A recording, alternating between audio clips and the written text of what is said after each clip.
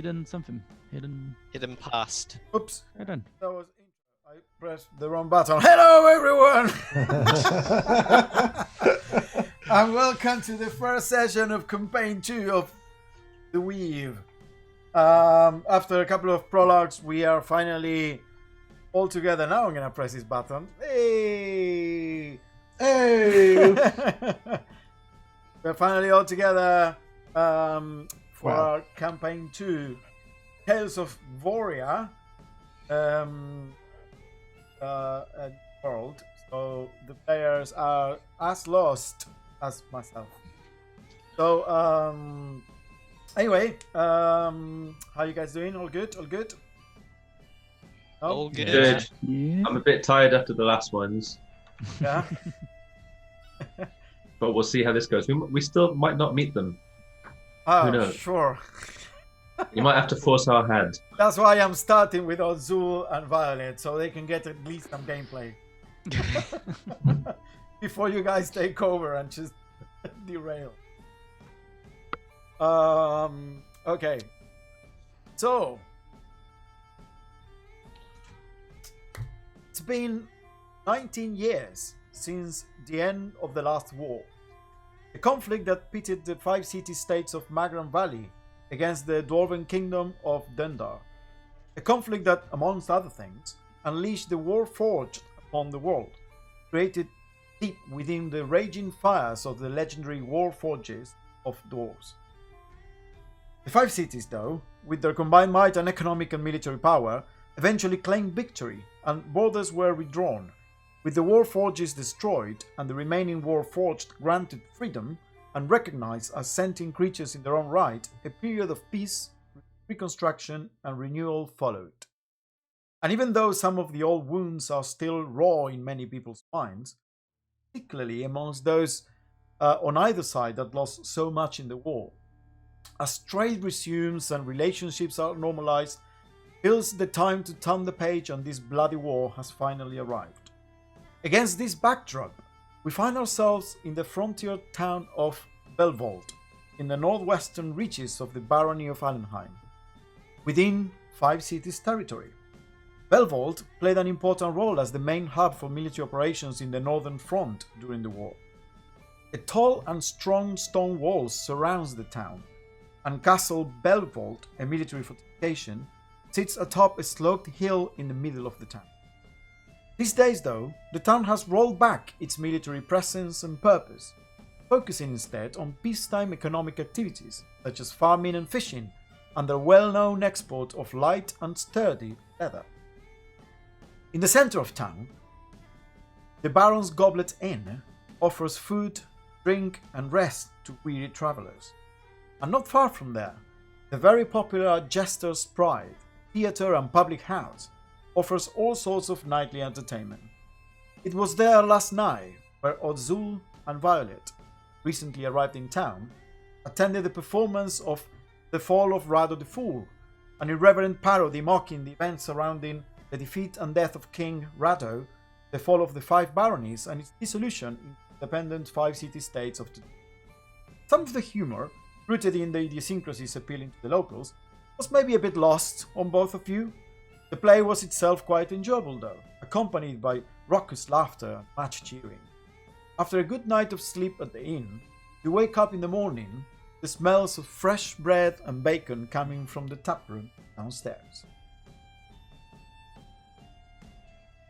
Did we share a room?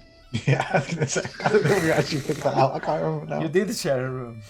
Did we have to? No, I paid for 2 rooms. Oh, you paid for 2? Yes, you're right. Sorry. Yeah, you paid before you went to the performance. Yeah. I make my way downstairs. I'll get up and clean my clothes and make my way down for breakfast. Okay. You, Violet, I'm assuming you sleep in your like normal traveling clothes. I don't have a change, no. Yeah. Okay. You make your way downstairs as Azul stays a bit longer, grooming the clothes a bit. You walk down into the Baron's Goblet, and it is this quite big tap room. smells of ale as the wooden floors have absorbed, the ale over the years. And it does smell really, really nice of fresh bread they're probably making with the grain that they harvest from the farms nearby, and a strong smell of bacon that immediately whets your appetite. And there are quite a few people there, kind of having the morning breakfast. And you see the Biko, the owner of the Baron's Goblet, that is kind of serving around, and as he sees you coming downstairs, there you are, big lady. Will you want some breakfast? Fresh butter we have, and some goat's milk. Sure. It's an interesting greeting. Is that how you speak here? Oh, I mean, it's just a descriptor. Kind of starts putting together a plate for you. Well, thank you, fat man. Okay. Yes. I like her. Ah, there you are. I'll go sit down. Okay. I'm not talking to this guy. You go sit down on a nearby table as old Zul approaches from upstairs as well. Obviously, cutting a very different figure, much shorter than you, Violet. Also thin and spindly. And the guy kind of was about to say something, but then looks at Violet and kind of keeps his mouth shut. Breakfast, I assume, my lord. Violet, is this man? Is he ready yet outside? What time do we leave? Oh, we leave when you're ready. I'm waiting for you, but breakfast? One breakfast to go, please. Yes, of course. If I'm curious, what you are waiting for? I've forgotten his name. Let me just try and remind myself. It was Alphonse. Alphonse. Trader Alphonse. He said he would come collect us, right? I believe it was Trader Alphonse. He is he's heading off to the Radiant Falls, I believe, this morning, very early. He said to be up, and he will take us in his cart. To Kelbador, yeah, the village upriver, upstream. Yeah, of course. Indeed. He usually does supply runs. He should be around any time now. Quite early in the morning, but why don't you have your breakfast? And I'm sure he'll be back here anytime now. Very well. Join Violet at the table. Okay. Good morning, Violet. Good morning. You had So a good sleep. I Sorry. did, but I had a thought about this man we were waiting for, Alphonse. What do we need him for? He's our guide to take us to this place. He knows the area. It's south, right? It's this way. Well, yes, true, but if he has a cart, then he can take us. I mean, we can tie the mule to the back, maybe. I don't know. I just assume if he knows exactly where this place is. Okay, as long as you're still paying. Well, of course, Violet. I always pay. Excellent. Okay. As you are having your breakfast there, the door opens, and there you see entering a man, probably in his 60s,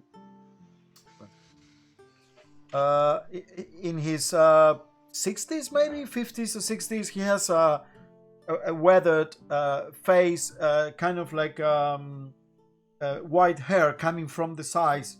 Top is bald. Has like handlebar mustache, and then going around kind of like the Lemmy. Huh? The Lemmy. Yeah, yeah. Handlebars, and then going around, no beard on the chin, and then joins with the long white hair kind of coming off the sides with the bald head, and you can tell that this person obviously has seen a lot of outdoors activity throughout his days. Wearing a nicely ironed, as it were, white shirt and a black leather jacket over, kind of like a vest. So it has no sleeves. Waistcoat. A waistcoat, yeah. And kind of like looks around and notices you both there at the table. Ah, they're my customers. How are you doing this fine morning? Let me join you with breakfast. I'm still waiting for some supplies to be loaded in the cart. We need to bring some furs and some fish as well for the fishmonger up there. So they don't get all the... No, they only get the trout. Let me just get some breakfast and I'll be right here with you for a moment. Is there anything we can do to help? We are in a bit of a rush. We're trying to catch someone. Oh, of course, if you want to. Yeah, they're loading some furs there, the cart out there. Yeah, you can, if you want to go help, by all means. I will go help. Okay. I'll walk out. So you grab the last piece of bacon and bread and butter and just Two handfuls. stuff in your mouth. And as Alphonse goes to the bar and starts getting some breakfast, you go outside and you see there is quite a big cart tied to 2 oxen, and it has a place to sit at the front with the dashboard, and then at the back it is very neatly packed. This is obviously someone that knows how to pack a cart for travel, and there are a couple of boys that are slowly loading fur and pelt after fur or pelt, like one on top of each other, packing them up on one side of the cart, and they're unloading it from a big wagon.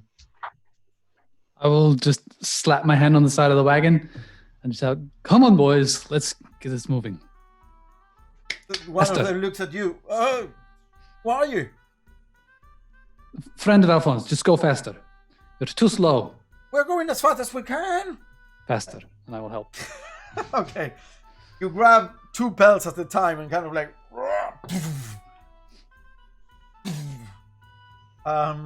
inside Ozul, Alphonse kind of like grabs his breakfast and down with...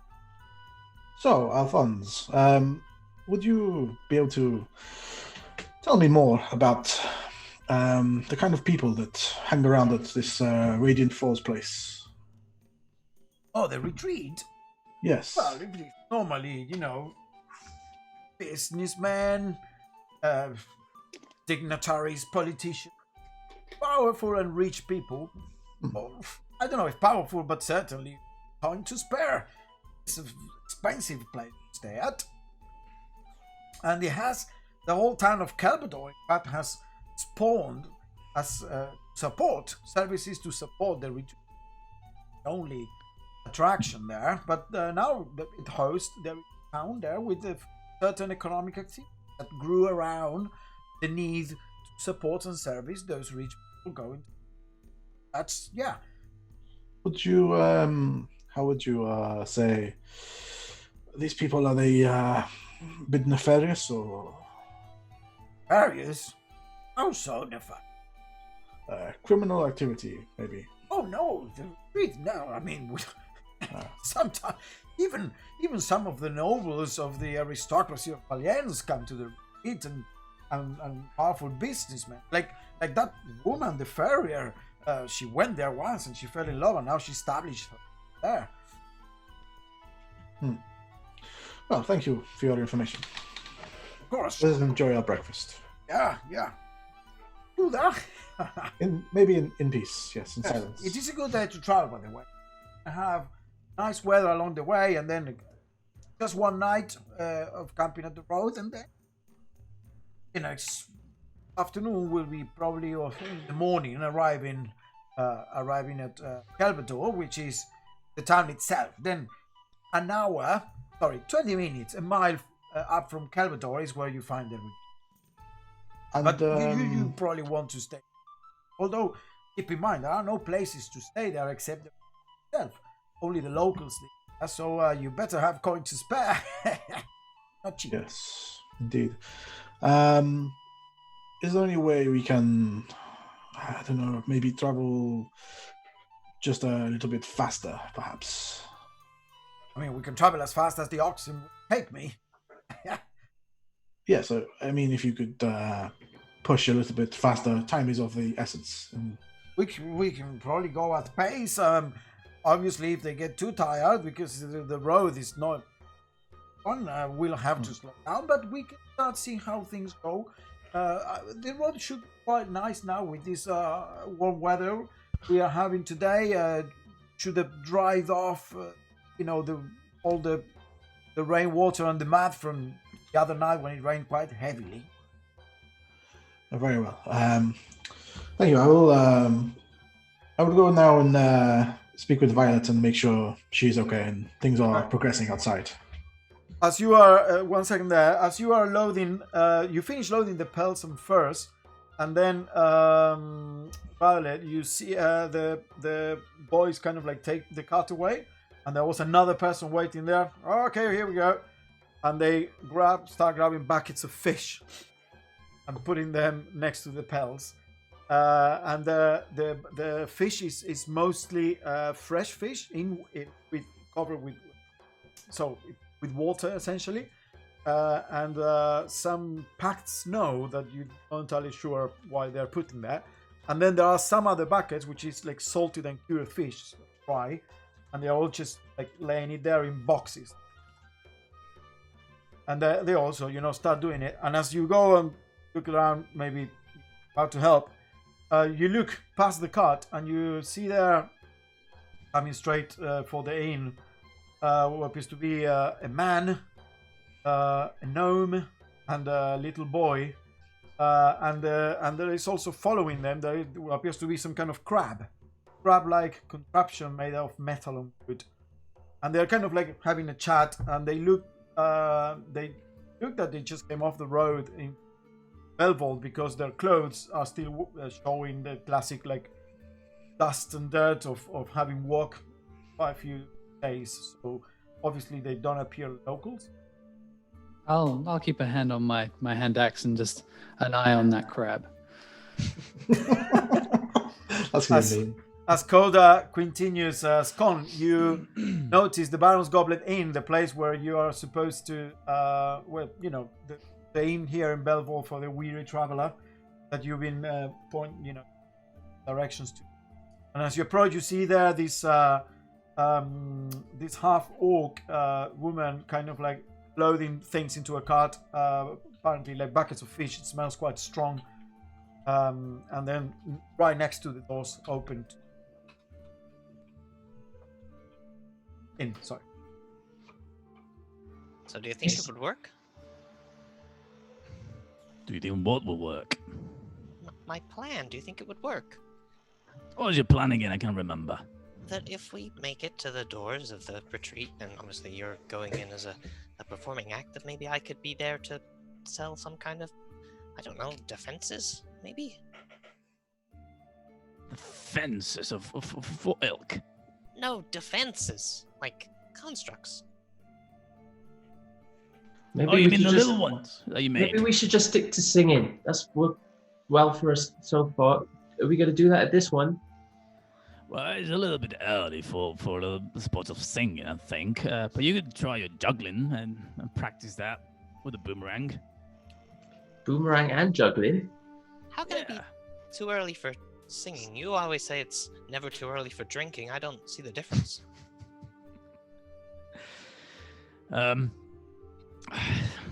All right, fine. Let's give it a try. Let's see if we can get some free fare from these people if we give them a tune or two. Okay?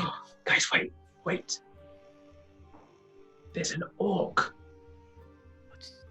Oh, There's an orc lady. That one actually is an orc as well. I thought you were just saying Look how another big Goliath. Coda, she's bigger than you. And she's a woman. she's pretty big, but I think she might be part human. Wow, let's go talk to her. You approach just the make sure doors. Make sure you're polite, Scon, okay? Yeah, you do the talking. I just want to listen. All right. Ask her where she's from. Top of the morning to you, lady.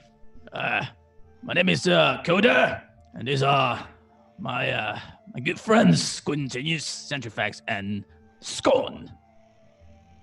Hello. Good morning to you. What do you want? You're really big. Right. What do you want? Why are you talking to me? I don't. Just Scott is a very curious lad. He's never seen a half orc before, so yeah. By the way, just a clarification here. Orcs are not that uncommon as orcs are okay. that uncommon, Scon. But you might have seen quite a few. But let's say that your ma kind of like shielded. Maybe because she was a bit of a racist. Maybe maybe that's why you haven't been so exposed to them. Classic racist Nan.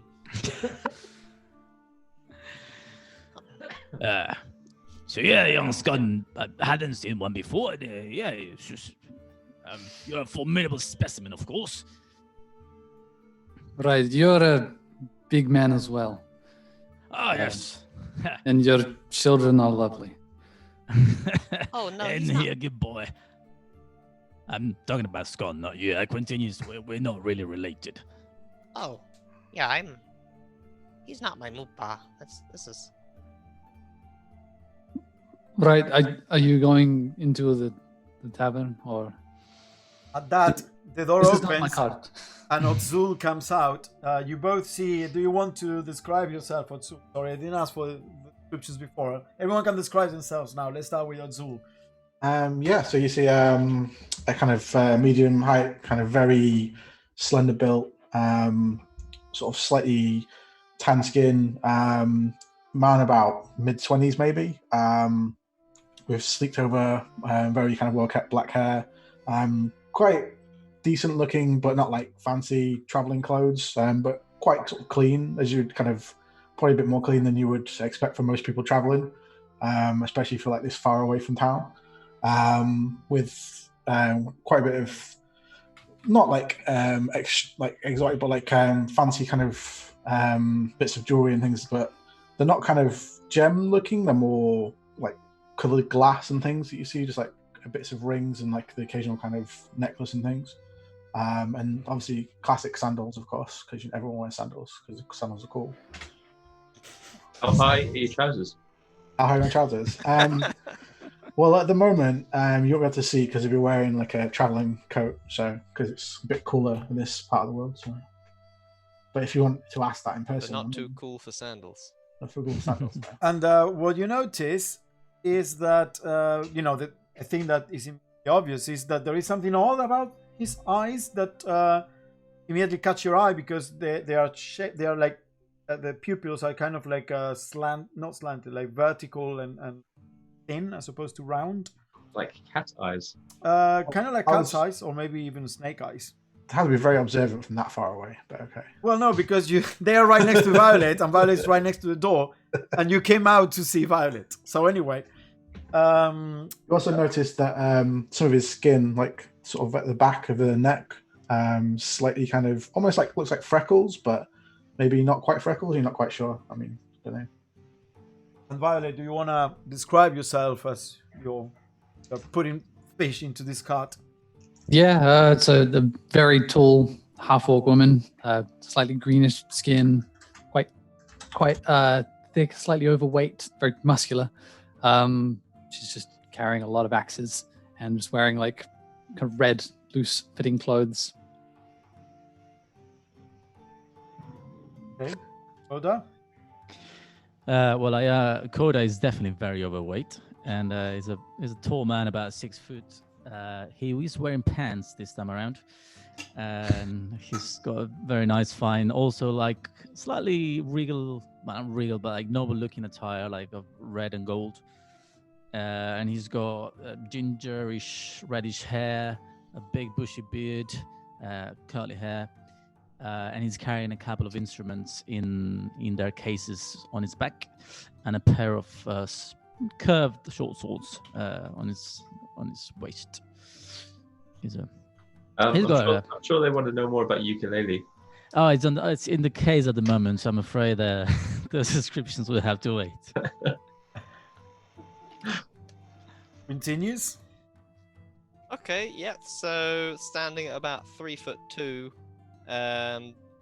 messy black hair, sort of probably just below the ears, held back in place by some goggles, wearing like a blue, the equivalent of like a jumpsuit with the Magnum Rails logo.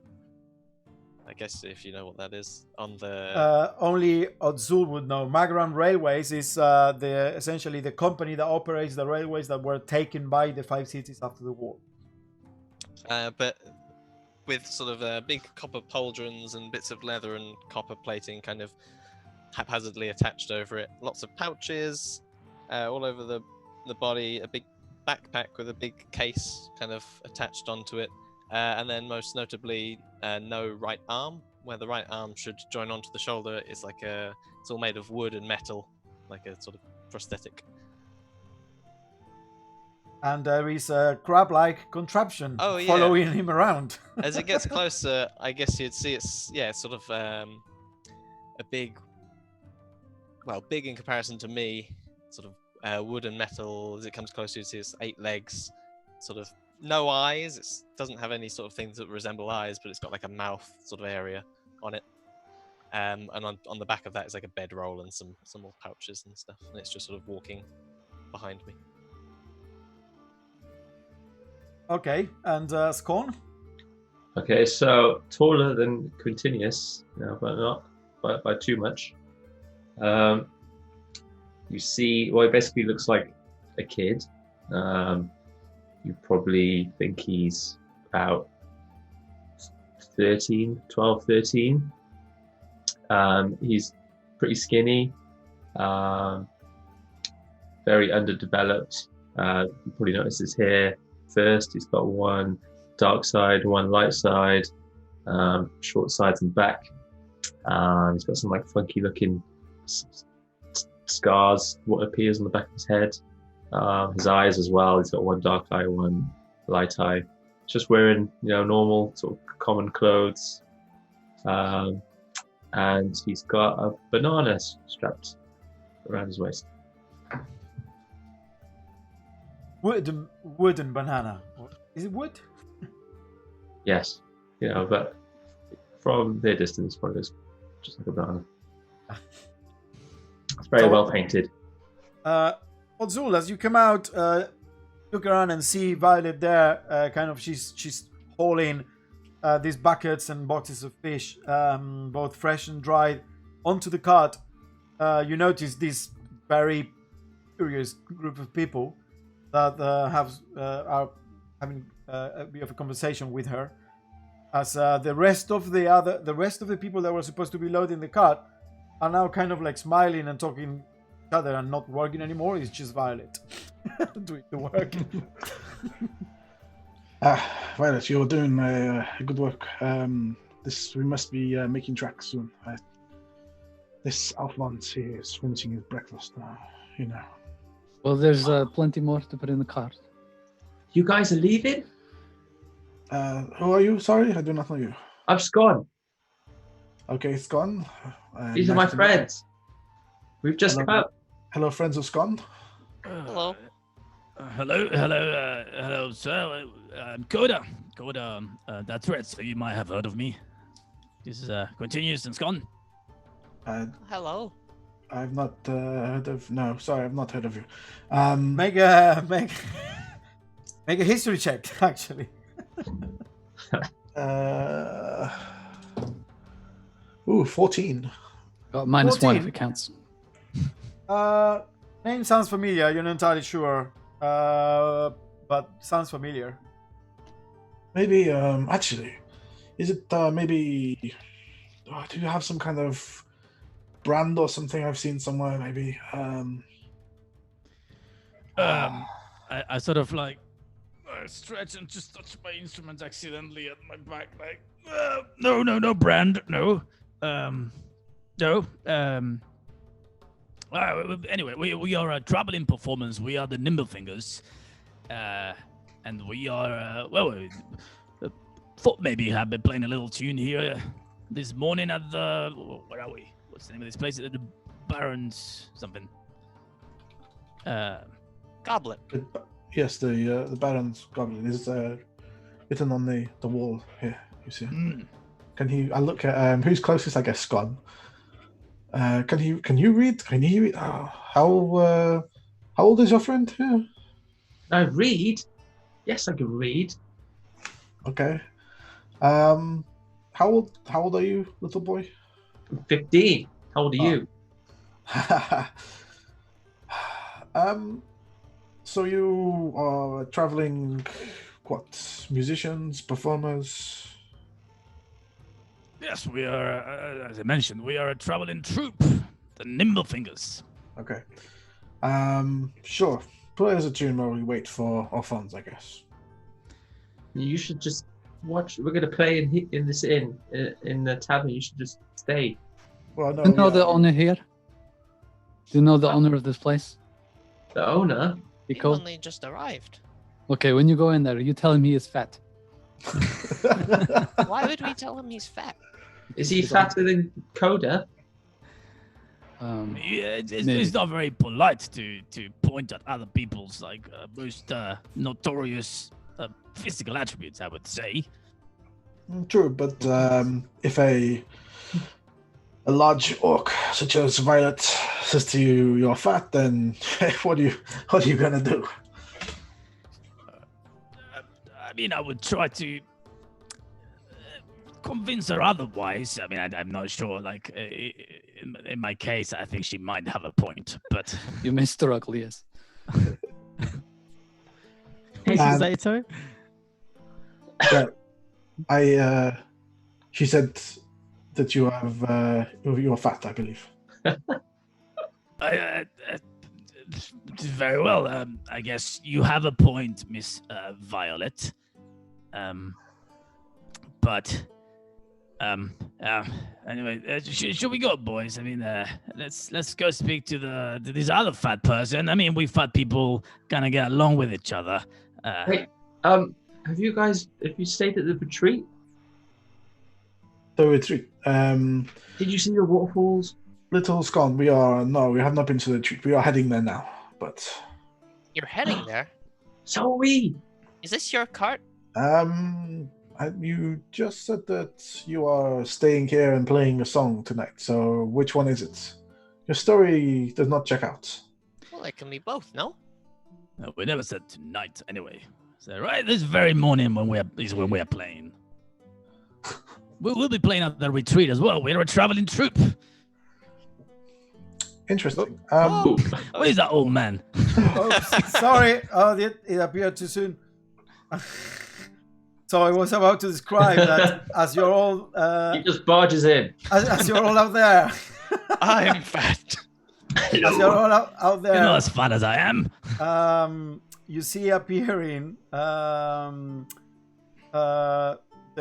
you recognize him, Trader Alphonse, kind of like comes out of the door, looks around. Oh, there you are. Oh, looks like you're almost finished. Kind of like wiping his mouth with his sleeve. Okay, well, yeah, we are all ready to leave. You've done a fantastic job, young lady. Hi. Shall we go then? Coda. Yo, yes. They're going to the retreat, and we've had we can hitch a ride down from Elmsford. Do you think maybe we should try and see if you can get on their wagon? Save yourself some effort. Say we could sing for them on the way. Let's do that. All right. Excuse me, good sir. Yep. Hello. I couldn't help but My name is overhearing. Alphonse. Nice to meet you. My name is Coda the Treadster. This is Quintinius and Scone, and we are the Nimble Fingers. Hi. I couldn't help but overhearing that you are on your way to the retreat. To Calvador, which is the town near the... Yes. Well, we happen to be on our way there as well, and we were wondering if we could hitch a ride alongside you, perhaps entertain you on the long journey. Most certainly. I usually charge for this service way up there. I shall provide food on the way as well, but you said that you can entertain?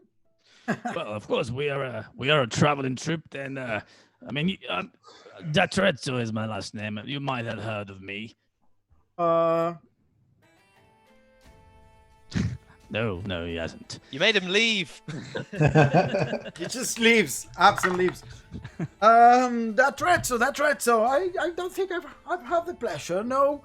But look, if you're gonna, are you going to perform at the retreat? I didn't know that they were, with what's been going on. I didn't know they were hiring performers. Maybe. We signed a contract a couple of moons ago, so. We are not aware of any cancellations.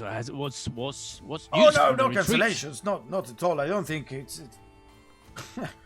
no, it's quite that just yet. But anyway, why don't you okay. Well, I mean, it is all three of you. Yeah, but this do take up very little space, as you can see. No, I don't. I can ride on Ocean again. It's fine. I don't need to be in the wagon. Looks Plus, at it doesn't smell great. what is that thing?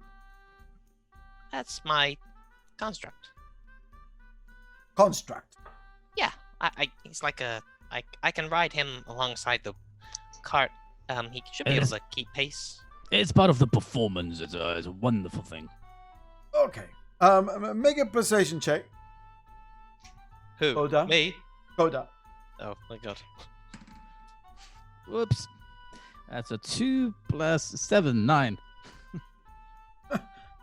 Well, Mr. That's right. So, we are Yes. pretty packed. I already have 2 customers I'm taking there, Violet and Odzul here. So, let's just say that I will take you, all 3 of you, for 1 gold piece. 1 gold. What do you say, boys? Sounds like a lot of money. Is that 1 gold piece per person, or for all 3? Sorry, Mr. Alfonso.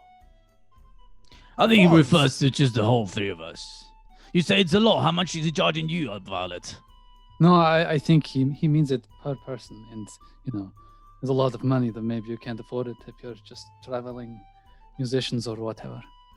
Well, not all musicians. I mean, are you insinuating we musicians do not have money? Sure, you should stay here. We will go without you. Well, I mean, we can go together but separate. It's fine. I mean, we are both heading the same way. We don't have to talk to each other. Don't you worry. We've got good stories though. Look, he's got 1 arm, and we met a guy with 1 eye. What, so these children will slow us down? I'm not a child. I'm fast. Can we just get going? Okay, Alfonso, here's your goal. Just give us half a moment that we're It's going inside. Get Alphonse, us. not Alfonso. I'm terribly sorry. I mean, I can't. My family is from Calta. We tend to add a vowel at the end. Oh, of it. yeah, of course. It's a thing. Buddha, say your name again. He's old. He might have forgot. It's okay, Scott. I think not this one. Very But just well. give us a moment. We go inside the inn. We get ourselves a little breakfast, and then we can go. Oh my god, Oh, hurry well, up. We are leaving. These people want to leave. We're leaving now. Just So a if you can hurry takeaway up, can you thing, take just it a from the road? sandwich. I'll just get a loaf of bread and some salami, perhaps some cheese. Maybe I can get them to fry a couple of eggs, and then we can go. And your Jesus. morning ale as well. Oh yeah. I mean, you gotta start the day with a good pint of ale, of course. Coda says you're not to talk to him before he has his morning ale. But we do anyways. He spoke to me. I did not approach this man. It's not my fault.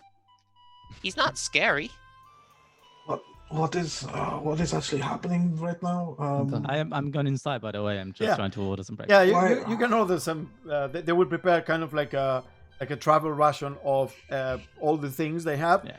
They give you like a piece of paper with some butter and bacon, and they wrap it, and then loaves of bread, and they will give you, as long as you leave it with Alphonse for his way back, they will give you a jug of milk and a mug of ale. Ooh, fantastic. So While everything for silver. okay, I'll write it down. While I'm inside, I'll ask the bartender. So, what's news from Kelvador? We're meant to perform there, but we've heard some stories of some cancellations or some Cancellations? No cancellations. As far as I know, customers are still going there, but there were some rumors recently about some goats. This brings some of the cattle, the livestock up there. They keep to make some local cheese and the period, but that's all I know. I don't know. Alphonse brings the stories. He's the one that does the supply runs up and down. So that's him. He's a trader. He should be outside loading the cart. Very well. Thanks for the breakfast. Here's your money. Oh, you. Here you are, good sir. All right. Just pick up the breakfast and go outside and join the others. Okay, Alphonse is there, kind of like preparing the oxen. How far have you traveled from? Excuse me? You mentioned that you're traveling to the retreat. How far have you traveled from? Oh, not very far. Don't worry. Well, you're dressed certainly very interestingly. I've never seen anyone like you in Aberholm or Allenheim. And You've got funny eyes as well. Thank you for noticing my eyes. Very kind of you. Were they always like that?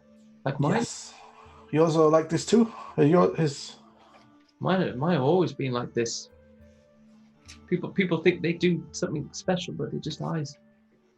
What are your eyes like? Sorry, I missed that. If it was my eyes. One each color, no? Oh yeah, it's just one light, one dark. One light, one dark. Yep. Yes, your eyes are very different. Can I make a look just to see if I recognize why they might be that way? Or make a nature check. The one thing I don't have, and it's a natural one. Could be a disease, as far as you know. Yes. Is something wrong with you, boy? Are you okay? There's nothing wrong with me. I'm fine. Is there something wrong with you? No. Maybe I will sit as far away from you on the trip. Yes, just in case you have some kind of infection. I don't. These guys are. I don't have infection. If he's sick, he shouldn't come with us. I'm not sick. I don't think. I mean, I've been traveling with him for. Wait, who's sick? No, says Alphonse. no. I'm not sick. Okay. Scone, here's your breakfast. Gwent, here's your sandwich. Go to tell them they think I'm sick. What? What do He you said mean? that No, he's what? sick. He said I got funny eyes and I look sick, and they don't want to. Well, you do have funny eyes, but you're not sick. It's just my eyes. Yeah, he's been. I don't say you look sick. Well, I mean, I mean, not you, Coda. oh, you mean the other man. guy? Alphonse grabs you by the chin, Scone, kind of like that, and puts his old wrinkled face right next to you and starts going, he's fine. Okay, jump on the cart. Your breath smells. I get the mule. I get our mule as well. I've tied to the back of the.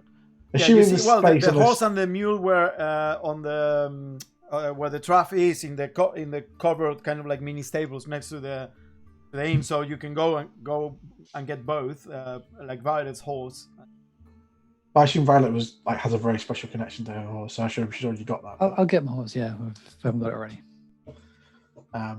You notice. So one second. Coda, make a nature check, please. That's 15 plus 2, 17. So there is something about Ozul's eyes that you think you recognize. I think he might be one of those UNT from the north. I'm pretty certain about those eyes. Because when you were in boarding school in Valiens, they made a big deal out of opening an embassy there. And people were, UNT are not common in 5 cities, but because they opened the embassy there, and you saw a few of them quite a few times when you were performing at different places in Valiens for receptions and that.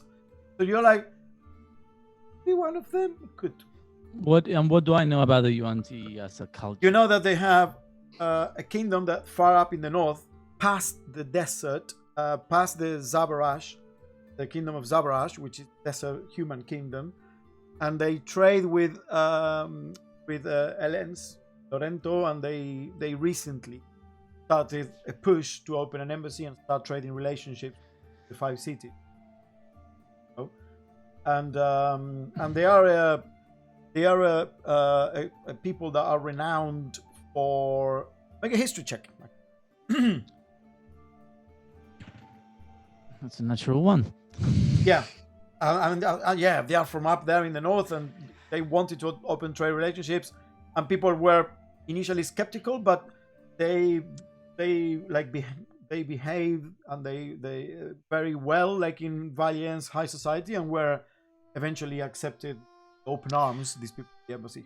And do they have rather than the sort of like relationship to snakes? I mean, is that like in any way part of my knowledge, or No, like? That's that with that history roll, I'm going to say that unfortunately you missed that class. Okay, so they're only just like people from the north. There are people from the north, and yeah. But their eyes look funny. And their eyes look funny because you know that they have like a different physiology, and not all of them are like perfectly. Okay. Okay, well, whilst we're having breakfast, I guess I just pass Scone and Quint a pint of milk. What are you doing? Why are you stopping to have breakfast? Get on the wagon. You can eat the breakfast on the road. Oh, but we still haven't departed. I mean, you're still hitching your horses and... Oh my God, these people. Why, Alphonse, why are you lying? Why are they going? They're slowing things down. If you have horses, how come you're taking a cart? Well, I only have a mule, so I cannot ride the mule, the cart, and he is also traveling to show us where to go. So therefore, I'm going to sit on his cart and not have to walk for a day, which would be nice break. You see a very packed mule, by the way. Why are you asking so many questions? It's quite interesting. I've stuffed my face and I got like a milk patch around my mouth. Finish! Look! We're done! Oh, yeah, right. So sorry for my short temper this morning, but we are... Maybe you should have a pint of ale before you leave. I mean, it rises the spirits. I need to be clear of mind today. We're in a hurry. We have to get to the Radiant Falls as fast as possible, okay? Very well. You're slowing us down. What are you in a hurry for? Sorry? What are you in a hurry for? We have a booking with Jeffrey, to see Jeffrey. Oh. Jeffrey who? It's not his real name. You wouldn't know him. Oh my God, Violet. For fuck's sake. Oh. Of course it's his real name. Do you think you'll be able to get us in? Get you into the Radiant Falls? Yeah. If we ask for Jeffrey, would he be able to help us get in? Sure. Why not? We're looking for someone too. Who are you looking for? Everyone's looking for someone, Scone. But who are Some you people looking don't for? even know it yet. We're looking for Reichsworth. Reichsworth. Who is this? How long have you been in this town for? A night? Oh, I thought maybe if you'd been here longer, he might have passed through. But I suppose you're in a rush, so you probably wouldn't have stayed here long. You did not answer my question. Who is Reichsworth? Who is Jeffrey, eh? Well, when you meet him, you will know. Who is Reichsworth? He's someone in trouble and we need to go save him. He's a builder. He's from Allenheim. Builder? He's from Aberholm. Sorry. It's been a long day. They only just started, Quinn. It's like... You got me up so early. I was up all night building this. I'll pull out another one of those metal things of you. Oh, that's a job. You should show them show the engaged name, the northern gentleman, and the one thing I'm gonna say, because I don't have an I'm struggling to get Ning to actually say it, but during this time Alphonse has hitched the mule and you've all started moving, and Violet has already started moving as well with her horse. So you all jump on the wagon, except Quintinius, that is riding Ocean, and next, as the whole caravan essentially, Violet maybe a bit ahead of everyone else, starts going, and Alphonse is just kind of like shouting, "Yeah, turn right there and follow the road up, and there we go off the southern gate. Violet, you're doing well." As you know, the whole kind of like caravan starts moving as you are having this conversation. Continue. Hang on, it's a bit bumpy. Take it. Coda. Yep, sorry. Yep, got it. Is this an open top wagon or? Yeah, open top, and it is packed. There is a bit of a spot at the back where Scone, Otzul, and Coda are sat, kind of with their legs hanging out of the cart at the back. How fast is this cart going? Walking pace already. No, it is a bit faster than walking pace as the oxen starts picking up pace. It's actually a bit faster. Okay. So you're gonna be traveling probably, the equivalent of a fast pace. This is cool. We made friends already. Hey, Mister, what was your name? My name is Otzul. Otzul. Yes. I've never heard that name before. Well, I have never heard the name Scone before, so today is something special for both of us, I guess. And what was the orc's name? She is a half orc. Half? Yes. God, imagine how big a real one would be. Well, okay. Did you go to school at all? Homeschooled. Okay. Maybe they didn't do a very good job. Anyway, her name is Violet. Violet. Yes. That's a pretty name. All the orcs in my stories were called, Iron Teeth or Deathbringer. What kind of stories did you have as a child then? Well, you were still a child, I suppose. So. His grandmother apparently was not very fond of orcs. Ah, okay, I see. She wasn't very fond of anyone other than, human. Is she still alive, or? Oh, she's still alive. She's very old. Okay. Well, maybe don't hang out with her too much then, if she sounds a bit fucked up, Akir Shumana. You just hear me shout it from into the wagon. Yeah. Okay, Shumana Yanquin. Violet, you are riding next. You're riding essentially nearby where Ocean is riding, both kind of like a bit ahead of the wagon. And did you recognize actually what it said? You heard it, back in the. I do. I'll give him a glance, but I'm not going to say anything to him about it. Okay, Akira. Do you know anything about the truth? Your friend, is he from Nakir? Who are you talking to? The man with the funny eyes, in the wagon with Coda and Scone. He's not from around here. Is he from Nakir? We met a couple of people from Nakir, and they seemed quite nice. We helped them out, and they mentioned about technology, so I was wondering if maybe you knew about some stuff about that. Well, we met some of those people as well. They're very rude, but you should know they look different to him. Oh, where's he from then? Because he wouldn't tell me. I think he thinks I'm a child like Scone, but I'm not a child. I mean, I'm small, but all gnomes are small. Well, I met him in Allenheim.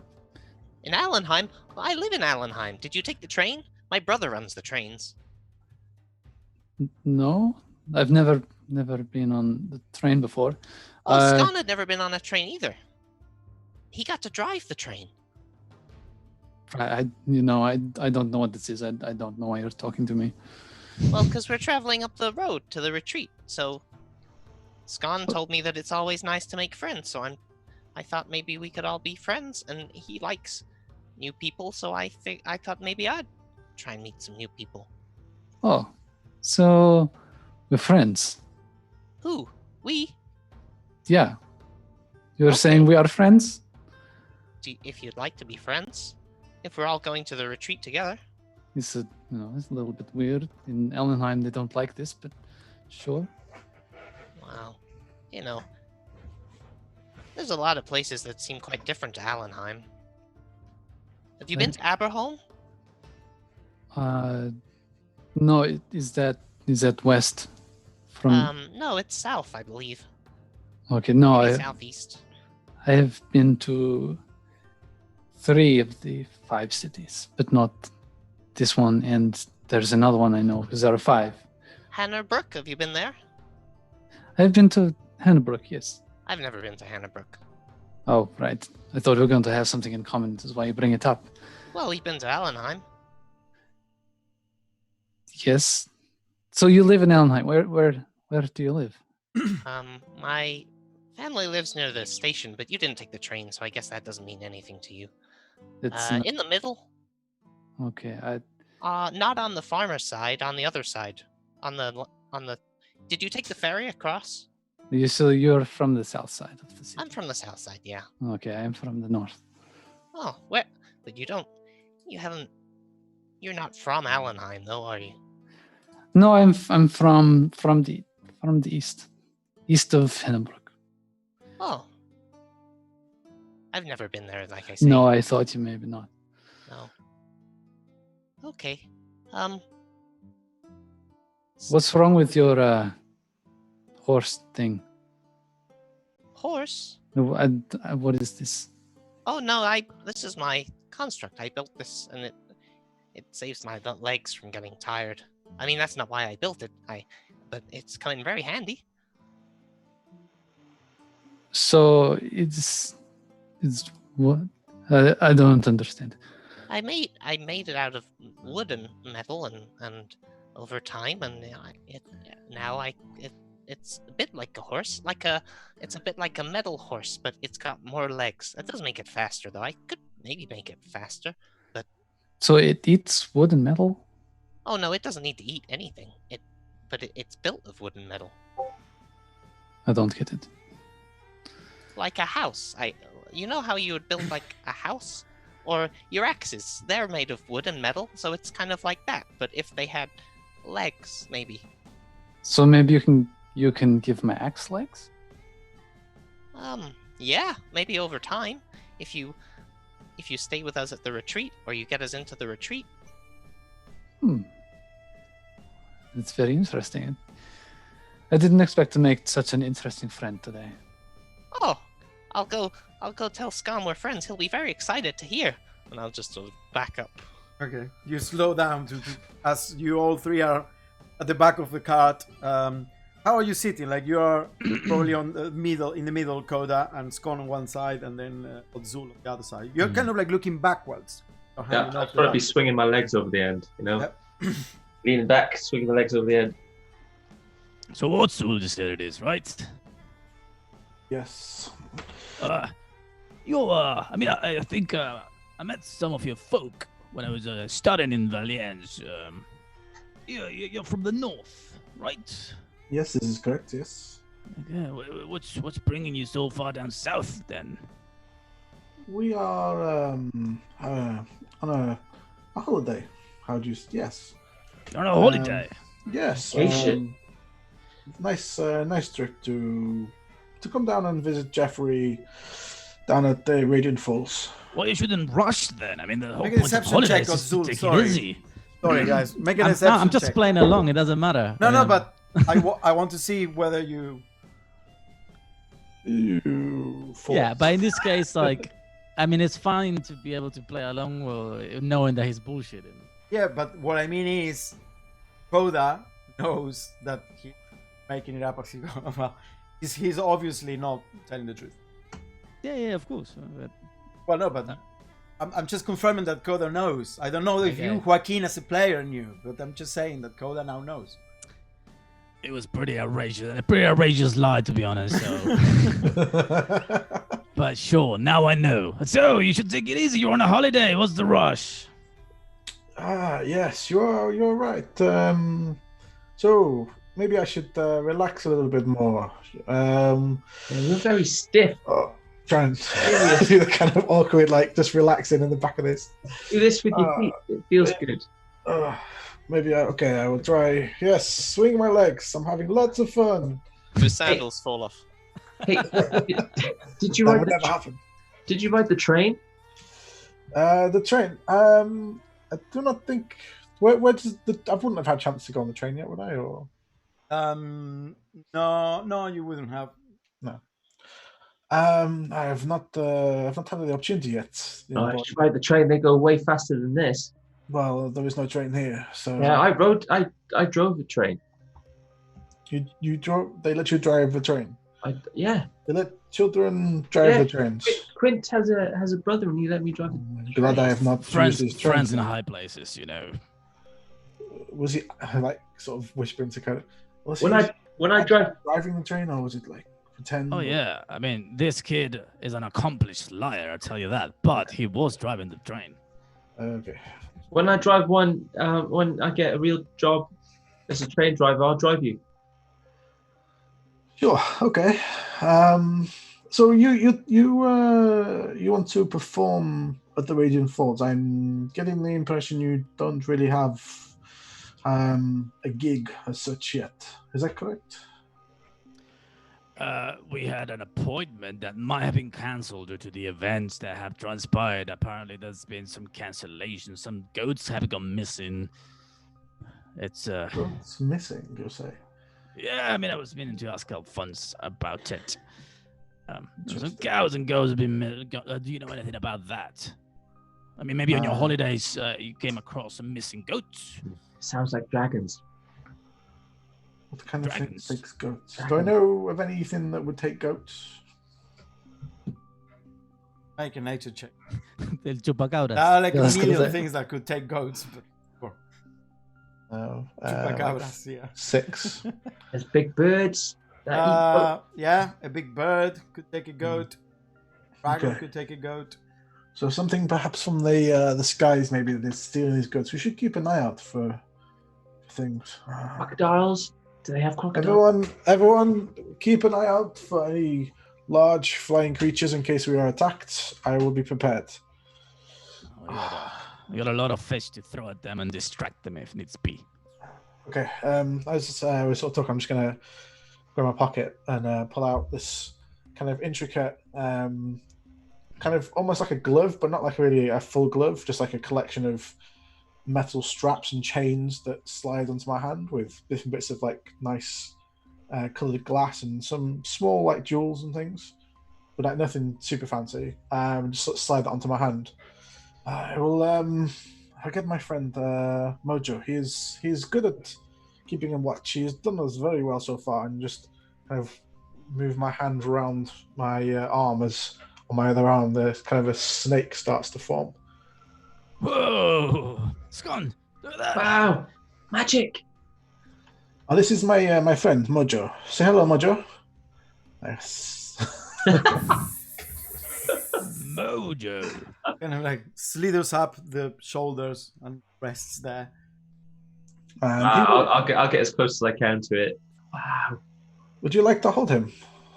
Yes. There you go. Dangerous, Otsul. There you go, Mojo. Play with Scone. Keep him busy for a while. That's in my hair. It's It's not so. Very bright snake. You don't think you've seen snakes? Both of you, Koda and Scone, out in around the countryside, and this one definitely doesn't look. It looks a bit odd because of the coloration and the bright rings around it. It's too bright. And make a nature check, Koda. Is it poisonous? Oh no, That's, he's 16. perfectly, 16. Yeah, you figure this is obviously from a different climate or something because it doesn't match the coloration of the greenery around this area, so it wouldn't camouflage very well. And yeah, you're not entirely sure if it's poisonous or not because it's not a snake you're familiar with. Must be a northern snake then, from your parts, right? in some ways, yes. Wow. How did you do that? Where did he come from? Where does he live? Do you keep him in your pocket? Have you got a big pocket? No, he lives on a different part of existence. But But he is harmless. He will not hurt you. Cool. What does he eat? Can I feed him? You can try. He does not really eat, so. Oh, let's see what I got. I'll rummage around for anything. Oh, there's some kind of ration. Yeah, you have rations. Yeah. Don't know what it is. I don't know. Maybe some kind of biscuit. Here. Be Right, careful. jerky. They- Make sure it doesn't bite you. The snake kind of like smells it with the tongue, kind of like, and just pulls out. Doesn't eat it. Oh, I bet it eats birds. I can catch a bird. I'll pull out my boomerang. Grab one of the fish. Fish? Does he eat fish? Again, he does not eat, but sure, try if you like. If it would keep you, just please stop What asking about me tricks? questions. Does Oh he my do God, tricks? this was a terrible idea. Oh. It's Sure. gonna be a- What kind of trick would you like? Maybe jump. No, snakes. Okay. How about he just like goes around your arm, and how would that be fun? Cool. Scholar, I think we might have found an addition to a traveling troupe. Mojo, Imagine if you could have the snake just wrap going yourself around your arm. Was around his arm, please. Just, Yeah, Mojo kind of like starts going up and down the arm, like wrapping itself many times over. It tickles. Okay. What's his name? His name is Mojo. Mojo. Mojo. Mojo. Mojo. I'll ride back, like, Yeah. He's gone. Oh my! You got a Look! snake on your arm. Look! It's Oddshaw's. He's called Mojo. Oh, He does tricks. you taught a snake to do tricks? Sure. He Why came. not? He came out of nowhere. He lives in Let's go with some that. some. I don't know what he said, but he doesn't live here. It's a northern snake, I think. Oh, Yes. well, I was talking to the. I did what you said, Scan, about trying to make friends, and if you just keep asking them things, eventually they have to talk to you. And it worked. I kept asking her things. I asked if she was from Nikir, and she's not from Nikir. She said she's from the east. And then eventually she said that we were friends and asked if I could put legs onto her ex. Wow. You made friends with the half-orc. You know her name's Violet. It's Violet. Oh, I didn't ask her name. a pretty name. Yeah. Oh. So, does that mean she's gonna come with us? Well, I asked if she wanted to get us into the retreat, because obviously I know that we're not wholly sure quite how we're going to get in yet, and she said that Wait, sorry. we were friends Sorry now. to interrupt you, but you don't know how you will get in. I thought you have an appointment of some sort. Well, we had an appointment, but as I said, it might have been cancelled by now. With all the goats going missing and that. What? Can I insight check this whole thing? Sure, make a deception check, Coda. 10 plus 4, 14. Ooh, because I had 15 plus 0, so. Yeah, sounds a bit, stretching the truth. So you require some kind of help to get in there into this place, correct? Keep going. 1 second. Well, yeah, I mean, considering that our gig is probably falling through now. Okay. Perhaps I can help you out with this, and then in exchange, maybe you can help me out in return. My hammer! I didn't show Violet my hammer! and I'll just ride back You off. seem to be the one in charge here, Koda. Oh, I'm not. No. This is we are a traveling troupe, so we try to come to decisions in a democratic fashion. Code is the best at talking to people, and Yeah. things yeah, normally you're go too right kind. when Coda speaks to them. What do you need help with? We can help. Sorry. My friend, let's call him Jeffrey, will be at the retreat, but I want to surprise him. I want to be able to track him down and find him and surprise him, though I like surprises. I Oh, do yeah. worry that my own appearance Oh, you're a fine-looking gentleman. I mean, don't worry about how you look. I mean, also, it's the inside what's important, not the outside. Thank you. But the issue I see is that my kind are not very. We are a little bit unusual in these parts. Northerners, you mean? Yes. So when I turn up, obviously, if he sees me or if someone that he also knows sees me, I won't be able to surprise him, and the surprise will be ruined. Perhaps if you could help to locate him, maybe for me, then. Is it his birthday, perhaps? Is that? Yes, that is a good guess. Very good. See, that's going. We're gonna give someone a birthday present. Reminds me of something. Not sure what, but. Hey, what are we giving him? Well, I mean, that will be down to Otsul giving him the birthday present. We are just going to surprise him, right? And you can do a song. Yes, you are performers, and you know a good birthday song you can sing. Many a birthday song. Well, brilliant. So what have we got to do? Just need to locate this man. He's quite easy to locate. Quite a average-looking man. That sounds very difficult. If you hold on a second, let me recall the details of. Sorry, I'm back. He's in his 30s with olive skin, short black hair, and I think he usually has a very carefully groomed beard. Sounds like a very handsome chap. Well, indeed. Jeffrey, yes. So if you can help us to locate him, but again, it must be a surprise until I get there with the present. I don't want him to know until that moment, so... Okay. I can find him. Does Jeffrey's description ring a bell from anyone that I might know? I mean, obviously it's quite vague, but just in case it's not Wrightsworth or... No. The description looks like someone... it's a very common description for someone from the 5 cities, particularly maybe from the northern side of it, from Calta or even from Atlantic Republic, from Lorento, that region. The olive skin, the black hair, it's super common. Yeah.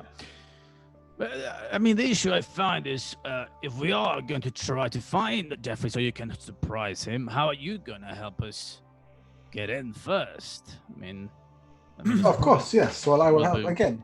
I will speak to the manager of this Radiant Fall retreats, and I will act as your agent, shall we say, and I will make sure they get you a very nice. Get us a slot, a primetime slot. Of course, yes. Primetime slot, yes. I will make this happen for you. Have you? What's your experience managing bands? Bands I am quite new to, but I've had responsibilities in different areas and high pressure work and things like that. Yes, so I've. You know how to talk to people. You're a good talker. Thank you. I've studied some practices of business as well, so I will make sure I get you a good price as well. Can I, based on seeing the way he's dressed, can I get a certain idea of like his level of wealth? Yes, you don't even have to roll for that. So there is something. He's 100% wearing Valien's fashion, but there is something. How do I put it? You know, when someone is learning the fashion, someone just moved to like the big city and is kind of like learning. Oh, this is what they. You realize, it's someone that is new into whatever they're doing. So it's very hard to guess because he doesn't have the actual mannerisms or the actual. It is fancy clothes, but by no means super rich, but quite fancy. But at the same time, it doesn't feel that super like natural or someone from that place with the authenticity. He doesn't wear them with the authenticity of someone from that place. So you find it very hard to figure out out of that because there are like cultural oddities. So you and Jeffrey go a long way back then, right? Yes, sure. Why would I be surprising him, I guess, if we did not? He's a friend of the family. Do you have a lot of friends of the family that you know? People, distant kind of connections? Yeah, I mean, I know a lot of. I mean, I travel a lot. My work takes me a lot of places. I mean, but normally I don't take a whole holiday to go visit them. I mean, but yeah, it's I've been places. I got family in Kalta, in Aberholm, all over the 5 cities. Oh, very good. Yes. I just want to. I mean, it's more of a coincidental thing that he is going to be here. We were already traveling on holiday, so I am making the effort to go and see him. To make sure that we, make the most of a holiday and surprise him at the same time. Very well, you get yourself a deal. Get us in, get us a good slot, and we'll give good old Jeffrey a good old birthday surprise, eh? Yes, brilliant. Hey, what if I wear this? And I'm like stood up next to them, and the snake's wrapped around my waist. Snake belt. Snake belt. Yes. You've been traveling for a while, by the way, for a couple of hours at this point. Violet, you notice there is a bend on the road, and on the far side of the bend, you notice that there's a rock formation. So the road kind of like starts winding around, cliffside and regions that are a bit more mountainous. And there you see what appears to be some kind of a depression. It's not quite a cave, but it's almost like an indentation in the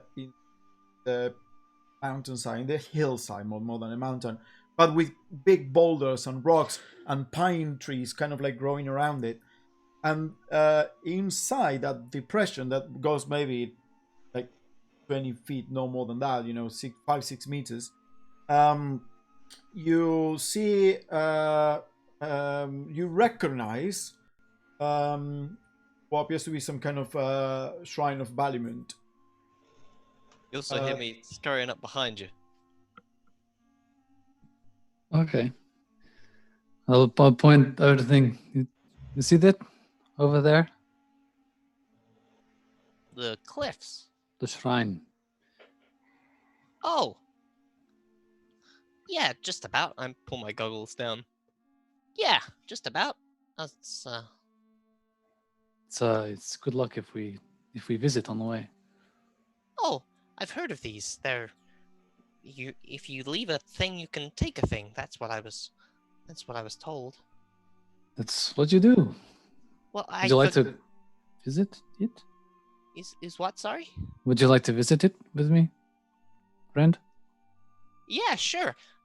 I forgot to show you something though. I don't know how it slipped my mind when you mentioned legs on an axe. Look, and I pull out like a small, like a craft hammer. It was like a mallet. But it's got like a little sort of crystal maybe on the pommel. I made this. It doesn't quite have legs, but maybe duck a little just in case. I'm not great at this yet. And I'll just down. Throw the hammer, and it'll start going through the air, and then I'll. That was a waste. No, wait, watch. And then I'll raise my prosthetic arm, and it's got like a sort of a glass ball in the middle, well, like a glass circle, a bit like Iron Man's hands, and it glows like a faint blue, and the hammer just goes back into my hand. It's not quite got legs, but it can move. That's very interesting. Do you want to have a go? Do you want to throw it? You need your hand, right? I would need your. Or I can just throw it. You catch it. No, I mean, I've not really. I'll throw it. I've not thought of that. If you take this, I think this might. I'll reach into one of my pouches and pull out like a small, glowing blue crystal. Just hold on to this. It Does it need attunement? It doesn't need attunement. Oh, okay. And then I'll just get out like some small tools and sort of tinker with that, and then tinker with the pommel, and like there'll be like a spark between the two of them. If you hold on to this, I've tuned it to the frequency of this stone, so it should return to that. So if you hold that in one hand and you throw this, then it should come back to you. Okay, let's throw this one. Hold this one. Yeah. I'll jump off my horse and I will kind of run alongside it, and then I will just throw it as far as I can, just straight ahead of us. Okay. Yeah, so you throw it, and it kind of like flies, loses altitude, and plunk, plunk, plunk, plunk, kind of like rolls down the road, stops. So I'll just look at the other thing. Wait, give it a minute. It's not working. What do Maybe you hold, do? shake it, hold it. It Shake should it. just return eventually, I think. Well, he has to will it to return. She has to will it to return. I'll point it at it. Like, Yeah, move it around. Maybe the So you point, and signal's then not- you realize there is something there, like a connection, and you focus on it for a second, and you want the hammer to return, and when you do that, it goes zoop, tunk, have it in your hand. It's handy, This- no? This is really cool. I can throw it straight up. That I could just immediately just hold my hand out and like lean away from my hand, just try and catch it. Okay, boom, boom, boom. So you try to catch it as it falls, or are you pulling it back? I will do the same thing as I did before. Okay, I will yeah. will it. You go, and you guys, it kind of like fall. It's gonna fall like a distance from you, but then you will it to return, and it goes zook, your hand. That is really cool. Thank you. Often when I'm working on things, I drop my tools, and it became a bit of a hassle. So I thought this could be quite handy for that. If you're working somewhere maybe high up and you drop them down, and you don't want them obviously to hit anyone because that's dangerous. So you could. Scon he had a boomerang, and I got the idea from that. Or if you can't get up there, you throw it and you hit the thing you need to hammer, and then you get it back. Then you don't need to climb. Well, I suppose. I mean, I don't think I can throw it that accurately as to hit a nail into whatever I'm working on at such a distance. But I mean, if you clearly have a bigger physique than I do, and maybe you're better at that kind of thing than me. Okay, if we find the nail in the sky, I will try it. Okay, I'll keep an eye out. So, shall I tell are we stopping for the shrine? Yeah, I think we should. We can just go unless you want to bring everyone. I don't know if Alphonse will want to stop. We No, can tell Scon friends. used to sleep in the Temple of Balamund. I'm sure he'd love to see one of the shrines. I don't know. Here? Back in Aberholm. Apparently, I didn't ever go there, but he said that's where he used to stay. So I'm sure he'll be glad to see a shrine of that. Maybe it'll remind him of home. Oh wait, Scone is the other boy. What's your horse name? Your crab thing? Oh, this is Oishin. Wish. Yeah. I built him. That's a weird name. It was the name my uncle gave him when he gave him to me. I thought you said you made him. Well, I've built a lot onto him over the years. He was very small when my uncle he made it as a gift, and I've added to it a lot. So It was like a baby. yeah, like a baby, but like you have to hammer on the legs so they get bigger. Okay. I mean, even if you didn't build it, it's still impressive for someone so young. Thank you. How old are you? I am 25, I think. We should go into. I'm older than you are. Sure, I believe you. I'm 34. Okay, and your friend, I think, is 34 too.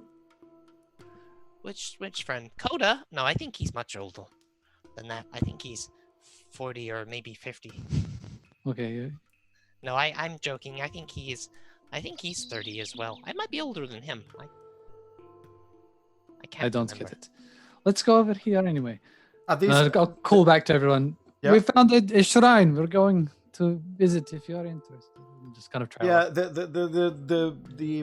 the car with the oxen kind of like caught up a bit, because you had jumped, and then the horse had immediately naturally slowed down as you were not riding anymore. So it's kind of like, oh, what's the matter? Violet, what's the matter? What did you find? Says Alphonse. It's a shrine to Parliament. It's good Oh, luck. yes, it's for the travelers. It's, you want to stop? Just for a moment. Just Okay. Well, oxen sound. Oxen sound. Excuse me. Why are we stopping? Hey, they found something. Yeah, that's. We overheard, I presume, the bit about Parliament, right? I'll jump I off wish I- immediately and start running towards them. Let's go! Yeah, I'll go over as well. What the Yeah. fuck? We're supposed to be. Oh my god. Why? Scon, there's a shrine to Balamond. Shrine. Wow. Out here. Mojo, why are you going with him? You're supposed to be on my side. Come on, Mojo. Maybe, Scott, maybe you can take a little nap to remember the olden days, eh? You see this depression in the rock face, and inside there is a stone that has been pushed in, that has kind of like a flat top, and that's basically the shrine. The people have been leaving stuff there. There is what appears to be some kind of like big leather pouch, and there is a bunch of rope coiled on one side, and a tin. A metal tin with a wooden tin with like a bit of a metal cup, you think it is, and then a few odds, a few bits and odd stuff. There is some kind of metal coin, but it's not a normal coin. It's kind of like flattened, almost as if it had been hammered on, and it is a lot flatter, and it has no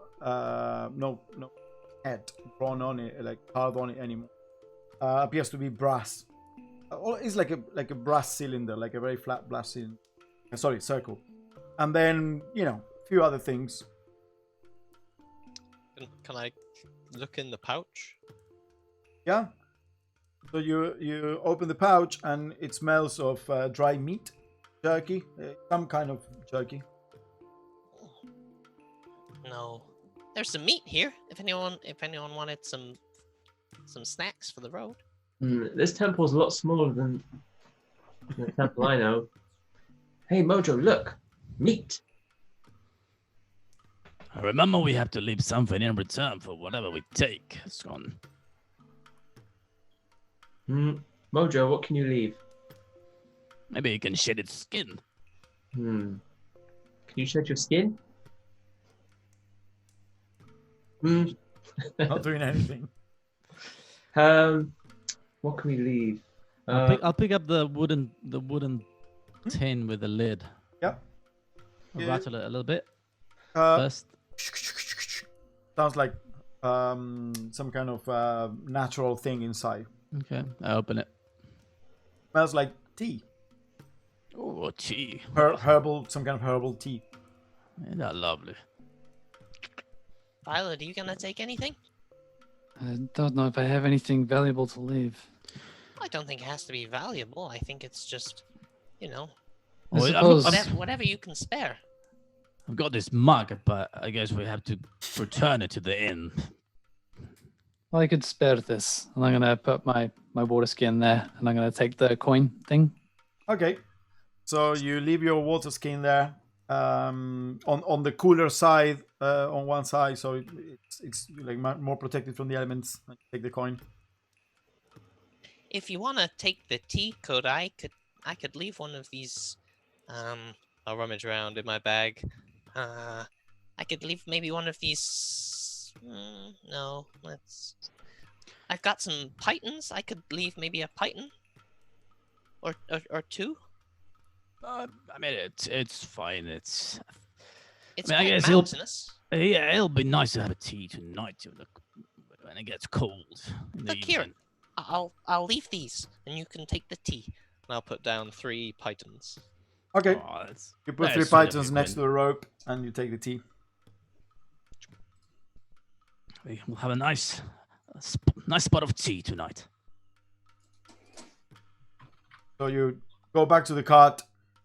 Violet, you jump back on the horse, and you resume your travel. Is this when you come back to the cart? I mean, I just stayed on the cart. I've just now got a book out, reading the book. Did you have fun with your shrine?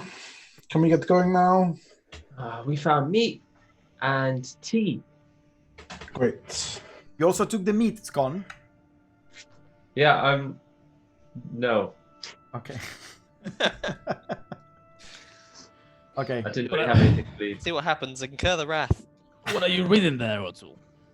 It's a great adventure book about the great man Declan Lambert. Did you ever read these books?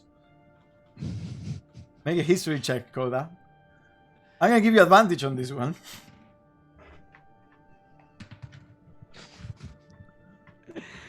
I had the natural 1 and 5 + 3, so 8. You're not familiar with it. The only thing is, it sounds as something that you may have heard of, like stories, like fictional stories from the Zavarash, the kingdom of Zavarash, the desert nation, which is between Nekir and the UNT Empire. Oh yeah, of course, the Sabarashians, right? Is that correct? Yes. He is a wonderful master adventurer wizard. He's had many great adventures. Well, if the stories are true or fictional, I don't know. I mean, there's always rumors, of course, but... Oh, you think it's based on a true story, then? Well, I mean, I like to believe. He's a most wonderful man. Most clever. Tell me of his exploits. I mean, Scone, do you want to hear the story about a great wizard? I love wizards. I wish I could meet one. Well, he had a magic carpet. He would fly around the world on a magic carpet and Magic carpet. have the greatest adventures. This one in particular, this book is Declan's Dozen. It is about a great heist that the great Declan pulled off with 11 of his friends, and together, yes, Sounds like a very large party. Well, perhaps yes. The party afterwards, though, was probably amazing, I imagine.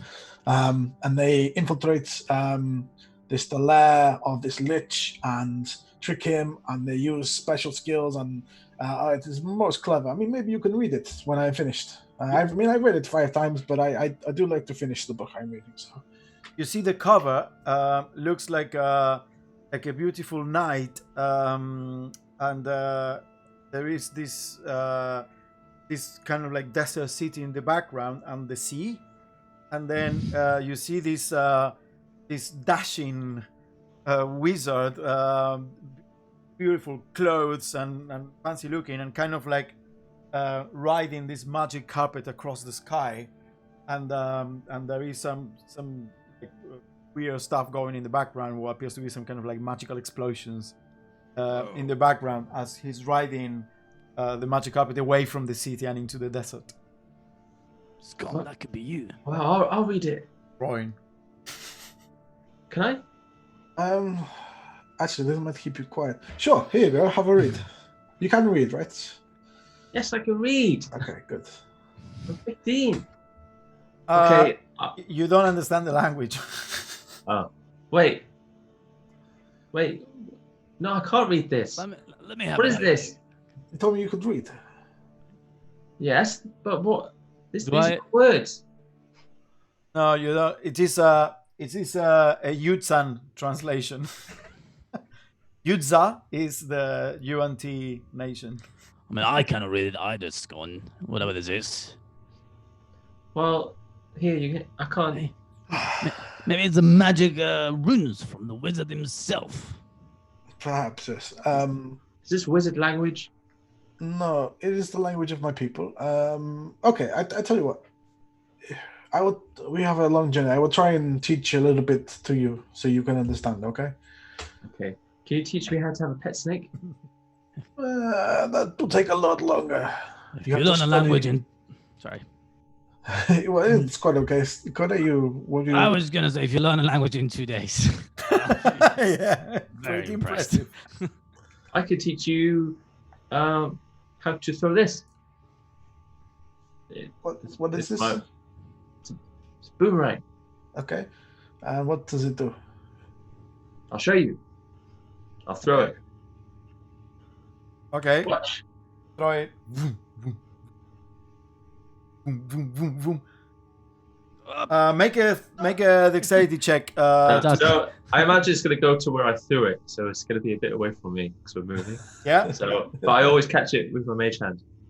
yeah. So it's gonna come back, but a certain distance away. So because obviously it's not like a perfect throw, and then as it's going, you feel like it's gonna fall somewhere, and Scone extends their hand, and a magical hand extends from his and catches it. It happens really quick, so it's like. You You want to throw? you have some gifts. I see. Where did you learn your skills, Scott? Me and my friends used to just throw it all the time. No, We all had one. Mine looks like a banana. what you do. One of them looked like a watermelon slice. What you did to extend your power there from your body to grab the item from the air. How did you do that? That's why they call them nimble fingers. Oh, what do you mean? Your magical powers. What magical powers? He's just a very, very talented bully. I mean, he's Is he? Are you trying to be stupid or? I'm not stupid. Uh, Come on, you throw. I mean, You he throw. doesn't speak your language, but that doesn't mean he's stupid. Well, I'll teach you how to do it. Go on. Okay. I got the boomerang. So just throw like a rock, but at the end you just flick your wrist.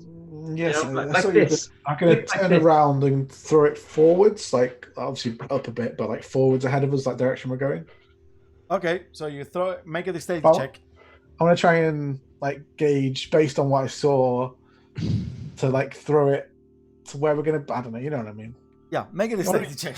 I'm gonna be trying to be clever about it.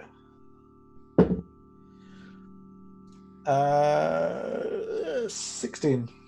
16. Okay. You throw it more or less trying to imitate Scon's movement, and he goes boom, boom, boom, boom, boom, boom, and starts coming back. It's coming for your face. It is a pretty good throw, and it's coming straight for your face, and you're like, oh. What are you doing? Are you trying to catch it? Scon, what are you doing? I'm gonna catch it. If it looks like he's going to fail to catch it, I'll catch it. Make another stated throw to catch it. I'm ducking. You got it. Here it comes. 16 again. 15 again. 16. Oh, 16. You managed. You managed to catch it with both hands, kind of like destabilizing a bit the cart as you move. Alphonse turns around. Hey, keep it quiet back there. Sorry, we were just practicing. Yes, quite impressive. That Now, was. how do you do this? I just throw the boomerang off the back of the cart. The what? I just throw the boomerang off the back of the cart. Like to the ground? Just chuck it. Yeah. Yep. Plonk, plonk, plonk. Hey, So she does the. why didn't you try that time? As you like call it back. How do you do this to get it back? This is what I'm talking about. Oh, Driving away from where it fell. no, I mean, I quickly, as soon as it touched the floor, I pulled it back. Okay, so you go, sends the mage hand and back. Yeah, and I'll poof my hand right there. You mean this? Yes. Yeah, the others, they thought it was, everyone always thinks it's weird. But it's just, like a hand. It's not weird. It's just you have control over arcane powers. How did you achieve this? Arcane? Yes. I've studied many years of my life to be able to control things as you do. How do you manage this? What do you mean? Is this like the snake? Kind of, I guess, yes. Can I do snake? Maybe you have to study for the snake part. I don't know. I'm going to concentrate really hard looking at my hand. And it'll kind of like, I don't know, go as long as it could possibly go as a hand. But, I can't do it. Okay. What else can you do? What are your skills? I can eat really fast. Okay. Coda, do you have skills like your friend? Oh no, nothing like that. No, and he's a talented young man, Scone. Yeah. Yes. Some people just have it, you know. They just it's a bit Oh, like and music. Some I can people do learn this. music, and oh yeah, that's That one's new. Hang on. There you go. 1, 2. Yeah. What? Yeah. Just hear me, it's not you. So Wow. Interesting. Very talented young man. So maybe you'll be more useful after all. Ah. you're funny. You say I'm magic. You're funny. I thought you were serious man. How do you mean? Okay, yes, sure, it's funny. You have a gift here. How did you come across this? Was it your parents are they able to do the same thing you do, or? Don't mention his parents, okay, Otsul? Oh, I'm sorry. Is it a sad story, or? No, there's no sad. I'm just pulling your leg. It's fine. I don't give a shit. You guys are fucking mental. I don't have parents, just old Nan and my sisters. Okay. Well, I guess if you don't know, then you can't tell me. So I don't know. Alphonse. Yeah. How much further to the retreat did you say? You'll have to sleep outside for a night. Gonna be camping soon. In fact, Violet, you said you were. Why don't you go look for a good place where we can rest the animals and set up camp for the night? Sure. I'll just gallop forwards a little bit. Just find somewhere that's good. Okay. I'll make a survival follow check. you because I was at the. Okay. So you go. New best friends. How come you're riding up here with the front, but not with your friend? Well, he's not my friend. Oh, but you're traveling together. He's paying me money. He's paying you money to travel. Yes, We've had to pay other people money all the time whilst we've been traveling. It's important. You know, you go places without the guide, you could get yourself killed.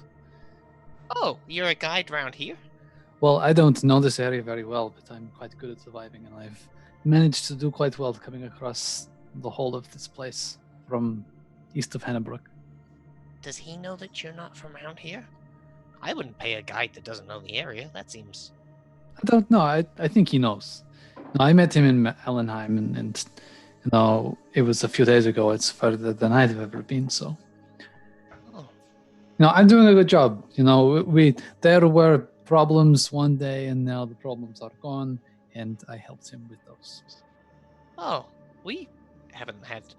We had some problems before we left, but the journey's been quite comfortable. We saw some bears, but I think that was about it. We managed to avoid them. As long as they're not hungry, they are good. Oh, no, they were eating at the time, and that allowed us to get past them. If anything, I guess if they were hungry, we might not be here, but thankfully we are. So. Yes. Anyway, we should find a good place to sleep. Okay. This is what I do. What makes a good place to sleep? We camped outside the other night, but most of the times we stayed in taverns. Coda seems to know a lot of people on the road, and then he played some music for them, and they gave us some food. Maybe we can find a tavern out here. It seems unlikely, but if we see one in the next couple of minutes, then we can go there. But we just need a nice, safe place that we can keep an eye on everything that's around us and shelter from rain or whatever. Well, there's a lot of cliffs about. What about a cave? Do I see anywhere good with my 12? So you find you're looking for a clearing mostly, so you can set up. I mean, you have a cart, you have a mule, a horse. You need space for the oxen as well. So you're looking for a clearing, and you do find near, essentially next to the river. So if the road kind of like winds up and separates itself a bit from the river, so you ride a bit side down into the river, well, down next to the river, and there you find like a nice clearing. The trees go all the way almost to the river, the coast essentially. But you find a nice clearing there that might work, and the river here flows quite slow. It is slow down to a stream as opposed to like the Cover River where Belvold and beyond. So it feels like it should as well to like get water, fresh water, and to cook, so the animals can drink. Okay. This looks like a good spot. We can go fishing for food, and Fishing? Fishing Oh. or fish. Or do we have fish in the thing? But that's Yeah, there was a lot of fish. You can smell them. Back in the wagon. Do you always know if it's gonna rain? No. There was a farmer back in Allenheim when we were repairing some of the water wheels, and he always used to know when it was gonna rain. He was very good at outside stuff. I thought maybe you'd know him if you were in Allenheim. If you look at the skies, if there are clouds and they're the wrong color, then yes, it's going to rain. But he would always know the day before. He would say, "Oh, I can feel it in my bones. It's gonna rain tomorrow." And he was always, well, he was mostly right. No, I don't know him. Oh, well, if you travel back there, you should have a look. Maybe you could share some of your survival tips. Well, I feel that if he knows when it's going to rain, then maybe he has no use for me. Well, it saves your clothes from getting damp. They said that your friend in the wagon, he said your name was Violet? That's right, yes. That's interesting. Do you have a last name? Scon doesn't have a last name, so. No. No, Oh. I don't have one.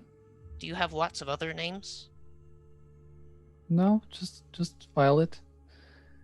Oh, Where I'm from, there's not many people, so it's very easy to have a name that not someone else has. I see. Okay. Well, do you? What's your name? My name is Quintinius Sanctifex. I've never met someone with my name before, and I've lived in a few places, and there's been lots of people around. But why is it so long? Well, my family calls me Quint. You can call me Quint, if it's easier. Okay, I mean, you could have just have them call you this from the start. That's your name, but that's fine, Quint. I will call you this. Well, my Mupa says that you have to let people you're one of the good gnomes, and Sanctifex is the way to do that. So. Right. So you're only as good as your family. Well, we all work together to make sure that we are seen in the best way possible.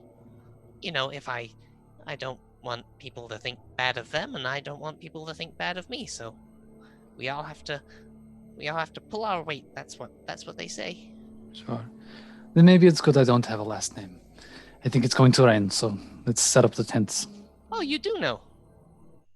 I walk off. I'd just Okay. be looking up into the sky. Yeah, you start looking at the sky there, and it is, by the way, it is full day today, so it is the full moon of Mara, the fast moon, one that was the week, and the other two are at half moon. So it has a nice bluish and red mix. Sky, as very, very clear. There are no clouds. It's going to be quite a bright night. Violet, as you kind of like start walking up from the riverside towards the road, see Alphonse there that has stopped the wagon and jumped off, and it's kind of like looking amongst the trees your direction. Violet, you found a place there? Yes, I have a clearing. Okay, everyone, come on, let me unhitch the oxen. Let's walk them all the way down there. We'll leave the car next to the roadside. And then he starts kind of like going through the motions, and you take all the animals down into the clearing. He leaves the car roadside.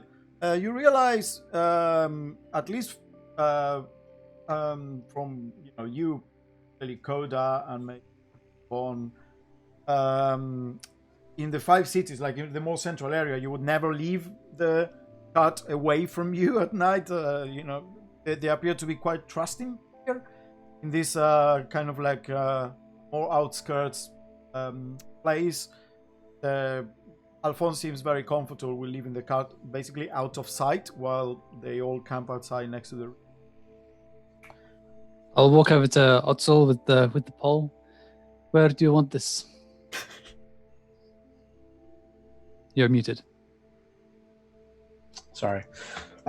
Yes. Just put just near where our tent would be, somewhere. Yes. Okay.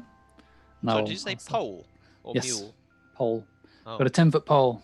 Yep. So I just start digging a hole around where we're going to camp, and then just put it in vertically, so it's just sticking straight up. Yeah, just put the it was essentially attached to the side of the horse, the length of the horse basically, and it's just now sticking there in the ground. And as Violet starts putting together the tent. Oh, you're setting up a circus tent. Oh, what? The tent is next to it. Oh, so what's the pole for? Oh yes. Mojo, the pole, please. Mojo jumps into the pole and goes all the way up top, kind of like is now coiled around the top of the pole. He will keep an eye for it and let us know if there's trouble. That's a neat trick. Yes, he's very, very useful like this. Very good friend. How does a snake keep an eye for you? He has 2 eyes. Yes. He can But he's also a smell snake. as well. He will warn us if there was trouble. You can let him sleep. Ocean here can warn us if there's any danger. Well, then great. We have 2 of our friends that can help us. But will your Extra. snake not get tired? No, he does not get tired. An ocean has no eyes. No, but he not in the conventional sense, at least. Right. He, I believe, he has other ways probably to sense things. If he is some kind of magical being, is he? No, he can see regularly, but they're just he I just didn't put them on the front of. Okay, so he is not a magical being. Well, I suppose magic is involved in a sense, but maybe not in in the same way that you would have the trains or other bits of technology that have been enhanced with magic. Okay. In fact, actually, tonight is a good example of this. Lucas, I will check with you if this is okay.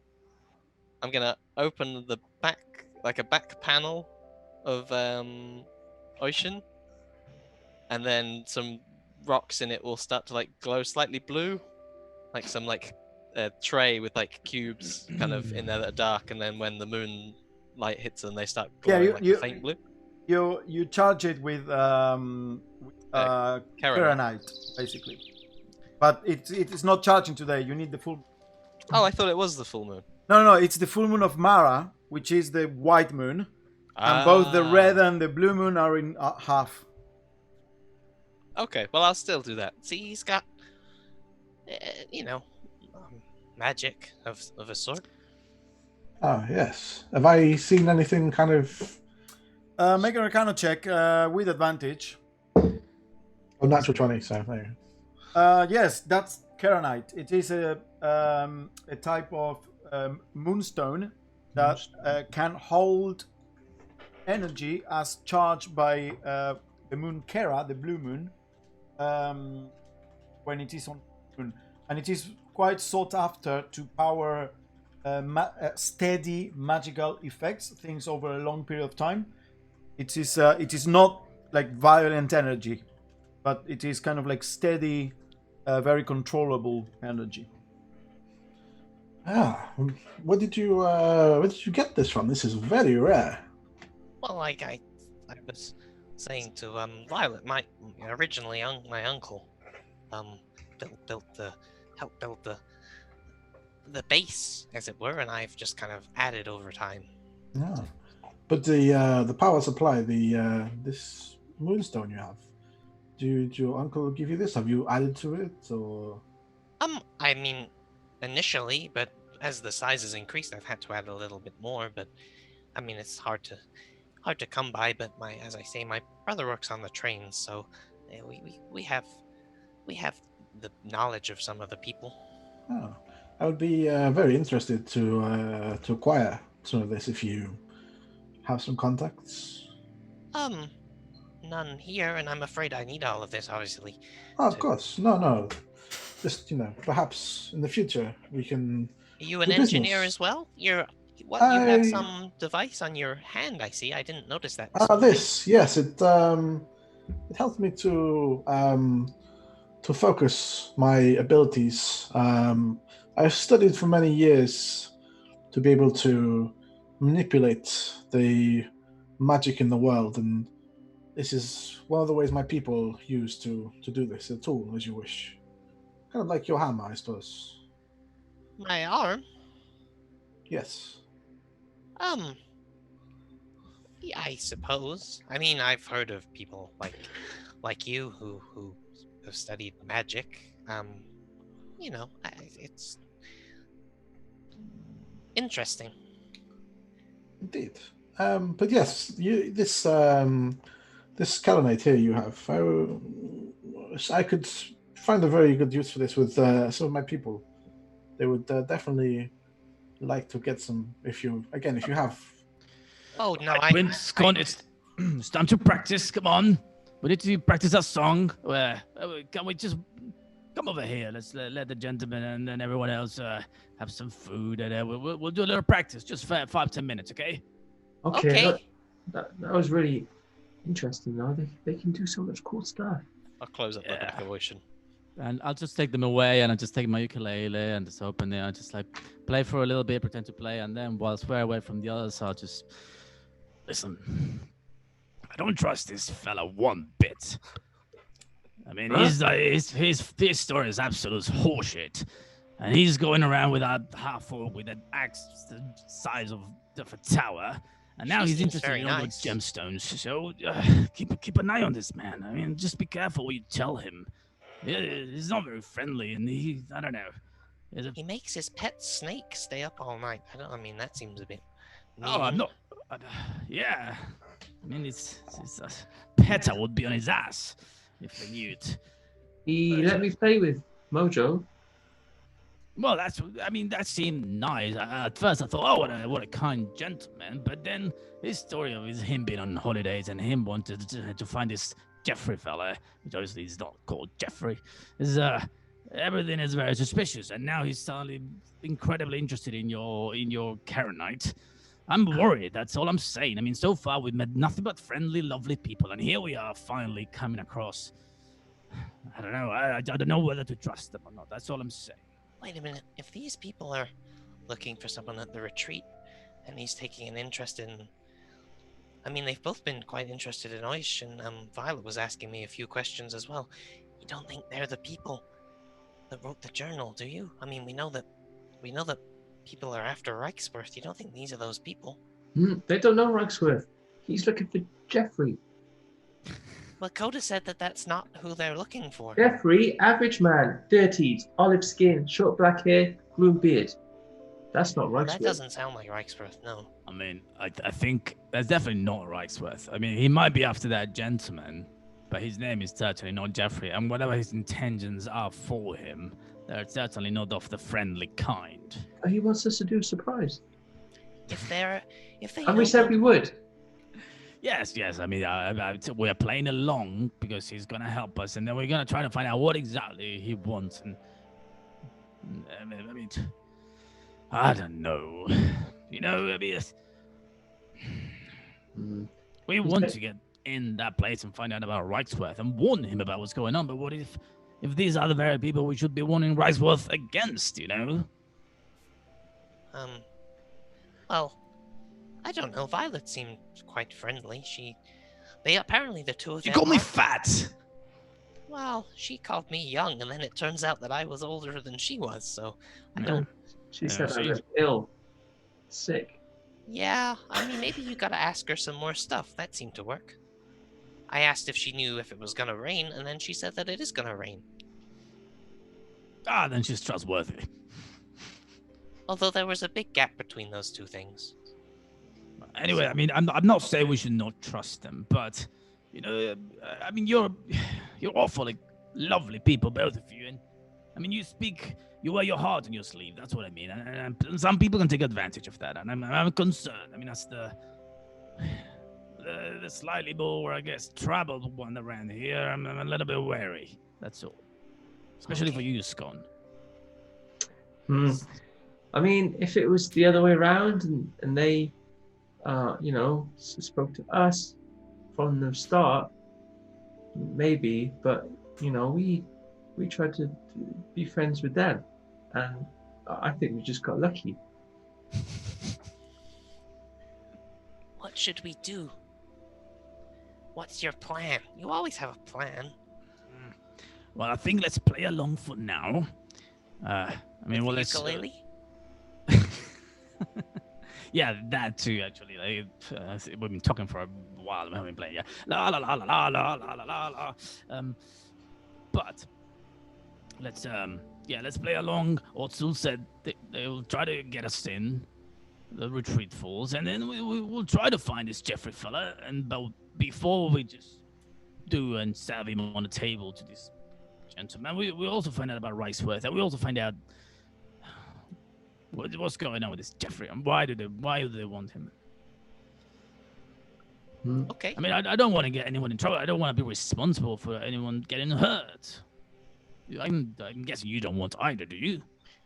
What about that other person that we know that's going to be at the retreat? Do you think they know anything about him? If they know people at the retreat?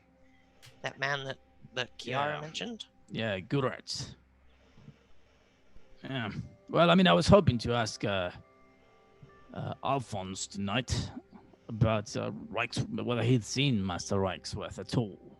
Maybe we would drop the name Gurat. Maybe we can drop the name Gurat and see. And that's what we'll do. I'll ask Alphonse about Reichsworth. You keep an eye on the two of the Otsul. Quinn. You keep an eye on Otsul. Scon. You keep an eye on Violet. And when I say the names, both of Reichsworth and Gurat, especially since I haven't heard that one, see how they react. Look at their faces. Read them. Maybe what am I reading them for? Well, I don't know, like a little, like arching of the eyebrow, or like a little twitch, or like a scowl, or just like put a finger on the nose and start like poking in. Okay. I know how to do that. My sister used to lie all the time. I figured them out. Maybe I could ask Mojo as well. Hey. Yeah. Can you talk to Mojo? I don't know. It's a very clever snake. Maybe I can. I think he likes me. Yeah, but anyway, as a good rehearsal, lads. I mean, it's starting to sound good. We get him there. We get a few more rehearsals, and we'll be good to premiere that one.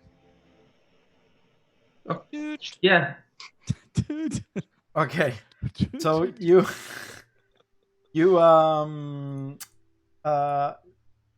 were left there on your own for a bit, Ozul and Violet, as Koda, Quintinius, and Scone appear to have go a bit further downriver to rehearse or whatever they were doing. And Alphonse is kind of like sitting there preparing his bedroll. Yeah, you can prepare. You have a tent and everything. That's pretty good. I tend to travel when I know it's not going to rain because I hate camping outside when it's raining. So I can sleep in my tent. You know, weather is all right at this time of the year. You know, spring. But anyway, I'm gonna sit down and prepare some food. I was obviously only bringing for myself, but if you have any supplies, I can cook for the lot of us. I can catch some fish, maybe. Oh, sure thing. I would use some of that fish there, but it's all spoken for. Yes, I assumed as much. Like, Yeah. the things you turn up with empty cart, they tell you to go back. Yeah. Maybe. Yes, if you can get some nice fish. I hear there's trout here. They tend to swim down a Rab River, and I mean, if you are proficient, do you have a fishing rod, or do you spear, or what's your technique? Actually, yeah, I have a rod. It's on the mule there. Okay, well, if you can catch some trout, that will be lovely. I know a few recipes. I have my spices here, and I've got some potatoes I'm gonna throw in the water so we can boil it, and then yeah, that'd be brilliant. I'll walk over to Odsel. You don't happen to have a spear, do you? You're muted again. Sorry, I do not really carry weapons. That is your purpose. Right. Okay. That's a shame. I will use the fishing rod. It's fine. Wait, I can help you. No, George, we're not there. I'm sorry. In your mind. I just want. What do you? Why do you need a spear? You're planning on fighting something, or? I want to catch fish, and he says you can spear fish, and that sounds interesting. And I've not done this before, but I will use the fishing rod. Okay. Perhaps I don't know, the Quinn, what's his name? Quint. Yes. He seemed quite handy with making things. Maybe he could make you one if you get some wood, and I'm sure I could make one if I wanted to. I'll use the fishing rod. It's too much effort. Okay. Violet, you reckon that that pole, if you kind of like 10-foot pole for spearing fish. Yeah, if you kind of like cut give it a bit of shape to one end, the one at the end that you normally use, it's already a bit broken because you normally used to like stick it in the ground. You can probably fashion a fishing spear, like a very rough one. That's the snake stick. I wouldn't. I will use my fishing rod that we have. Okay. If you want help, help with the fishing, though, I can get Gerald to help. Who? Oh, Gerald. Did I tell you about him? Oh, he's, well, I like to name him. He's not really a person as such, but he might be able to. No. This is Mojo. Give me a few minutes. I will summon him. Okay. I'll just go sit by the water and start doing a bit of fishing anyway, because it takes a while. Yeah, you know how to fish. You immediately go to the ground. I mean, you've done this quite a few times in some of the areas with water around the plains, and you immediately go dig in the ground, a couple of rocks, and you find a few worms, and then you just put them all into like a little thing where you the tackle and whatnot, and then you just put the worm in and you just wait. What are you doing in the meantime, Odzul? I'm gonna ritual cast Unseen Servant. Okay, so you see Odzul kind of like puts his glove on. By the way, the glove he described, Tom doesn't know anything about this because he doesn't read these books. But when he had the idea of what the arcane focus for him would be, it immediately reminded me of a Fabrial from Stormlight, because it's essentially a glove with chains and rings that gets attached to the hand here. It is, so yeah, it kind of looks like that. So Odzul, you kind of like start ritual casting. You organize your stuff. What are the material components for this? It's VSM. Sorry? Verbal somatic material. Yeah, material. the material has a star and it tells you what. It's a bit of string and wood. Okay. Oh yes, like a puppet. Okay, so you start preparing. You use your focus, but you start preparing the ritual area. As your violets are fishing. So at this time, you will come back, Coda, Quintin, on more or less by the time you finish casting and the glove kind of like lights up. Grab the essentially a little stick with 2 other sticks attached to it and of rope, and then you grab it and then you feel the presence of the unseen servant. You just saw something magical happen there. You Coda recognize and continues. Well, but no visible effect as you see there Violet fishing and Alphonse kind of like preparing some potatoes. Let's go on then, Gerald. Let's go and help with the fishing. I'll move over to where Violet is and bring Gerald with me. Okay, what is the servant what is he gonna do? So, well, when I get to Violet, Gerald, see if you can get some fish out of the water and bring them here. Okay. You can only go, I think, so far. But the fish are creatures that will defend themselves, so it is impossible for the servant to catch them because it's not inanimate objects. So this sounds familiar. So as you are there, Jared, is it no? What's the name of this? Gerald. As Gerald is kind of like wading into the water there, the fish keep evading its grasp, and you're like, sneaky fish. you never tried to use it for fishing before. Gerald, try harder. Come on. Maybe. No fish. Violet. Do we have another line for the fishing? It's okay. I'll help. I want to go and help.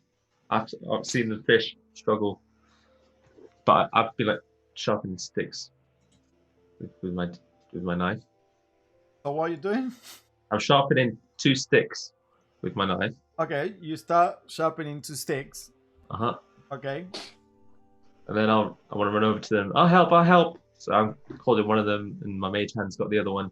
I've done this before. I'll walk over with you just to see what's going on. I'll just jump in the water, like, without any care.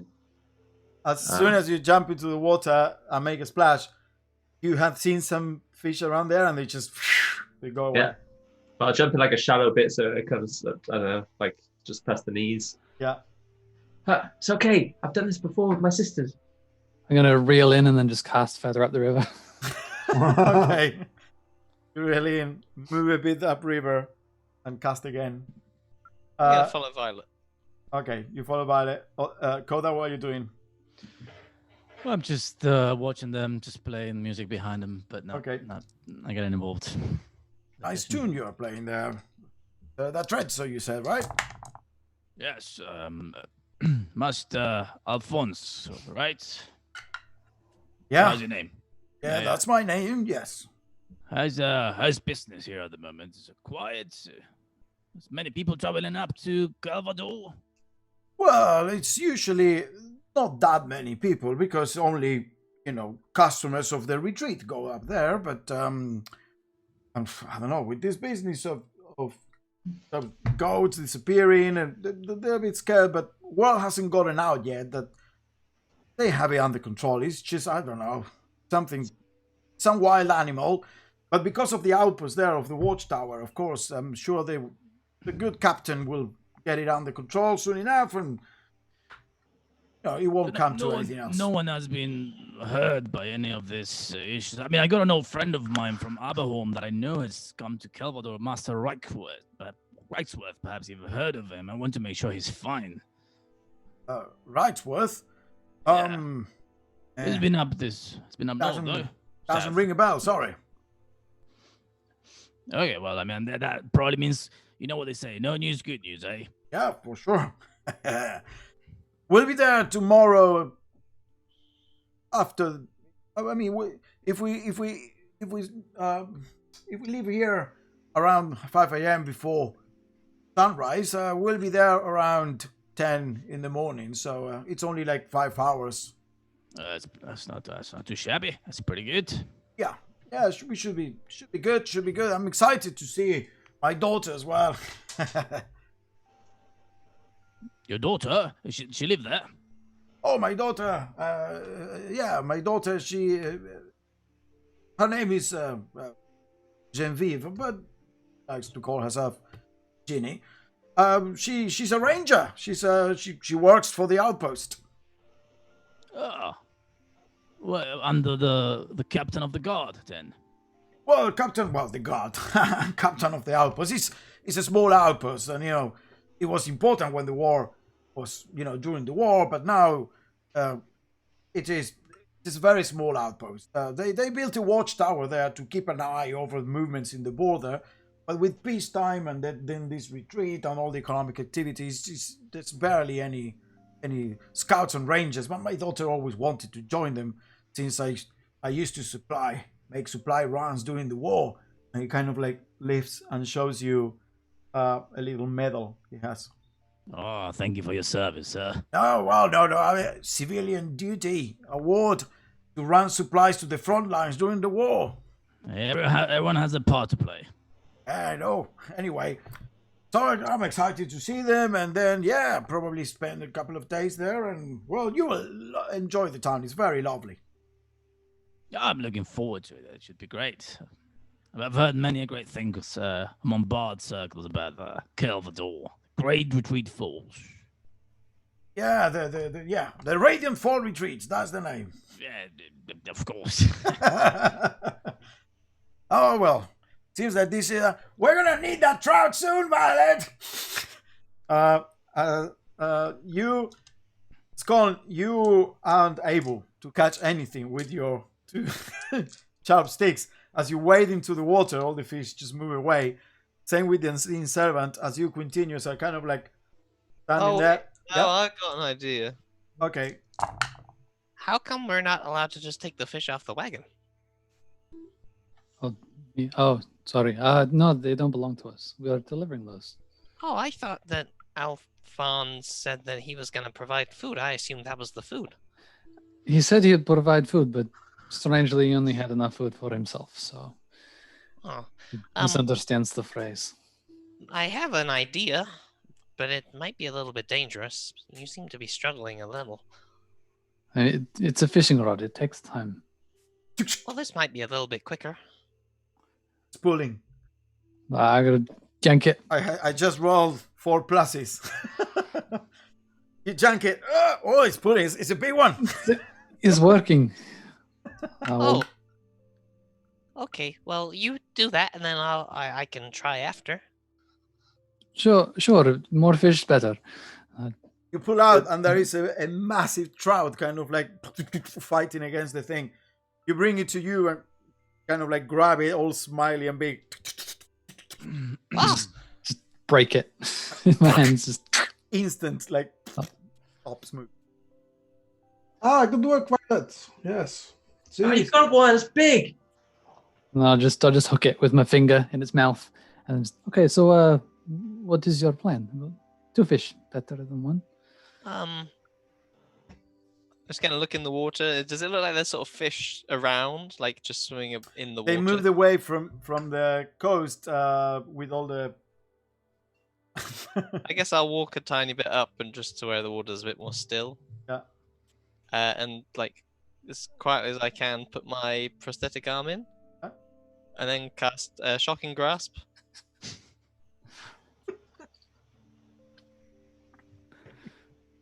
You go, and 2 crabs that were in holes near rocks in the bedrock kind of like float to the top. Hey, look! And I'll grab. It's not a fish, but 2 I got river crabs like this big. some crab. Muma makes good crab salad. Oh, you have the food sorted. Very good. Hey, Scon, you want to? I have an idea of something might be fun for you. Here, I just found like a rock or something. Here's a It's rock. Have fun. All the kids are into these days, isn't it? It's gonna just throw the rock to where Gerald is and get him to catch it. Okay. So the rock goes fine and then stops. Maybe 5 foot off, like it's floating in the air 5 foot above the river, like level, in the middle of the stream. You see? That's pretty cool, right? More magic? No, you catch. I get Gerald to throw the rock to Scon. Okay. So the rock is flying towards you, Scon. Okay, I'll catch. Yeah, easy enough. Look, you catch it. Now you try. So it's at the exact same point. Okay, that point's kind of lost to me. That rough area. Yeah, I'll rough throw area. it. You throw it. Yeah, Gerald catches it. It's floating invisibly there above the river. Okay, I'm going to run over to where that is. Okay, so you run. It kind of goes to your waist, the stream, and it is not strong enough to carry you. So you kind of like you wade into it. It is quite cold though, because you're going up. It is early spring, and you're going up in the mountains, and you go. It's getting cold, and the rock is just there, floating above your head a bit. Okay, I'll try jump and grab it. I grab it off Gerald, because you are stronger than Gerald. I Yeah, think. he's so weak. And then I'll kind of move the rock Nothing. around that area. There's nothing. Okay, I'll put the rock up and then let go. I'll get Gerald to... The rock falls a bit and then is caught again and floats a bit back up. What? Is this more magic? Yes, is this... Are you having fun? Is this entertaining you? Yeah. Okay, good. Let's do more. Can you not just play with Gerald for a bit and I read my book? And, well, I suppose I have to concentrate. This is a terrible idea. Okay, what do you want to do? Sure. More tricks. What else? What kind of trick? Do you not have tricks of your own? What can you do? I'll go underwater and do like a handstand. Okay. So my legs are just flailing in the air. Okay, so you go down. I mean, it is quite cold now, but then you weigh them, you dive in, and then you pull your legs up. Googling One the second. rules I'm on writing to you, hypothermia. Violet. Let's see. I'll roll a performance. Ooh. Non-natural 20. You gotta save those for the nimble fingers. Nah.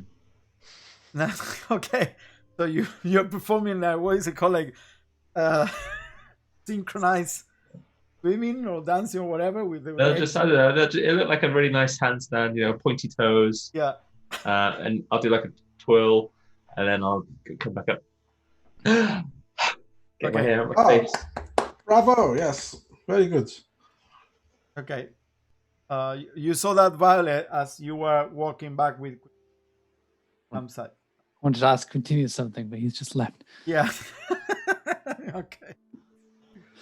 What's your passive perception, Scon?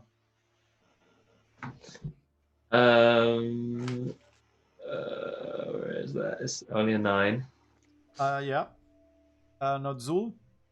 And Then you're all like incredibly not perceptive at all. Nope. okay, I got an idea, and I'm gonna hold one of the chopsticks up and let go. Okay. What you doing with the chopsticks? I just got the same thing I did with the rock, but it's gonna be the chopstick. Oh, the sharp stick. Okay. So he'll yeah. grab the shops, right? Gerald catches it. I don't know. Whatever it is you're playing at, Gerald is playing with you. Now I need 3 sticks, and we can catch one. And I'm gonna go out of the water and go and make another stick. Okay. I'm going to say to Quint, can I borrow your hammer for just one moment, please? My hammer? Yeah, You're gonna use throwing it to one. open these crabs. Look, I found these. I got these from the water whilst you were. Yes, that's very good. Just quickly, I will, it will come back. Obviously, it's your hammer. I just want Okay. to borrow. Sure. Do you need just to hit, or are you doing the throw? If you're doing the throw, I just need to give you the other crystal as well. I'm going to throw it, but you can catch it. I don't, I just want to throw it once. Just quickly. Okay. No. Yeah. No. That's fine. Here you are. You can. Okay. I'll grab it, and then I'm going to try and throw it across the river and hit one of the trees on the other side. Okay. Next to. Yeah. So as you are coming back, Scone, kind of like slowly wading through the water, Odzul in the coast, coming like having fun with each other. You're a bit further inland, maybe 20 feet, where the campfire is set up. Koda with Alphonse, and suddenly Violet turns around, and she goes vroom, and you all see like what was that? The hammer goes vroom, vroom, vroom, across the river, hits a tree on the other side. Punk, and then comes back and you catch it. But as it hits the tree on the other side, you see a massive shape that was kind of like lumbering and slowly stalking and approaching the opposite side of the river, the coast. The massive shape of a brown bear, kind of like startled,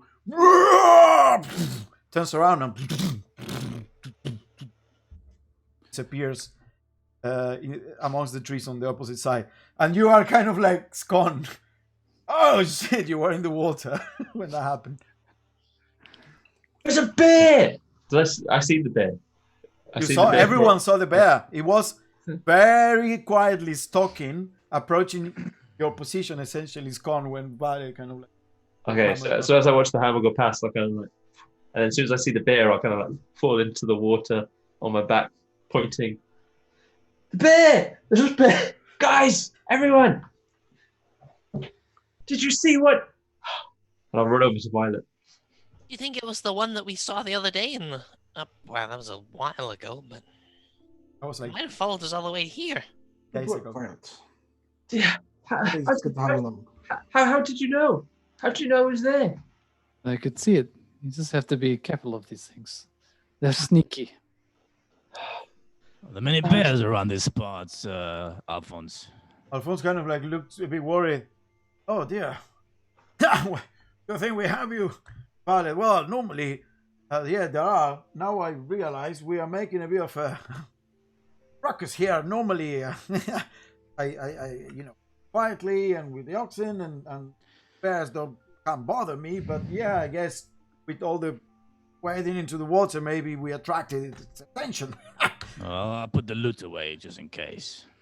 Do you think it'll be back with more bears? I don't think so. After that display, I think it's probably scared enough now. It was curious. These animals are curious, but if you can scare them, then it's fine. There's a lot of us. I don't think we'll be coming back. Violet is here. She will protect us. She is that was a fine throw. Quite fierce. Yes.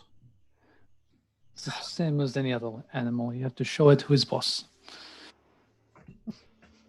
Indeed. Did you hit it, or did you hit the tree? I hit the tree. I hit the tree. I just wanted to scare him. Oh, so you didn't even miss. You actually meant to hit that tree. Yes, of course. I have no quarrel with this creature.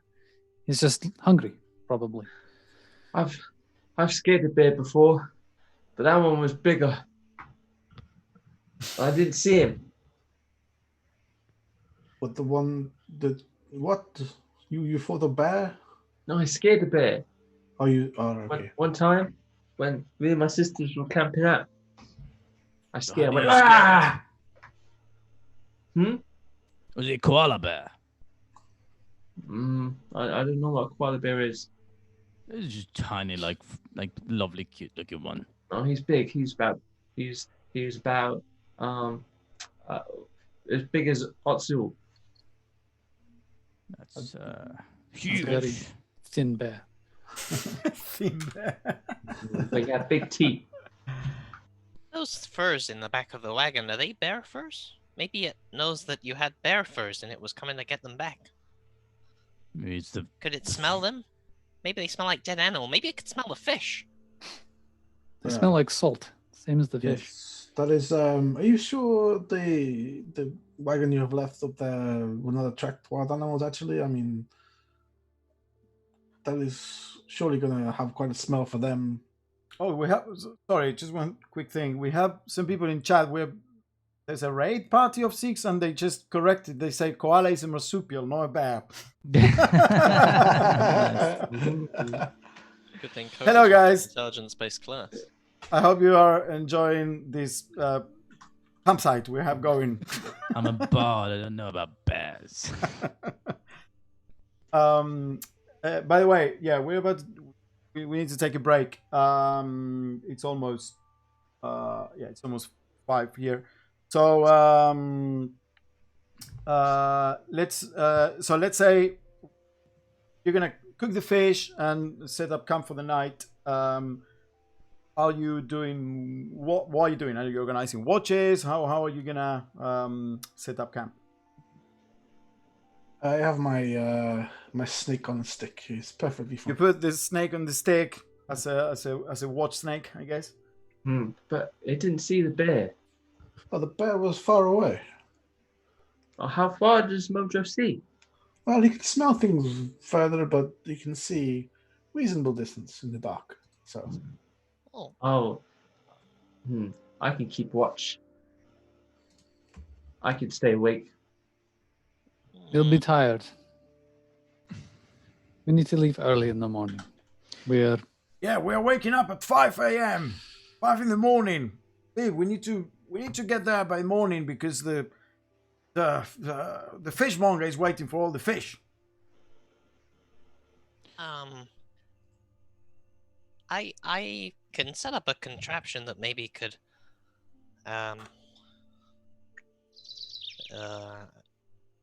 wait, where's it gone? Well, I just got to sleep. I trust that you have it covered. So how many tents are there? Oh, it is there. There's just the one tent that Violet and Azul have for 2 people. And you don't have sleeping bags or any kind of camping equipment as far as I know. I have a bedroll. We have bedrolls. Oh no, yeah, you have bedrolls. Yeah. Oh yeah, okay. That's...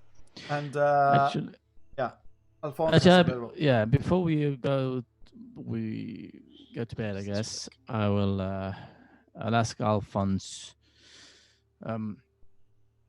So Alphonse, you said the captain of the guard was his name Gurat by any chance? Oh, when he says that, I'll immediately look at Otzel. She's her name is Elsa Kolberg, Captain Kolberg. Captain Kolberg. Okay, I just. Gurat. I don't think there is a Gurat up in Galbator. It must be. Yeah, I know he's a friend of the master. Just maybe they were traveling together. Then he didn't meet him. Well, I can introduce you to a few people there. But I'm good friends with friends with the captain. But I know her. I am good friends actually with the fishmonger and the farrier. It's a famous one. That's where I'm bringing all the furs and the pelts to her. Okay, well, I mean, always good to know a fairy. Farrier, not the farrier. When he says Gorat, I hear that and look at Otzel's face. Does Otzel's face do anything? No, I don't think you heard that name Otzel before. No reaction whatsoever. Did you frown just now? Did I? Excuse me? Are you frowning now? I can't frown at you. Why are you asking me questions? Can I have 5 minutes rest today, please? I just wanted to know if you were frowning, that's all. Sure, here I am frowning. Are you happy now? Yes. Thank you. Okay. I'll walk up to Coda. He frowned. I asked him if he was frowning, and he frowned.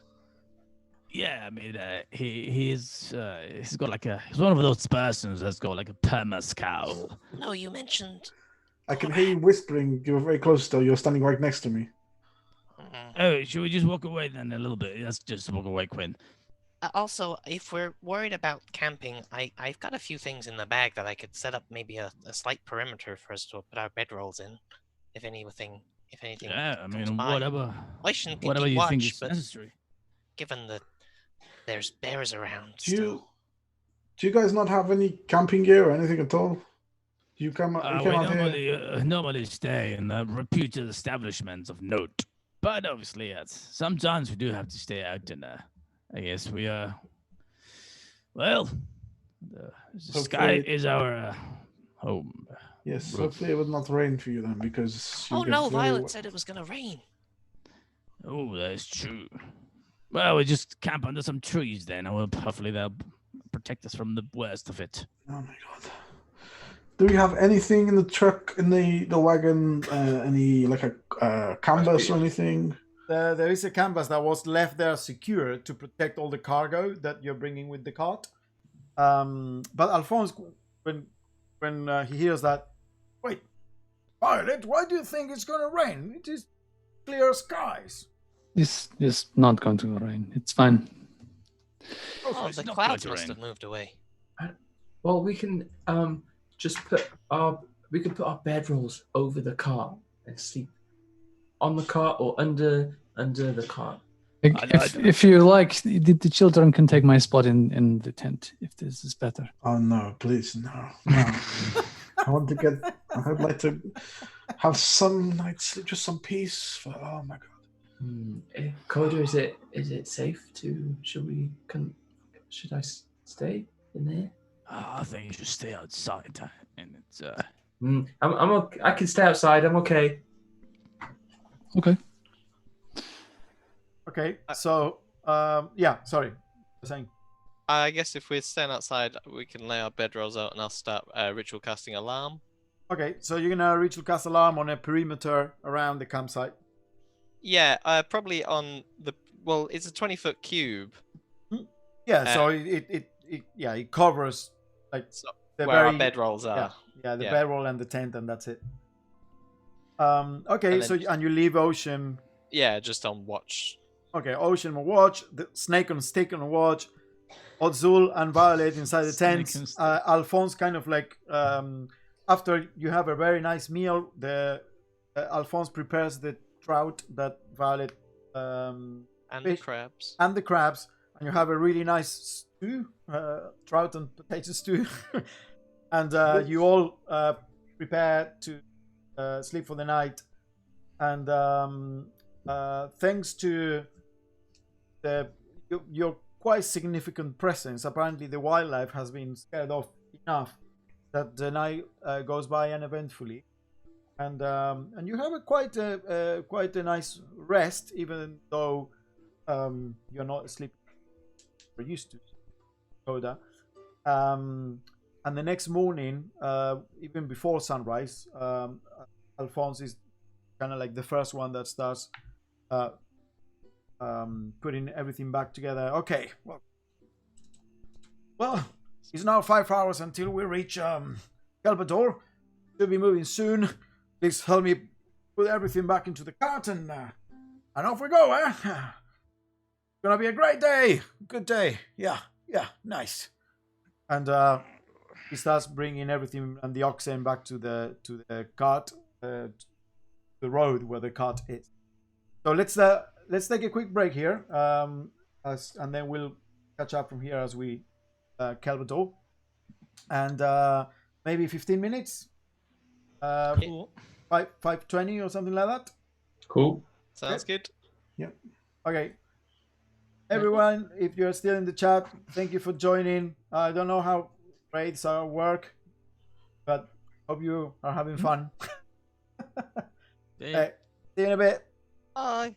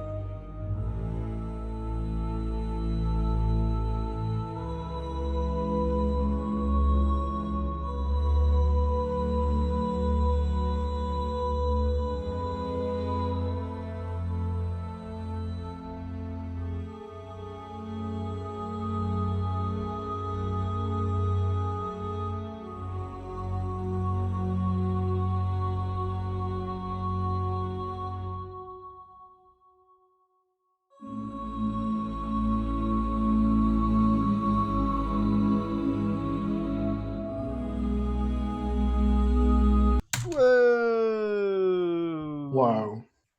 We are back. Smooth. Smooth. Okay, so I'm gonna zoom here. Trip that you're taking there. You go across. You went across a little stream, and then you're making your way to Kelbator. It's the morning. Morning of the 22nd of first flow, and it is still quite a clear day with a nice chill, early spring chill up here in the mountains.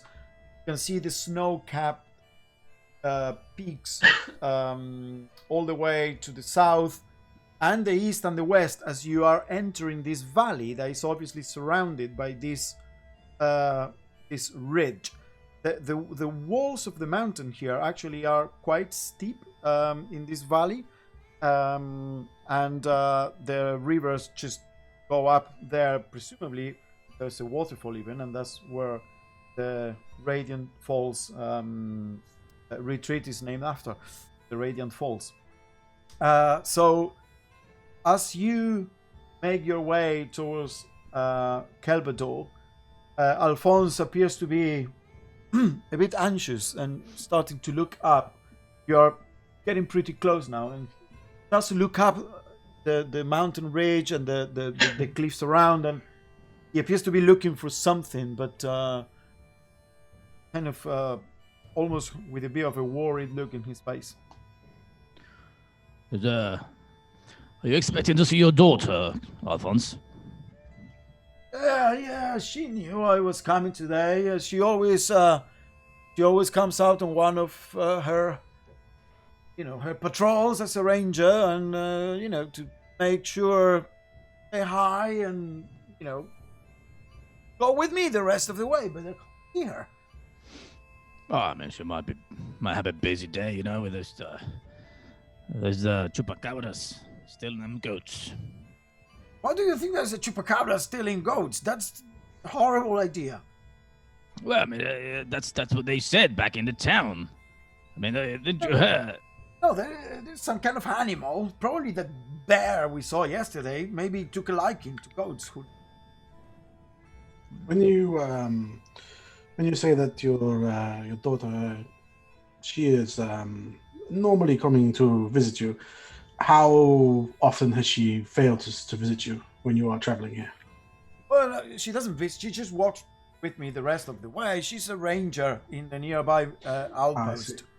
Well, she always comes. I come here once a week. I do the supply run, and she's always around. Yeah, without fail. Okay, everyone should probably be on alert then. Keep an eye out. Something might be up. What are we looking for? Chupacabras. What's a chupacabra? What is a chupacabra? It's a goat sucker. That's what it means, literally. Okay. All the goats have been gone missing. Mojo, go back to your hiding place, and I'll just send him back to his. Okay. Disappears in a puff of like snake shape, like sprinkle magic. Whoa. Cool. I'm gonna learn that. I'm starting to think of a song about that. Yes. Yeah, I'll work on that later. I'm gonna take my hammer and just throw it at a tree. Oh, okay. Scare some bears. 1 second. So you grab your hammer, throw it, it goes plonk against the tree, and then comes back to you. Blook. And look around. Anything move? No, nothing up here except for a bunch of birds that were perched on the tree, and when you hit it, they went. Only birds, no bears about at least. Are there usually any kind of bandits in these areas or anything like that? Or Bandits? Oh no. Of course not. This whole area is under the protection of, I mean, it is still a Belvold district, but particularly there is a military outpost in Kelvedor, a watchtower that was created there. Obviously, right after the war, when the border was pushed territory, and they control this whole area. They have rangers and everything. And can we? Is it possible to see the tower from here? I'm like looking around, kind of. Oh no, it's not that tall. It's a watchtower just meant as an outpost to keep an eye on any kind of movement that. And he kind of like lowers his voice and looks at Quintinius, almost like trying not to offend. In case the dwarves get a bit, violent again. Just to. Okay. Okay. Violet, I'm assuming you are vigilant as ever. You have done a wonderful job so far. But everyone else, just to be on alert and get ready in case something happens, in case we get an animal with flying wings or good sucking abilities. I don't know. Gonna take the case off my back. And as I'm riding along, just sort of lay it down and open it and take out the musket. Okay. You take out the musket. And then I gotta get some of this powder on my head and then put some of... And then just like put some of the black powder in the... Okay, you start loading the black powder into the musket. And then one of these. Okay. Well, if anything, this will make a louder noise than the hammer, so maybe this will scare off anything that comes our way. Oh, what do you mean? Are you planning to make a loud noise now? No, but if anything, anything comes out, then maybe we can scare it off with this. Yes. Okay. Good idea. I'm not only supposed to use it in an emergency, but given that you seem kind of worried, I think this probably qualifies as an emergency. Well, when anyone says that we're in a situation which has never happened before, I start to question things a little bit, but I'm sure... Well, I've never been here before in my life. Well, have you? I have not, no. Okay, that's a first then for all of us. Yes, but let me rephrase. If someone says that it is usually a normal situation for something to occur and it is not occurring, then you have to question why that is. No, it's true. I normally have a nail in the mornings and I haven't. Well, there we go. That's probably what it is. Okay. Look at Scott and just think, anyway. I've got my boomerang out and I'm just looking around, scared. Okay.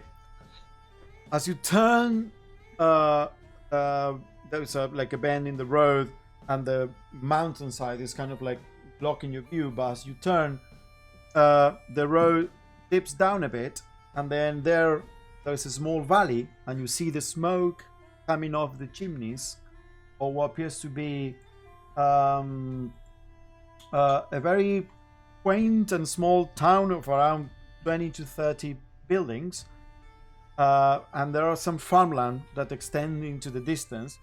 The river kind of like winds around the town, and the road approaches across a river.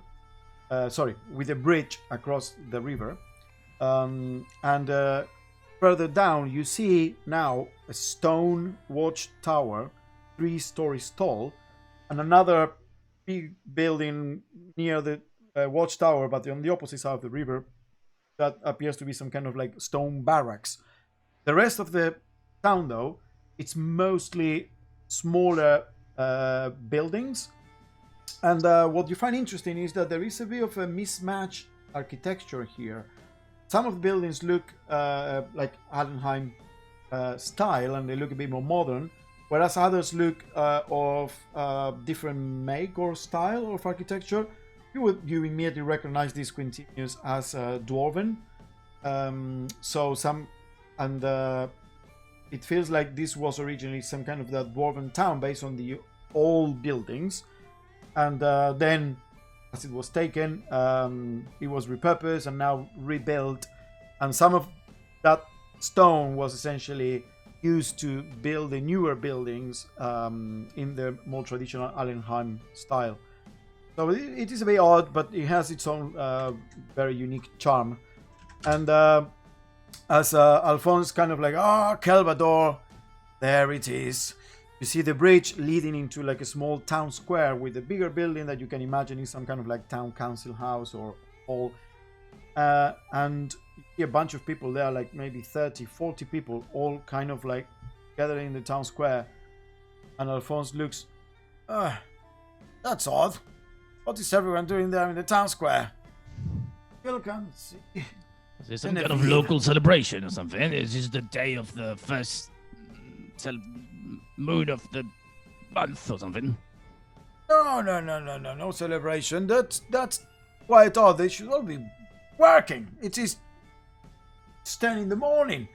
Are they not here to take the stuff off the cart? I mean, someone has to unload all this fish. Let's get there faster. Come on. And the oxen kind of accelerate a bit. You, Violet, need also ride a bit faster as you go across the bridge. That kind of like arcs slightly, and then into the roads of the village and the town square. And as you get there, you see some people, and they're leaving their houses, going to the town square, and they look at you. One of them shouts, Alphonse, well met. Something happens. I don't know. Something happened. Yeah, where's Genevieve? Oh, she's over there. She's with the watch, the captain. Something happened. It's like, oh dear, thank God, and kind of accelerates towards the town square. And you see there's like a gathering of people. It feels, just based on the size of the village, you cannot imagine that more than 60 to 70 people live in this village, even less probably. And most of them are just gathered in this central open area next to a bigger building, which appears to be town council, town hall, and they are just talking, and you sense immediately. You all sense like a worry, like when people are kind of like asking around. Well, did you see? You know what happened? And there is this anxiety kind of like pervading this all these people gathered here. Alphonse immediately stops the cart, kind of like jumps and goes and starts mixing with the crowd as you are kind of like left there. I'm gonna try to like walk behind Alfonso or make my way up behind. Okay. Walk behind Alphonse. Try to pick up whatever people are whispering about. Okay. And I ask someone, is it the chupacabras? Okay, one Are second. the legends true? What is everyone else doing? I'm just gonna chat to Violet. What's happening? I have no idea. Fine, I'll get off the thing. Come on, Scon, we will go and find out what is happening. Should we stay in the car? Well, if we stay in the car, we will not get all the information about what is happening. We need to know the area. Well, yes, because... Okay, go on, I will teach you. Okay, I'll hold my hand out. Okay. You grab Scon's hand. Violet, you are... I'll kind of keep with the group. Okay, so with them and continues. Coda and Alphonse kind of like disappear immediately into the crowd. What are you doing? Scon, are you? Come on, Quinn. I'll stay by the cart. I don't with Ocean, but if you're looking through the crowds, keep an eye out. Maybe Master Reichsworth's in town. I don't know. Just there's a lot of people here, and you know what he looks like better than I do. Okay. Yeah. Just Okay. Remember what Coder said. So as you're kind of like a bit maybe a bit dubious there, what to do, what not, and all the people are gathering around you. Coda, you follow Alphonse, and Alphonse immediately starts grabbing people by the shoulders. So what happened? Where's Jenny? And you say that about the chupacabras. a woman turns to you and says, "The Rangers, the two Rangers in patrol last night. They haven't come back yet, and but the horse is here. The horse showed up, but the Rangers have not come back. And now the town council is in session. They all, the captain, like summoned them all, and they're all inside, and they won't tell us what's going on." Oh, that sounds ghastly. Alphonse, I mean, can you pull rank here? Can you get in there? Oh no, cannot enter the town hall. Not until they come out and say, "But someone please make sense." And you see there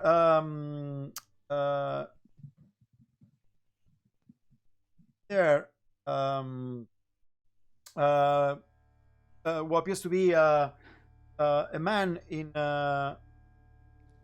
wearing some kind of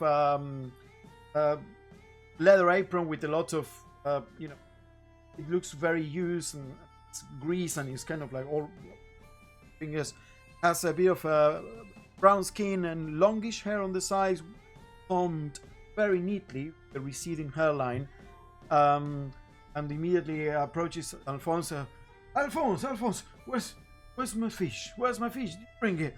He said, "Oh, Yusef. Yes, I have it there. But look, what's going on?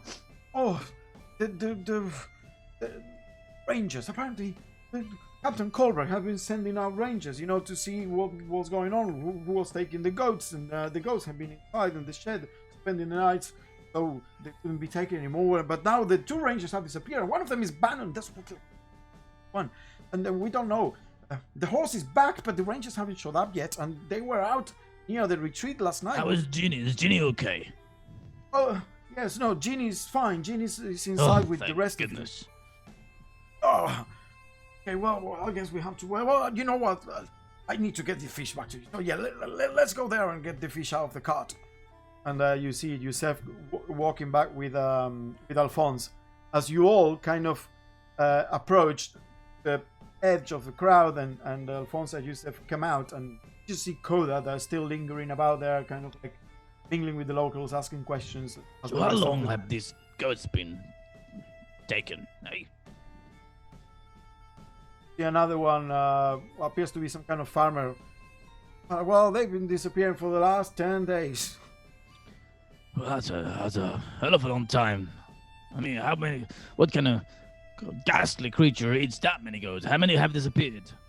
I don't know. Well, I mean, at first it was 1 or 2 every couple of nights, but then it was 2 one night and then 3 the next night. So 3 nights ago, the captain just ordered all the goats to be put inside on the weather shelter for the night, so it wouldn't happen. And then he stopped, but then people started like about noises at night, and so the captain sent out patrols every night, and the Rangers haven't found anything, and it all appeared to be back to normal. But now the Rangers from last night haven't been back. Oh, and we're all too worried. I mean, we are talking about this very experienced Bannon. He's a veteran of the last war. He used to be a scout out there when the riflemen like crawled around all these mountains, and he survived that. And now he hasn't come back, and this is very, very odd, and we're all very worried. And the town council is in session, but they won't tell us anything yet. We push through to the yeah. You kind of arrive as Koda is having the conversation with this farmer at the edge of the crowd. Well, that sounds like the work of the chupacabras to me. What is this chupacabra you speak of? I heard something about the Rangers. They went off and they've not come back. Which direction were they going when they were doing their expedition? Oh, the Rangers go on patrols all around this area. They go up the ridge all the way to the retreat, and then go all around the river. They do patrols all night long. So and there was rumors. I didn't hear it, but someone from the Ranver family, from Hilda, the farmer, she says that one of her grandsons heard a horn call. But it was weird because it was like 2 short notes, but the second one was cut too short. And then I don't know what the calls mean, but one of the Rangers used the horn. We just don't know what's going on. We really need to know. The outpost is very understaffed, and If we are in immediate danger, we need to know now. Well, if there's trouble between here and Raging Falls, is it safe to travel? Do you think? I don't know.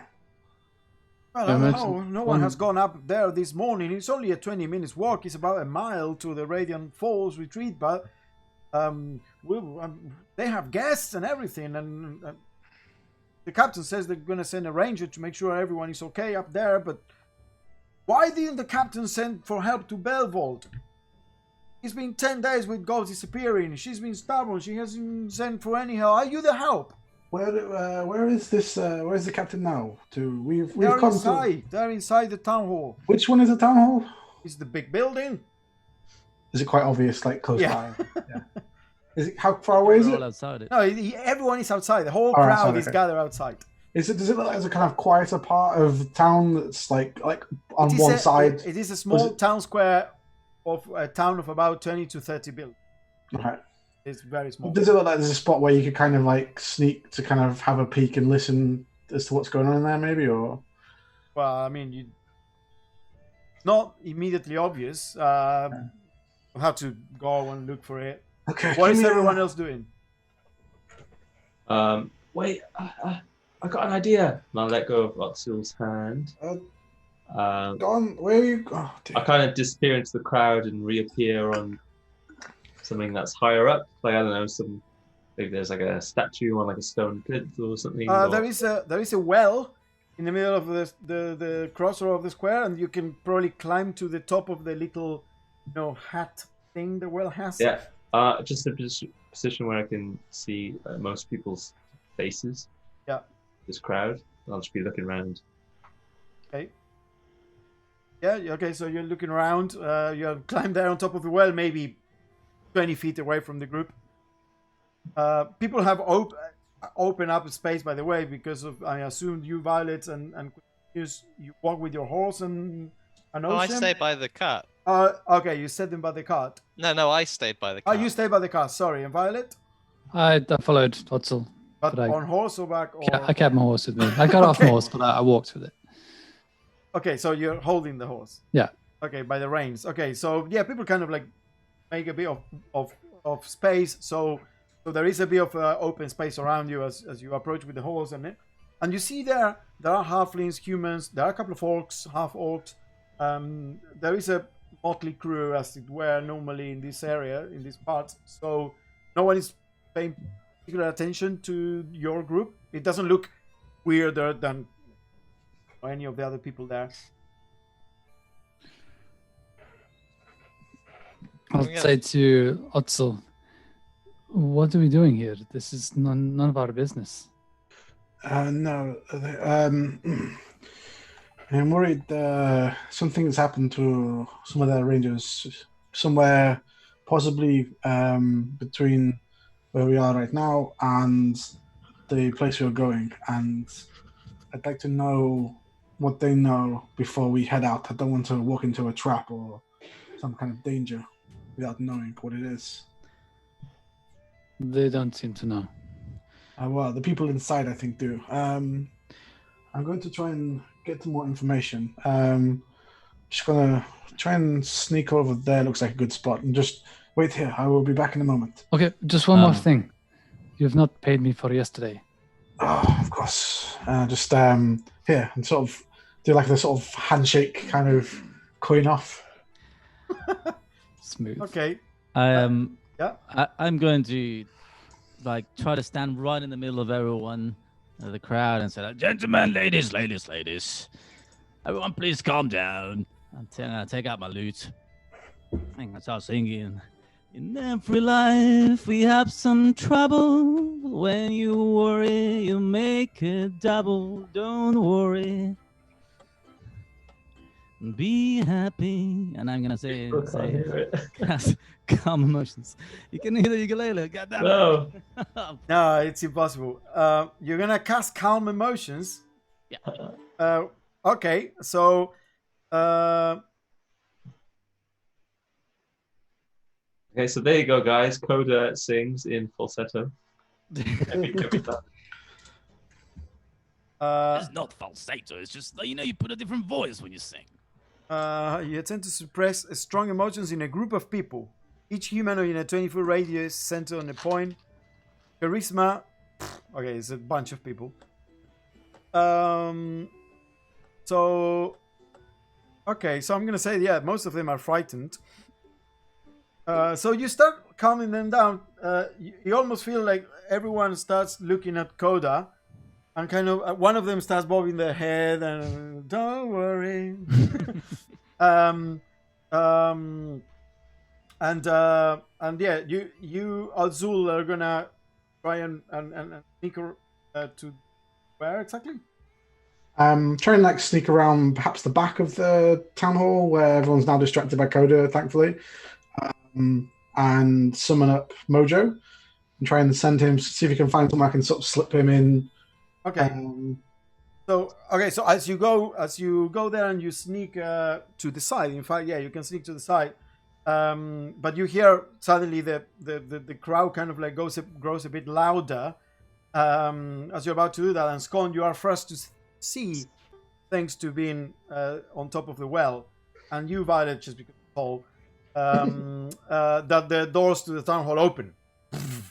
And a bunch of people come out, and then everyone starts shouting, "What happened? Tell us what happened! Tell us!" And you see there a halfling woman, a human woman. You see the captain of because obviously she's wearing this armor that you recognize as the colors of Allenheim. She's wearing like a chainmail with shoulder. The like tied hair at the back, and she's wearing a tabard, red and black, the colors of Allenheim. And she also comes out.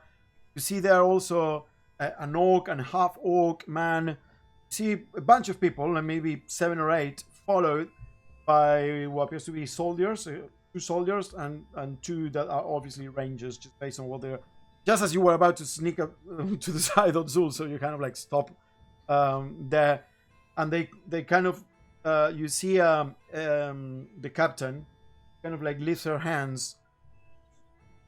Okay, don't worry, Captain, I've got them covered. And then everyone kind of like loses a bit of interest in your song, although they were getting a bit calmed down, and then everyone kind of like moves a bit closer, kind of like pushing against each other to the steps leading to the town hall. Everyone, calm down. All we know so far is that get the names. Bannon and Berna are not back from the night patrol. Bannon's horse came during the night on its own. Appears not distressed at all. Bannon sometimes do this. If he goes into rougher terrain, he will send the horse back home. The horse knows how to come back. So there's no reason to panic. We still don't know what happened. We want to send patrols out there to search for them and make sure they're safe. Maybe one of them had an injury, had a fall up the ridge, and the other one had to stay with them for the night, treating them. We don't know. We'll know more as soon as we send patrols out to get them. Please, first, go back. Carry on as usual. We'll inform you of any new developments. She kind of looks around, and then people are like, but what if it's the same thing that has been taking the ghost? Yeah. What if it's the same thing? There was blood where the ghost disappeared. I saw blood, says one of the farmer. It's like, there's no reason to panic at all. For 3 days, there have not been any attacks or disappearings whatsoever. This could be just a coincidence. Bannon is our best ranger. He knows what he's doing. Just go back home. Calm down. And they kind of like start mixing with the crowd as they go down the steps. And some of the crowd, go away. Some others kind of like keep filtering them with questions. As some people outside say, well, I do need to go back to work, and they kind of like start dispersing, and there's only like 10 or so that are left there talking with this about 6 or 7 people that came out of the council house. So what are you doing? I'll move to go and approach the council people. Excuse me. Sorry, just Sorry. I want to know what everyone else is doing before we jump into something. I'm looking around. I'm assuming I don't see Reichsworth. Nope. But I also assume that I see about 10 Jeffreys. Yeah, 10 Jeffreys. You that match the description. Yes, for sure. Okay, I'm clocking them all. Okay, so you're keeping an eye on people as they go. You, Koda, and Violet are kind of like next to each other. You, Violet, holding the reins of the horse. I'm still playing. Yeah. Okay, so you keep playing, and Violet, you're just holding there. Just waiting for Otto. Okay. So you approach the people that came out of the council hall, and they're kind of like all having a bit not an argument or anything, but you reckon that everyone that came out of that hall are essentially trying to reassure and calm people down, particularly the captain. So you approach. Excuse me. My friends, I hear you have an issue with your rangers are missing. Is this correct? So who are you talking to? You see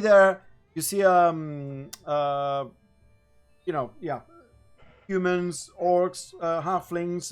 The captain appears to be surrounded by 3 people, so it is very hard to get to her. But there are others. Just kind of a general thing to see who kind of picks out. So yeah, as you say that, one of them turns around. One of the rangers last night. Captain summons us all. The 2 rangers that were out last night have not come back. Lucky for you, it just so happens that me and my friends here are traveling up in that direction, and we would happily help you and your captain to escort up to the Radiant Falls area to make sure that everything is safe up that way. And we don't need escort. We're not going up there. We run a. Sorry, who are you again? Oh, my name is Atsul. I am just traveling here on holiday, but. Oh, you are a guest of the retreat. Well, yes, soon to be. Well, I mean, you should not go there until we know what happened to the rangers. They're going to send patrols. But what if you have a patrol now, we can help to bolster your patrol. You want to go join the effort to find the rangers? Yes, of course. The person you were talking to, by the way, was an orc, kind of like with a red, spiky hair, red bandana, goatee, very cool looking, by the way. Kind of like piercings and a nice white shirt and a leather jacket, and not a half orc, a full orc. What was your name, by the way? Sorry. I'm Shurab. I'm the tavern keeper of the local tavern. The wandering scout. It's right there. One second. Captain Elsa, please get out of the way. And kind of like grabs Elsa by the hand, and Elsa kind of like looks at him, and you almost get a hint of a smile of Elsa, the captain, and looks at him and then Elsa. Sorry, Ozul, you said? Ozul, yes. Yeah, Ozul. He says that he can join the effort to I don't know, maybe his experience to go look for Bannon and Berna. Kind of like looks a bit and gives you a measure. Captain Elsa, she, as I said, she looks, has black hair, very neatly tied back, and wearing like full armor regalia, very neat and polished. You don't look like a ranger. Where are you hail from? Oh, it's we're just headed from Alenheim, but we are headed to the Radiant Falls, or just a holiday trip. But we are more than capable of taking care of ourselves, and if you're headed that way anyway with some rangers, why not bolster together in case there is some kind of malicious force on the way? Well, I don't know about malicious force, but my best ranger and one of the most promising young ones have gone missing. Until we know more, it is not safe to go all the way up to the retreat, but if you're willing to join a expedition to find them, we'll certainly not reject the help. Are you alone? I have my friends. Violet here. She is very good in combat in case we encounter any beasts or anything. He looks behind you, like past your shoulder, and sees Koda there. That is kind of like now sitting on the well, like on the lip, kind of like playing with Scone sitting on top of the well, on top of the little like roof of the well, and Violet holding the reins. Huh. She looks like she could. Why don't you introduce Ansevald? And you see a halfling, very neatly dressed, with what appears to be very fine clothes. Yes. So let's go see them. And the rest of the people are kind of like still talking to some of the villagers that stay behind. Please introduce us as the Shurab, the orc, the tavern keeper, Elsa, the captain, and this halfling, like very finely dressed halfling called Ansevald, kind of like come after you as you group. Yes. This is who's kind of closer to me then? Sorry? Who's kind of closer in terms of distance? That's well, Violet is. They're all together. Violet, Okay. Quintinius is the only one that stayed all the way back with Ocean back at the cart. Yes. This is Violet. Violet. This was it Captain Elsa Kolberg. Elsa Colberg, and your friend. This is Ansevald Banks. He's the concierge of. Oh, wonderful. We were actually heading that way as well, but we can discuss business in a minute. I wasn't expecting these guests. Well, this no, morning? it was a surprise visit. We just fancied to trip there, and we had a friend might be there. We thought we might. Oh, that's very odd. We always get our bookings directly by magical means, directly from Alenheim. Who did you book? What agency did you book with? Oh, I have not. It was just to turn up and perchance you have a room. I heard it is a great place to visit. Oh no, we don't work like that. I'm terribly sorry you make. But Do I hear of that? Yeah. Okay. Yeah, you're right next there. Sitting like. I'm not saying anything. I just want to know if I hear it. Oh, as we were on the way down visiting the area, I had a friend I think is staying at your retreat, and I thought I would come and visit and maybe stay. I did not realize that was your policy, but again, we can get to this later. This is we can reconcile this issue. So Violet and this is Coda, and Scone is the young boy here. Gone up there in the well. The captain looks up. Boy, get out there.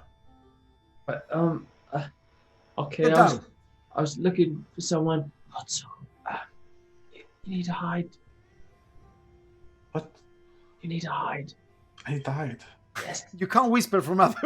I mean, No, you can, as but I'm everyone is Stage listening. whisper. No, as I'm climbing down. Yeah, Okay. you'll ruin the surprise. I think Jeffrey's in the crowd. Okay, I'll keep an eye out. Yes, we are headed that way anyway. So, again, if you wish to send some forces with us, we can help them in the search along that way. Ansevald, the captain said, Ansevald looks. Well,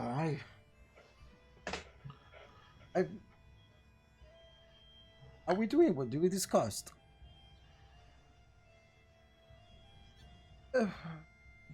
Gentleman and lady, that you are capable of helping with finding our missing rangers. We'll certainly appreciate any help that you can give us.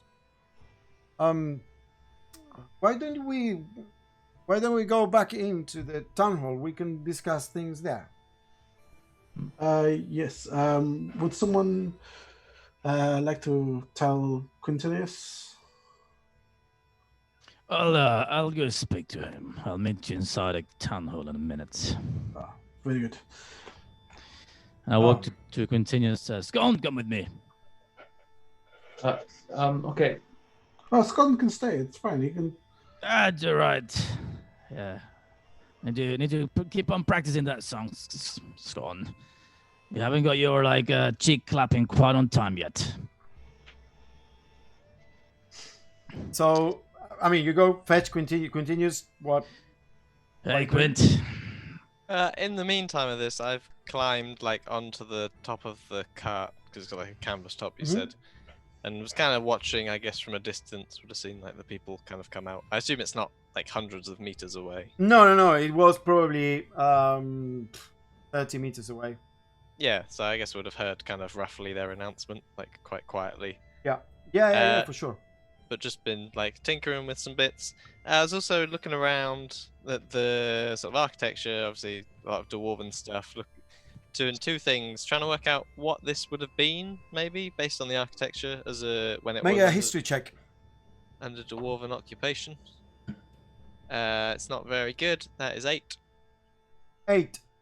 I mean, it was dwarven before it was taken. The dwarven buildings are in disrepair, and a lot of their very old stone was cannibalized to essentially build like the newer buildings. So it is a bit hard to tell what it was. Okay. The other thing is based on maybe old folklore from when I was in Dender. Thinking, anything that might take goats being up in the mountains. Make a nature check. That would be more. Make a nature check. It's not very good either. I think that is just going to be a flat 5. Let me check. Oh no, I got +4 nature. It's in. Okay, 9. Still not very good. I mean, yes, there's a whole host of things that could be responsible for taking livestock. That it is without looking at any evidence in particular, it would be very hard to tell. You have many working ideas, from owl bears to giant eagles, particularly in the mountains, to other nastier creatures.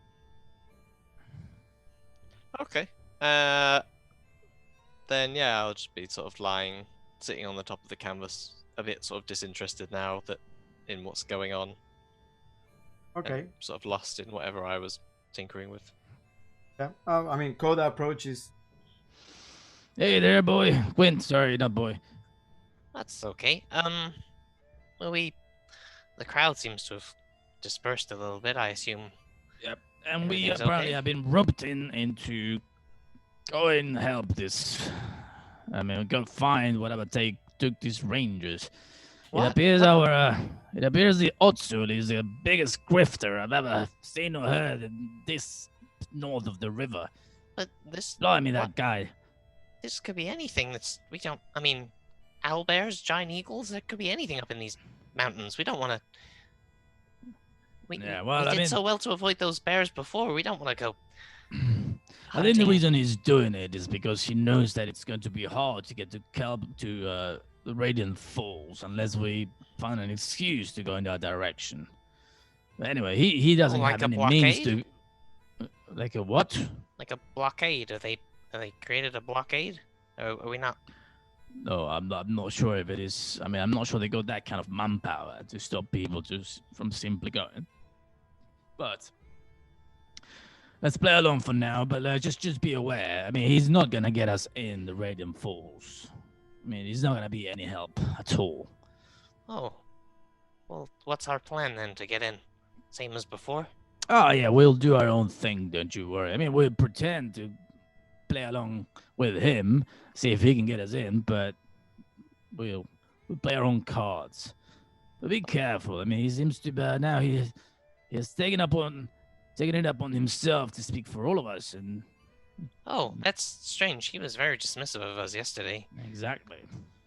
But what if we did help and find the Rangers, then maybe they'll let us in.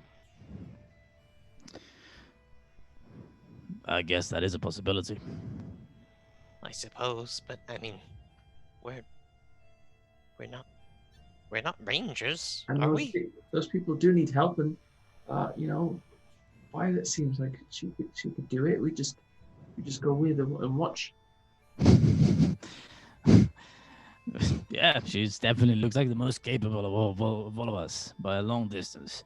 Hopefully, it's just bears, and she just scares them off. Yeah. If you think it's sensible, then I trust you. I don't really know, Quint. I mean, I would hate to put all of you in danger. We came all the way here to warn Master Rightworth of danger, not to get into danger ourselves. But, anyways. I suppose if you're going, I better follow, because we're Well, safe let's together, right? Let's go speak. Let's go inside and speak to the captain of the guard and see what they have to say. I mean, maybe they know a little bit more about what's really been happening. I think they're being a bit coy and they don't want to share too much information with the rest of the common folk. But if we are going to be involved in this, perhaps they will be more forthright. Okay, sure. I'll come with you, and I'll climb down and I'll sit back on top of Ocean. I still got my gun, but I'll put that away. You put the gun away. Okay. I'll put the gun in the case. Yeah, smart. Okay. So you put the gun in the case. You see that Alphonse is still taking all the fish out with Yusef and a little boy that is probably 8 or 9 years old that is helping. And Alphonse kind of waves at you both as if I still need to finish unloading. You do see Ginny, just tell her I'll be with her as soon as I have some free time. And thank God she's safe. This business with the missing rangers. And it kind of keeps going as you both, all three of you, make your way back to the town hall. The people have mostly dispersed at this point, and they seem to be now going about their business. And whilst you, Odzul, and you, Violet, if you followed, no, you can't follow with the horse. You need to tie the horse to the well or something. Inside the town hall, did you follow? I'll wait outside with the horse. You wait outside. Okay. So you, Odzul, then alone were led inside by Captain Kolberg and Ansobald, the concierge of the retreat, inside the town hall. The rest of the councillors or the people that were inside kind of left, except for the guards that are there. So Violet, you are joined by Koda, Quintinius, and Scon. Come back as you are still waiting outside with the horse. Hey, Violet. He's inside, speaking to them. Yeah. Yeah, we're gonna go in and have a chat as well. You know what you want to do? Welcome to join us if you like. Sure, I guess I don't want to leave my horse, but I'm sure this place is safe. Okay, I mean, I will come in because I guess it's my job or something. There's only chupacabras around here, not chupacaballos. It'll be fine. Right. Okay, so you walk up the 3 short stone steps of the town hall. The guards kind of there is a guard, single guard there, nod you in. As you come in, it is this certainly big building. It is the classic building that you would imagine is used for many things. In this type of small village, the town hall is like the place of gatherings and probably of celebrations, and if there is a big wedding, they have it here. it's a multi-purpose building, like a public house, basically. And If it's huh? old and large and stone, am I right to still be riding ocean into it if it's like quite an old, big... No. I mean, you know that it would be awkward to ride ocean into this. But it's only medium. It's not a large creature. Yeah. Well, I mean, you can try. I'm just saying gonna try, 'cause how I you wouldn't- feel about ocean in general in cities and villages. Yeah, but not one where I've not been. Like a small place like this. And after everything that's kind of happening as well, I'm a bit more cautious. So I'll try, if I can try. Okay. As you three go up there on foot, and Ocean kind of like follows. The guard goes, "Sorry, sir. What is that thing?" It's a construct so I can get around.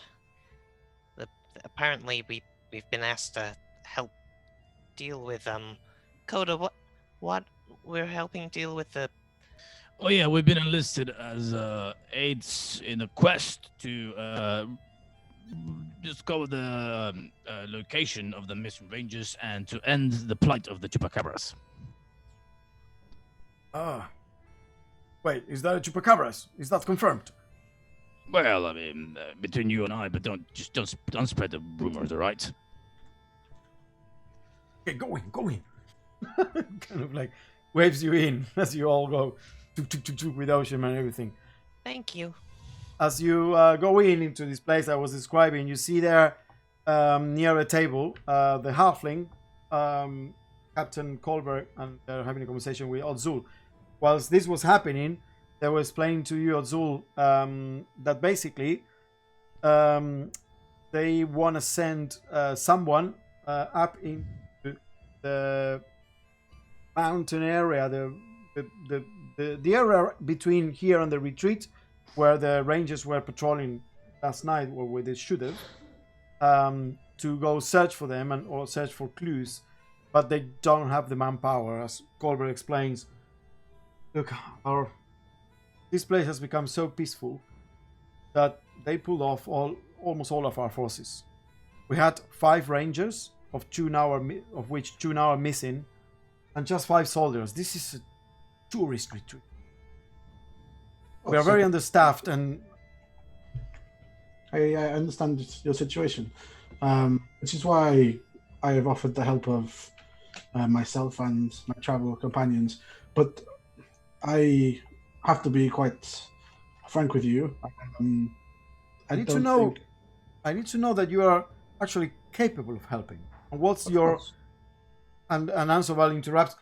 Yeah, and what actually you're doing here? Because you said you wanted to go to the retreat, but if you knew then you have to book months in advance. Well, I did not know about the retreat until part of my journey. I heard about it and it sounded like a fantastic place. So, that's very unfortunate. I'm terribly sorry to disappoint you then. Well, perhaps as part of the, how shall I say, reward of aiding you in this time of need, you can provide us access to the retreat, maybe somewhere to stay for the night. Also, some of my friends, they have an act, a band, I believe. They would like to perform. I don't know if you have... Oh, no, but our performances are carefully vetted. We cannot let any wandering... I'm sure in certain situations you can make exceptions, my friend. Of course. Why don't we focus on the matter at hand now? Captain Colberg, again, I think that what the council has agreed is the correct course of action. Colberg. Very well. I shall send for help. I'll send a messenger down to Belbold. It will take some time until they can answer our request for help. In the meantime, if you people can help, and at that point, the rest of you kind of like approach this bigger table in the middle where they're having this conversation. Ah, good. You're here. I was just speaking to this man, Ansvald, here. He is the concierge up at the Radiant Falls. He was just telling me about how he would be more than happy to help out getting you a slot booked for a show. Well, But- before So we you've get heard to of that, me, Coda da Trezzo, of course, then. Fabulous. Oh, Mr. D'Atrezzo? In the flesh. Oh, well, I have heard of you. Of course, you need to understand the type of people that usually visit our retreats. You know, are not the type of rowdy crowd that you usually entertain with your peach song and all that kind of thing. So, I'm not so sure that it will be quite appropriate to have you. Oh, I played in the courts of Valence and the temples of Kalta and the far reaches of some other name place that I obviously don't know the name of. I'm sure I can adapt my sets to your clientele. And actually, now we have a traveling troupe, so to speak, with an incredibly talented Quintinius Santrifax and the most excellent whiskered scone. Oh, that definitely sounds better than what I would think that would be your usual repertoire. But in any case, we have a more pressing matter to attend to, which is we need to understand what happened to Rangers. So, the council has agreed to send an expedition to look for them. If you were willing to help, we can certainly spare with some coin for a generous reward for any information regarding. We are willing to put 100 coin pieces, gold, as a reward for any information you have. You can find regarding these missing rangers and what happened to them. Is that something that your Azul could help with? You were saying that this Violet person is quite a capable guide. Yes, she is most amazing in the wilderness. She has taken us through some interesting wilderness holiday expedition, and we have come out perfectly survived.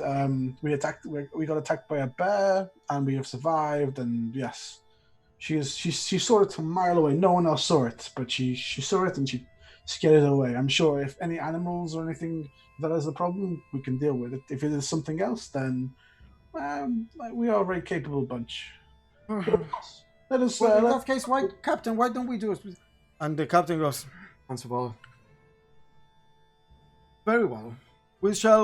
I shall send with you, Ginny, one of our rangers, one of the younger ones. Ah, yes, this is. I believe this is Alphon's daughter, correct?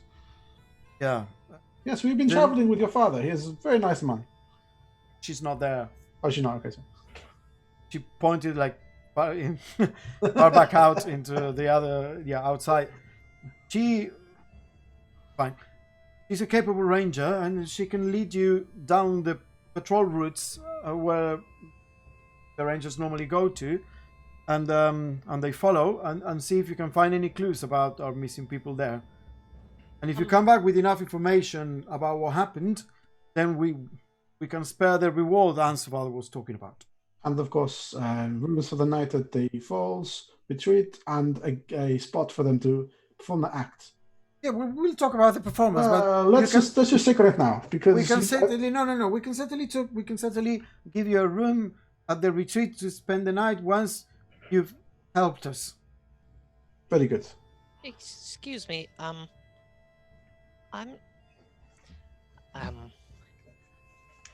you're the concierge from Radiant Falls. Yes. Do you know if a Master Reichsworth is currently occupying somewhere in the building? We're trying to get through to find him, and this is all very dangerous, obviously. And Coda has suggested that we'll be happy to help if it means that we can get through, but obviously having the knowledge that it's an endeavor that is going to provide fruit for us would be beneficial. I think maybe to us, our involvement, perhaps. When he said Reichsworth, I'm gonna definitely try to read the guy's face and his reaction. Kind of like stands quite tall and proud and says, "The privacy of our clientele is of utmost importance. You understand the kind of people that visit Oh us." yeah, of course. What young Quintinius is saying is that we've been traveling all the way from Aberholm, and we have a message from Master Reichsworth that we're bringing with us. So we know that he's been at least in the past has come around this part. So if he were to be here, would like to pass on the message in due time. Well, I can certainly tell you that there is no Master Reichsworth right now at the retreat. We have a few guests, but certainly not someone with that name. And if they had been in the past, again, it's something that I cannot share with you. Is he bullshitting me? Make a persuasion check as the Captain Colbert kind of like gives him a look. Okay. 14 plus 7, 21. Captain Colbert looks at him. Answald.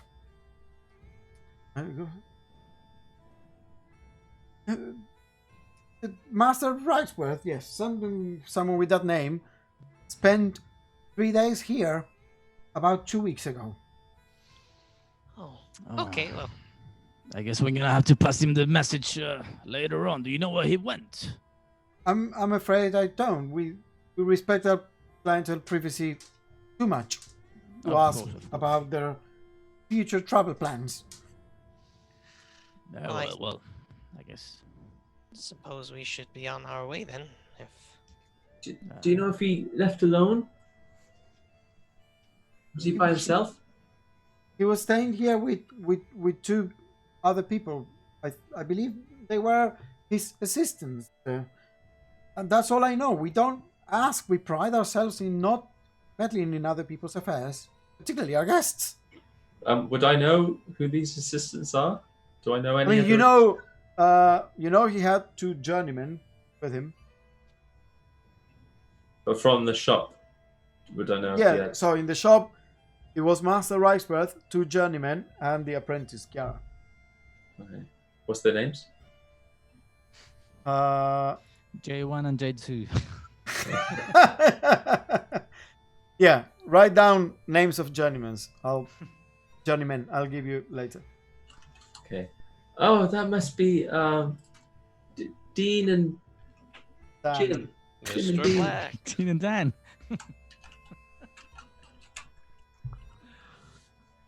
Did one of them have a big ginger mustache? Yes. Okay, that's them. So he's still safe. Well, 2 weeks ago. Well, he was certainly safe when he was staying with us. We pride ourselves in the safety of our guests, and that's why, business captain, we need to put a stop to it. Whatever it is that is making our goats and our rangers now disappear.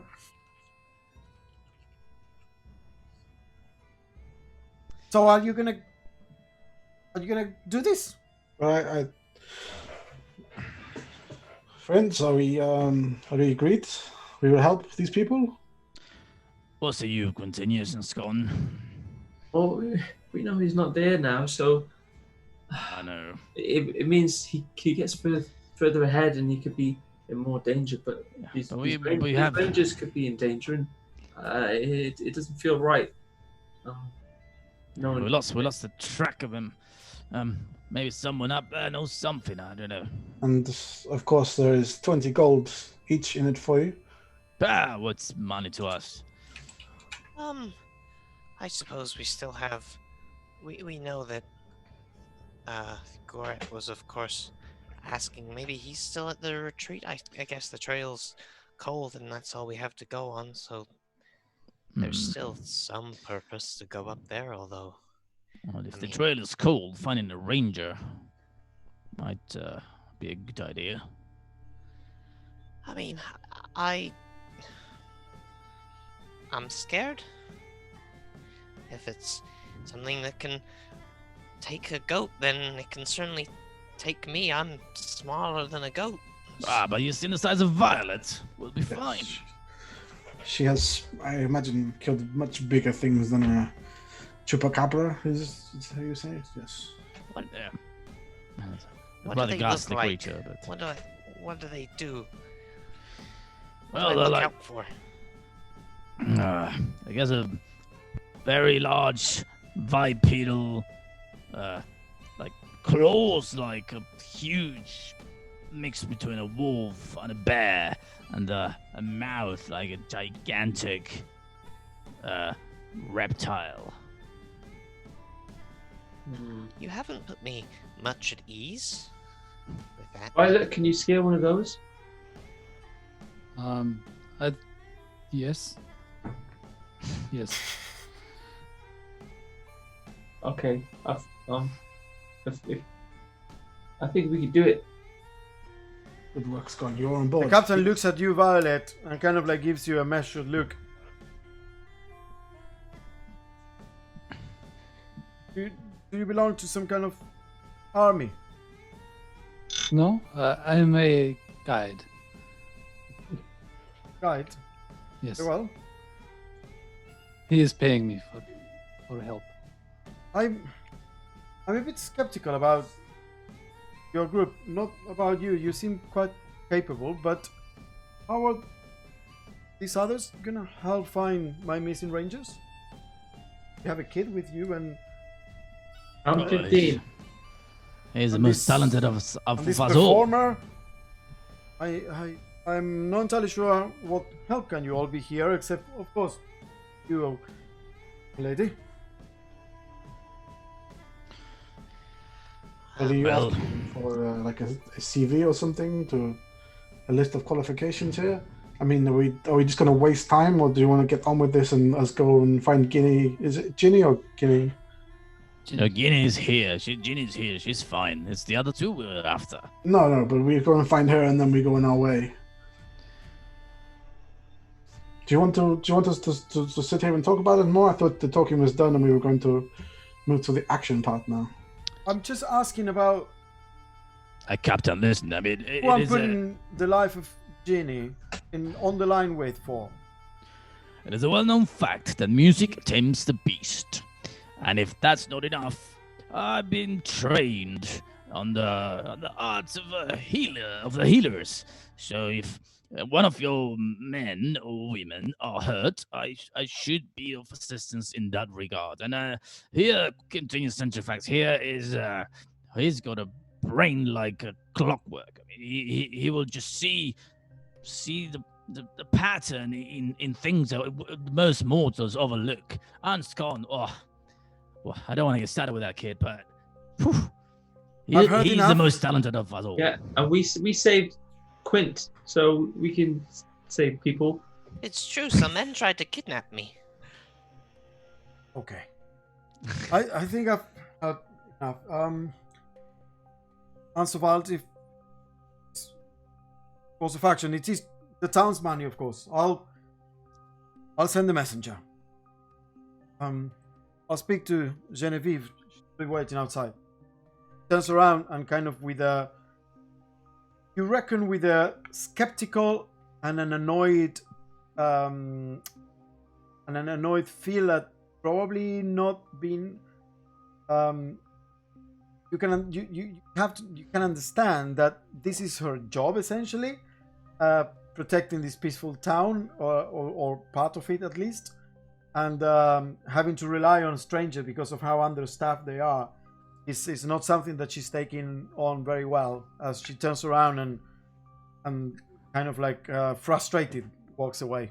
Ansoval waits until she leaves. I'm sorry.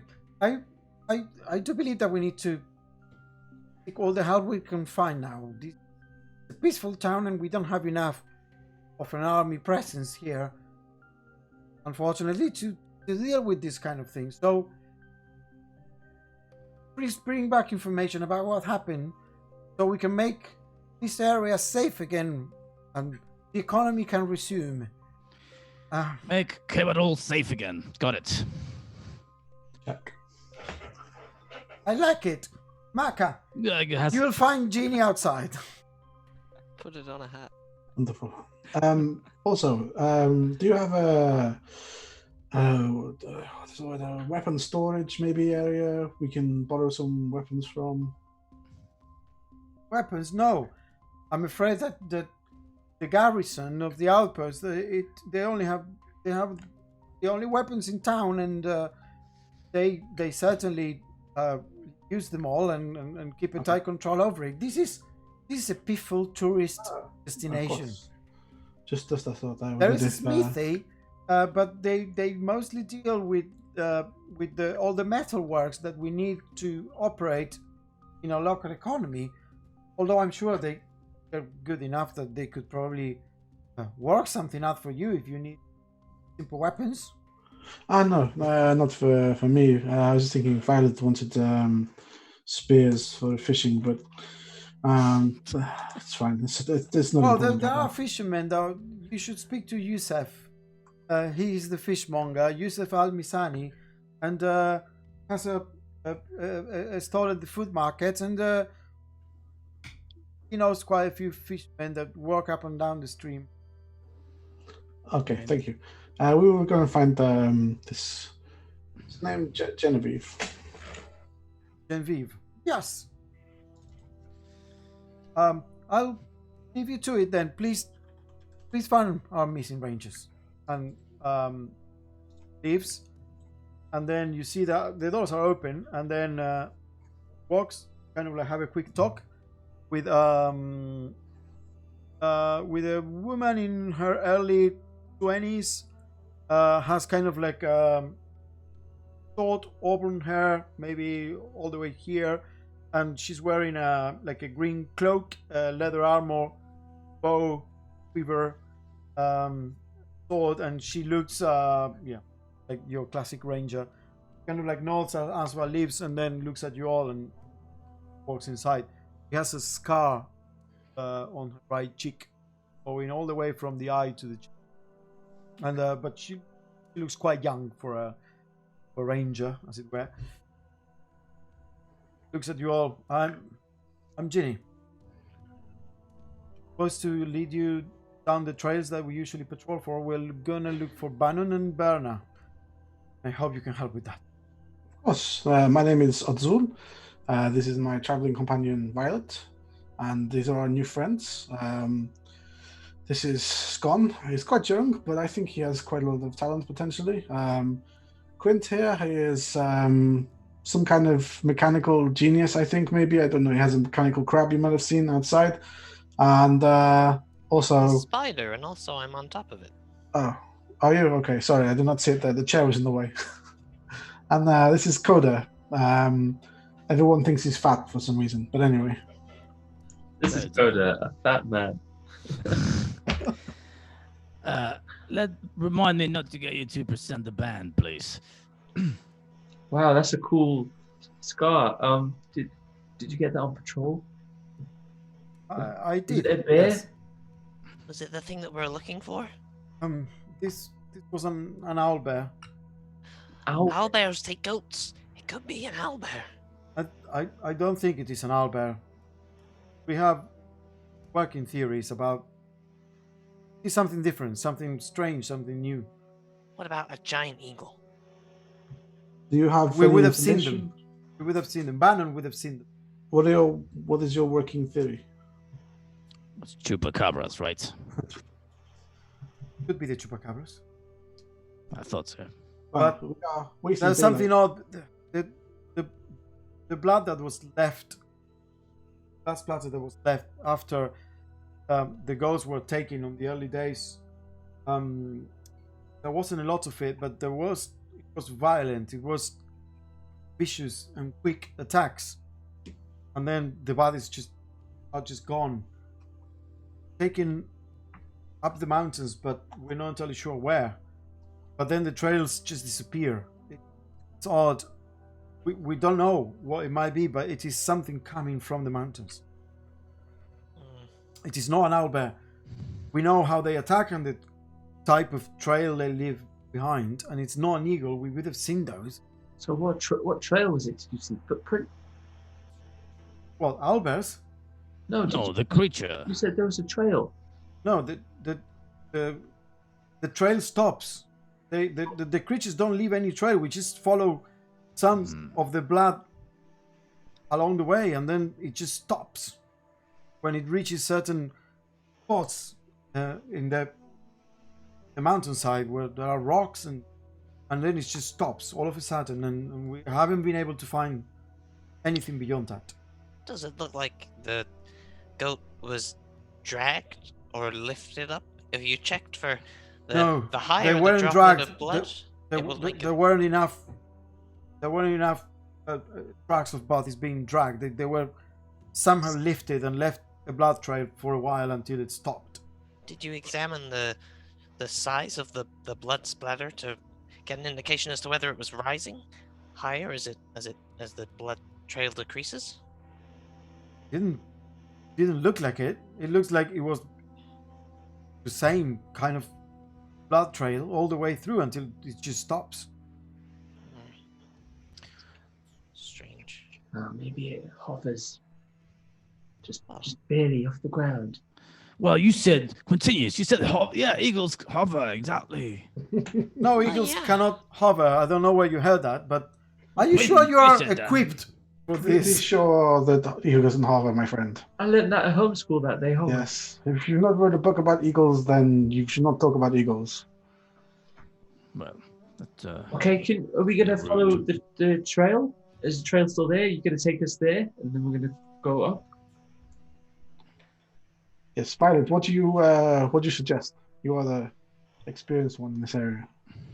Well, I don't know. We go out there, we take a goat is bait, and then we'll leave it outside. Something comes along to kill it, Yes. and then Come on. we. Wait, no, they said that was a brilliant idea. there hasn't been an attack for 3 days. That's because they put the goats inside. Yes. We should take a goat on a rope, and then if something Goat on a comes, rope. well, if something comes to try and grab it and pull it away, we can hold on to it and drag the thing to the ground, and then we can smash it. Well, you smash it. I will stand back and let you smash it. How do we watch it? Do you make Before you set any kind of trap, we need to know what we're dealing with. We need to find the missing rangers. This is what we need to do now. Yes, of course. Sorry, we got distracted in the goat plan. Well, I mean, I presume we are on our way there already, right? I mean, hey, look. Sorry, Well, are you ready to I leave? assumed they were dead. Yes, we're ready. Oh, there they are. Let me just Look at the quickly. We'll get the mule and just bring the mule and tie it here so it is safe, and then just quickly. I will go and sort this. I'll quickly run off to go and get the mule from the back of because the mule's just still tied to the back of the cart somewhere. Yeah. So what? Okay. So where are you leaving the mule? Should tie it to the town hall somewhere. Okay. Keep an eye Yeah, on the there is mule. there is like a little place there to tie the mule to. Let me just show you. Is there a guard outside the front of the town hall? That's what? Sorry. A guard outside the town hall, or Yeah, that was the guy that was like, "Hey, don't bring that in here," and then I did, and he was like, "Okay, that's fine." so I'll take him up to the guard at the front of the town hall. We're on a very important mission to save the town. This is my mule. You must look after it. I expect you to give it the water and food, and if it gets hurt or die, that is your responsibility, and you will replace it. Do you understand? The guy looks at you. Who the hell do you think you are? I am helping out to save your town. Do you not want your town saved? Here it is. Piss First off. initiative. First initiative. It's coming up. Coming right now. Genevieve, this man. You don't give me orders. Piss off. Genevieve, can you please ask this man to look after my mule? Just leave the mule there. Fuck's sake. This fucking place. Tie it up to the place where the other horses are. Okay. Like a normal person would do. Yeah. Excuse me, you. Look after my mule. Right. Yeah. Are you trying to be annoying? Piss off as many people as you can. Okay.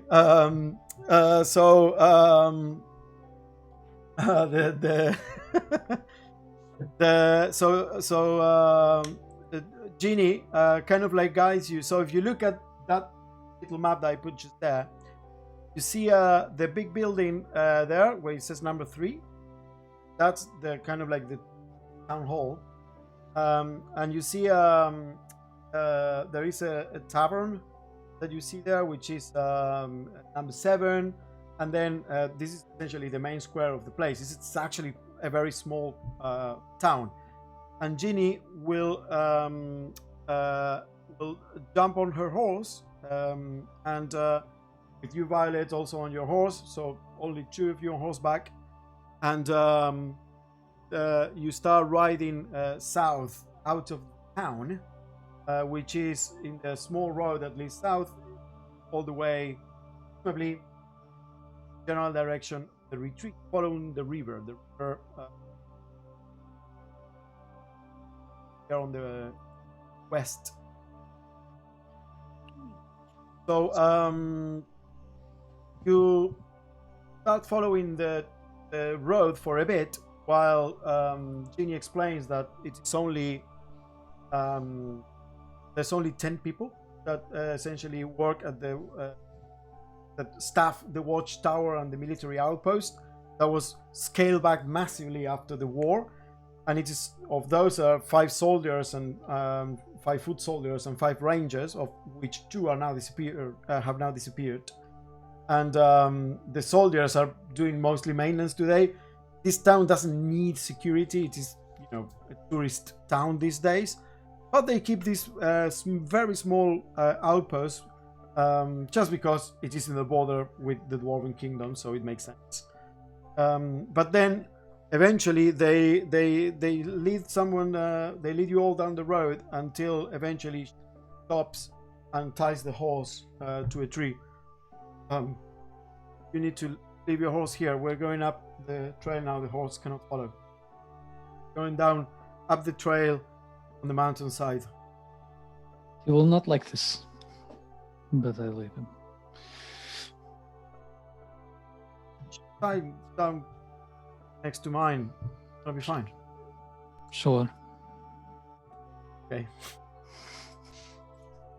They are very close friends, so he does not like to part. They do not like to part in this way. Okay. Violet, what's the name of your horse? The horse's name is Duras. Doras. Is it a mare or a stallion? He's a boy horse. It's a boy horse. Dora the boy horse. Duras. Doras. Dora. Oh, I see. It's an impressive specimen. Very huge creature. Well, thank you. He's a good horse. It's my friend. I'll get my, as we're traveling along, I'll get my musket out of the case again and just have it kind of, it's still loaded from last time. But Yep. Okay. You get riding on the it. mask out. At that, Jean is now starting to lead you up the mountain trail, which is steep enough that at some points you need to use your hands to kind of like climb a bit and then walk another bit and then climb another bit of rock and then walk another bit and then take the mask out. That's a dwarven weapon. I mean, it's from the Dendurian Kingdom, but it was made by my uncle, I believe. It's gnomish. Oh yeah, it was true. It was your people that invented them, no? I believe so. I mean, we tend to make a lot of the gnomes tended to make a lot of the things back in the Dendurian Kingdom. I think this was one of them. Okay. That you can let me use it? I mean, I would rather keep hold of it if that's okay. It's a family heirloom, and I don't really intend on using it for much more than maybe scaring away anything that comes at us. It makes quite a loud noise, and that seemed to be effective against a bear. So I thought maybe. Well, maybe it would be... if there is anything dangerous here, it will be useful then. I don't know why the captain is so worried. We're talking about Bannon and Berner here. They are the best.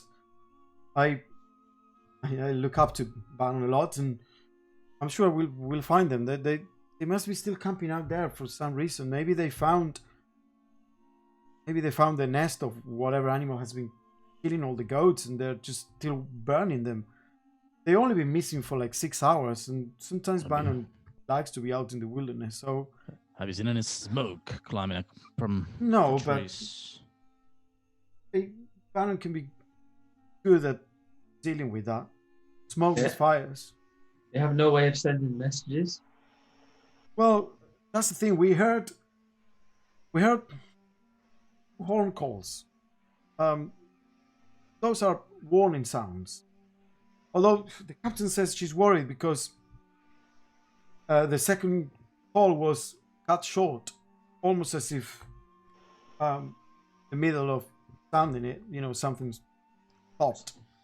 The horn stopped making a sound, and then that was it. And this was like very late at night, last night. And after some time, Bannon's horse just showed up again. But the horse was not distressed at all. Like Bannon sometimes does that. He will have to climb up here for whatever reason he's investigating, and he will send the horse back to stables. Yeah, but the first bit you said sounded scary. I mean, why would they normally blow the horn? Well, the 2 notes are for warning when they found something. It's only 3 notes when it's an attack. But find what? What's the last thing they did the horn for? What they found? Well, no. Sometimes when they want to signal each other that they found something, because the patrols, we rangers patrol separately, so we need to signal each other. So this was one of them calling the other one. That's what I think. If the horn was cut short on the second blow, how do you know there wasn't going to be a third one to follow? It's not a very good This system. Bannon and Berna, nothing would. If they were in danger, nothing would have stopped them. Like cutting short, like they were killed. Well, I hope you're right. He's a war hero. It's fine. We'll find him soon. This has been blown out of proportion. Let's just go to where they should have been patrolling last night. And she keeps like leading you further up. She looks quite young. I'm probably inexperienced, but lively and you keep going for a while. Lucas, just to check, I assume I'm right to have Ocean with me here because you can have Ocean because he has 8 legs and can walk up there. Yeah, it's got +6 athletics as well, so it's quite sturdy. Okay, so you're all kind of like huffing and puffing as you go up, except Violet, and Code appears to be surprisingly nimble and strong, and appears to have not many issues climbing this. Although you start like catching your breath. Violet, make a survival check. Ooh, total shift. 24. Fucking hell, music. 24. Oh, So Natural 19. And Jeannie roll a 2. So Jeannie walks past something that you immediately notice. There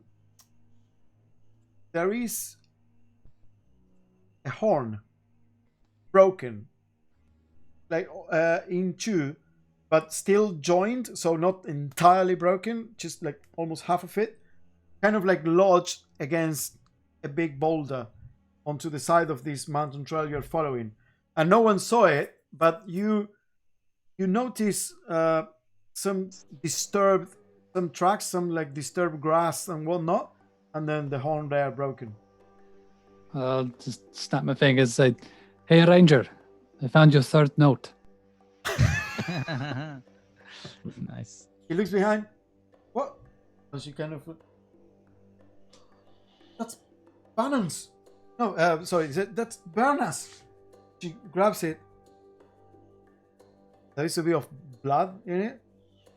And she looks immediately deflated and almost like cannot believe What kind of can we see it from when she's holding it? What kind of damage the horn has? Make an investigation check. May I have a look? And I'll just pass it along as well. If anyone else. Yeah, I'll have a look. I have no idea. I mean, I think it cracked by itself. Just split like the sound. That's why the second note stopped. It was so strong that it split the horn in two. Are you fucking joking? This is something did this. Look, there's blood. Well, that must be the blood of his lungs. Where it's sometimes I've seen that happen to some trumpetists. 22. 22. I'll just look at like what material it's made out of, and then try and work out. So it's made out of bone, basically, and it is reinforced with metal. Actually, it has like metal bands, 3 of them, and it has been broken. The bone has been broken, and one of the bands is kind of like holding the 2 pieces together, and it appears to be quite a clean break, and just based on how thick the bone is, this must have been a powerful blow to break this horn does. I don't want to. It is noisy. You can imagine that if you grab this horn and just smash it against the rock, it wouldn't break as easily. It would probably be crushed a bit and maybe chipped, but not with such a clean break that went almost half, entirely through. Not quite, but almost entirely. I don't want to cause any alarm here, but based on the thickness of the material and the cleanness of this cut, whatever did this is strong. Like, maybe even stronger than you, Violet. Look. Well, I'm telling you, sometimes the resonance of sounds can make certain materials crack, even though they seem extremely hard. I am sure that is not what has happened here. Okay, this could be more dangerous. Perhaps we should keep Scon in the middle, just in case something comes to attack. He is the obvious target for some kind of chupacabra, you say? He's about the same size as a goat, so... I mean, he might have a point, Scon. So, yeah, just take shelter in the middle. I got your back. Okay, yes, I'm getting pretty scared. Do not worry. Violet is here. She's very strong and she will kill anything that comes for you. But this might be stronger than Violet. No, this is not possible. Do not worry. I mean, She doesn't look scared, and she saw that horn. We all skipped past it. She has eyes like a needle. Violet, you kind of like follow your instinct on the side of the mountains, and you keep looking at what appears to be the tracks of disturbed grass and shrub all along the mountain, and a bit further ahead you see some blood splatter against like a tree trunk, and then you look down and you look up, and it almost feels like something happened up there, and the horn flew all the way down here. It's about like 10 away from you, up the mountainside. I'll just look up there. I'll point. Just how do we get up there? You see this? Not up there. We climb, of course. And she starts climbing. You see, Scon, eyes like a needle. Nobody saw that. Climbing. How difficult is this climb? There is enough. There's plenty of places to like grab yourself. It doesn't look too difficult. Is it vertical though, or is it like? No. It is it is slow. Oh, okay. What if you're wearing sandals? You got some flippers on. So she Most starts of us are wearing climbing. sandals. Are you following? Very well. Yep. I mean, this is not a tree, right? This is the mountainside. This is the mountainside, and there Okay. are trees. It has a steep slope, probably 70 degrees, and there are trees growing from and boulders and Okay. rocks, and growing kind of like at an angle from the If mountainside. it is a mountainside, I will climb. If it is a tree, no fucking way. No. Yeah, you can climb the mountainside. For both of you, it's relatively easy enough. The rest, Odzul, Quintinius, and Scon, you have to roll. I'm sitting on top of Ocean, though. Oh, okay. I can mount him. Oh as a yeah, tall Ocean. creature. Ocean has a climb speed. It doesn't have a climb speed because it's not normally a spider. It's normally they Oh, got, like, yeah. a dog, but like so it doesn't have anything to do with. Yeah, like, but the okay. So spider. roll for Ocean and Scon and Odzuli. I'm going to be climbing right behind Scon just so I can catch him if he slips. Okay, on. you Violet we- are following behind. Okay, what are we using for rolls? Athletics. Yeah. Athletics. 15 minus 2, so 13. 13 plus 6, 24.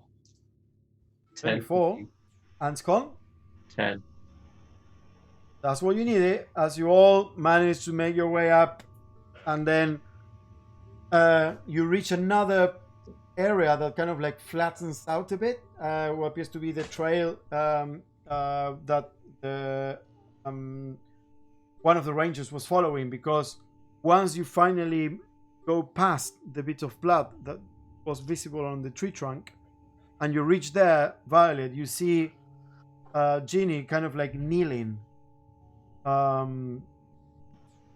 tears streaming down her face as you see tons of blood everywhere as in this like upper trail, and the spatter is almost like covering like a really big area. This was a vicious and violent attack to cause this much blood go flying in different directions. Is there any like leftovers apart from blood? Make an investigation check. Well, actually, this is survival. Make a survival check. As the moment this is happening as well. Natural 20. Natural 20. 25. Wow. Yeah, it's a bit of brain there into that leaf. The instant it happens, I'm just gonna like cut my glove on and just cast mage armor on myself. Okay, so you go and cast mage armor as you all kind of like reach there and go like, oh shit. Oh, Scon, look away. Rangers. Violet. You find in one of the like lodge against a bit of shrub, a hand. Can I tell a gender from the hand? Severed. Hairy? Sorry? A hairy hand? No, it appears to be a human hand. But I mean, is it like a hairy human? Like, is one of them's male, one of them's female, right? Can I tell a gender? Like, can I tell if this is going to be Bannon or Bannon? Well, it's hard because they were both rangers and presumably had very weathered hands. But make a medicine check. Check for a pulse as well. It's another natural 20. It was a really weird roll. It was like 2 and then it did like the... I'm going to say that based on the size of the wrist, you imagine this to be a female human hand. You're going all Ray Charles, closing your eyes and grabbing the wrist. A female human hand of someone that is about 29-year-old. I was just thinking of knuckle hairs. Yeah. And it was gloved. Okay. I will grab it and I'll walk over to what's her face, Jenny. She's kind of down there, and I'll just kind of put it in front of her. I found this. Looks, Berna, no! She grabs the hand and goes, Berna! Fuck! She's a subtle one, isn't she? Kill these things, whatever they fucking are! And she kind of like puts the hand in her backpack. And I'm gonna look around in the skies just to see if there's anything like flying around. Make a perception check. Keep your eyes peeled, Scon. It's a bad idea. We shouldn't. Oh, I got the glare in my eyes. I can't see anything. Ugh. Nothing flying around. It's a 5. You, Violet. You're good at this. Let me find the trail. Where the blood goes over there. Kind of like starts running down where the blood spatter follows. But in general, as part of the whole survival check you already did, you realize there was a super vicious and violent attack here. And then the trail of blood isn't that much. But it goes in a certain direction. But it's not like a body full of bleeding, bleeding body is kind of like being dragged. There is some blood trail, but that goes in a certain direction, but not as much. Okay. Is she going that way already? Yeah, she's going that way. Okay, I will just kind of wave to Otzel to stay with me, and then follow behind. Looking at the amount of blood there is Yeah. just on the ground, and the fact that there's like a severed hand, can I surmise? I got medicine proficiency. Yeah. Like the body was just like decimated. Make a medicine check with advantage. It exploded. 14 plus my medicine of 2. 16. 16. You can imagine that the body was. I mean, it feels almost it looks like a butchery, cut in pieces and just taken. I don't. This is way much more blood than I was anticipating. When I mentioned the trail, I thought there'd be like, droplets, like a cut here or something, but this is. This looks Coda, bad. this is. Yeah. I mean, it might be worth getting your gun ready, Quintinius. Should we just go back and say that they're dead? I mean, that's all we were asked to do, wasn't it? They wanted information about the Rangers, and we can tell them that we must push on and find this thing and stop it. It could harm other people, and we can take care of it. Scon, come here, take my hand. It'll be okay. What if there's more than one? Put my hand out for Scon. It is okay. Come here, take my hand. You will Hey, be fine. lad. Scon, you do what you want to do, okay? Don't feel peer pressure. If you want to go back, you can go back. This wasn't a bear. Well, if you go back by yourself, it's probably it wouldn't be too sensible to go back. Yes, I'm gonna pull out one of my swords. Okay. If you go, whatever you have a weapon of any kind, now is the time to draw it. I would say. Just gonna start concentrating on a firebolt. Just my glove just starts flaming. Just so I'm like prepare. I assume in theory I can sort of kind of prepare a firebolt in a sense. Sure, you can have like a reaction ready if you wish. Violet, make a survival check as you follow the quickly at pace, accelerating and desperate.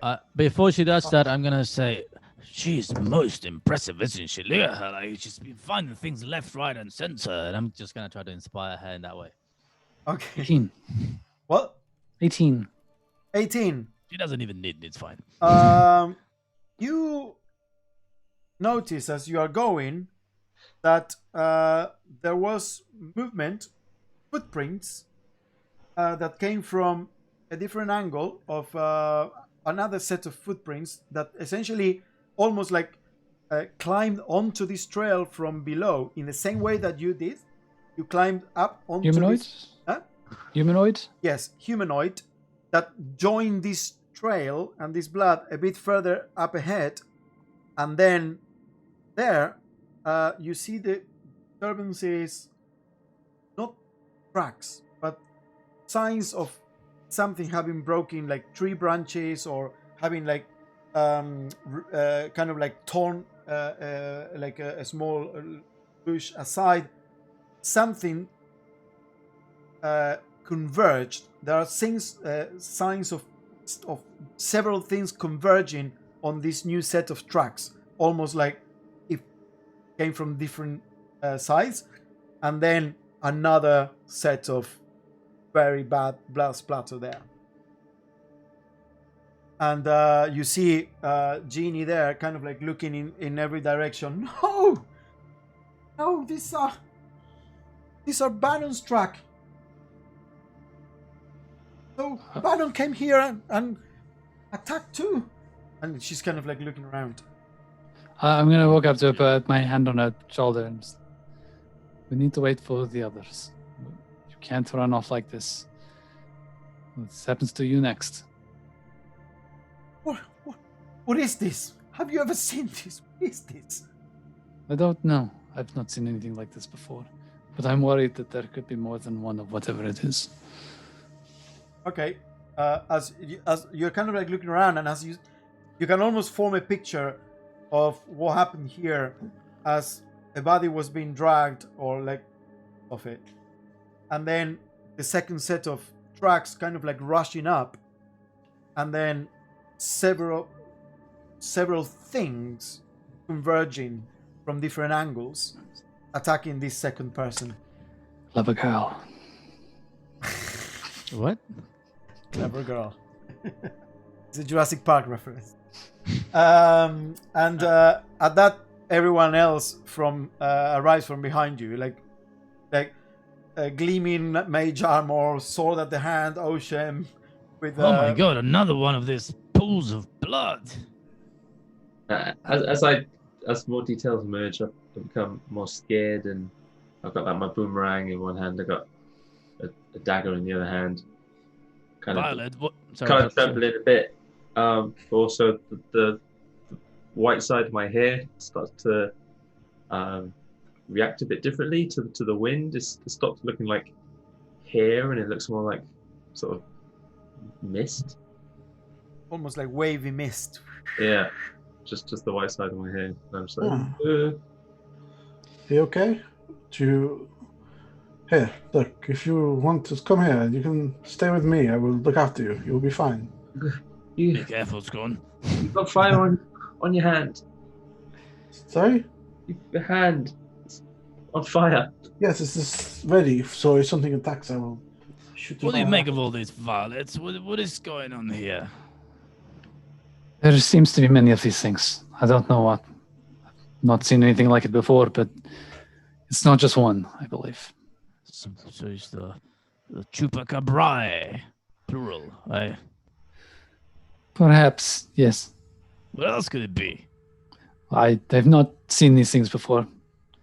Are there any tracks? Are they bipedal, quadrupedal?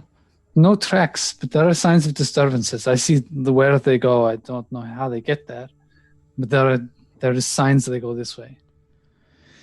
Can I look at when Violet points out the signs of disturbances? Can I look to try and work out like the size, the mass, maybe, of the things that's moving through? Make an investigation. This will be survival, but I will give you advantage. Okay. For reasons. I rolled. It's a gnome. It's a pack of gnomes. Survival. Yes. 9 with advantage. I got +0. Okay. So the only thing that you can tell, there's something odd about these disturbances that Violet is pointing at, because whatever moved or cut or torn or disturbed the nature here, it is not in the shape of big footprints or something heavy. The one thing that reminds you of a bit weirdly is, you didn't roll that well, but you can imagine something thin, almost like Ocean's legs, something thin and all. The disturbances are almost like small holes in the ground, and the way it is a piece of bush torn aside is almost like several sticks, something moving like fast in the ground with several thin surface of contact. I'll relay this then and just say, whatever we know, it's strong. It's very, very strong, but it's not big. It's not big like a bear or an owlbear. It's I have never seen. How many do we think? I'll take a look at the ground to sort of see how many different creatures there might be. Make a survival check. It is very hard to tell amongst the carnage and 16. And you can make one as well, Violet. So you can definitely surmise, Azul, that based on the disturbances and the broken pieces of nature, there were many of these things coming from different directions. And one thing that you notice is that the trail of blood stops very suddenly, maybe 5 or 6 meters away up ahead, after this new blast splatter place of attack. Violet, what did you roll? Only 11. Yes, not much more than that. When you say it stops, does it stop like dead? Like it's just weird that it stops, or So there is trees and shrub and boulders and rocks, and the blood just disappears underneath. Well, underneath. I mean, on the ground and in the brush and the rocks, and it just doesn't go anywhere else. It's almost as if the blood keeps going there and then just stops. Are there any cobwebs on the trees or anywhere? No cobwebs. Here, Violet, you see where the blood stops up there? Can you just throw a rock just at the area where it stops? I don't want to see if it's maybe some kind of illusion or something, or a fake wall or something like that. It's not quite right. Okay.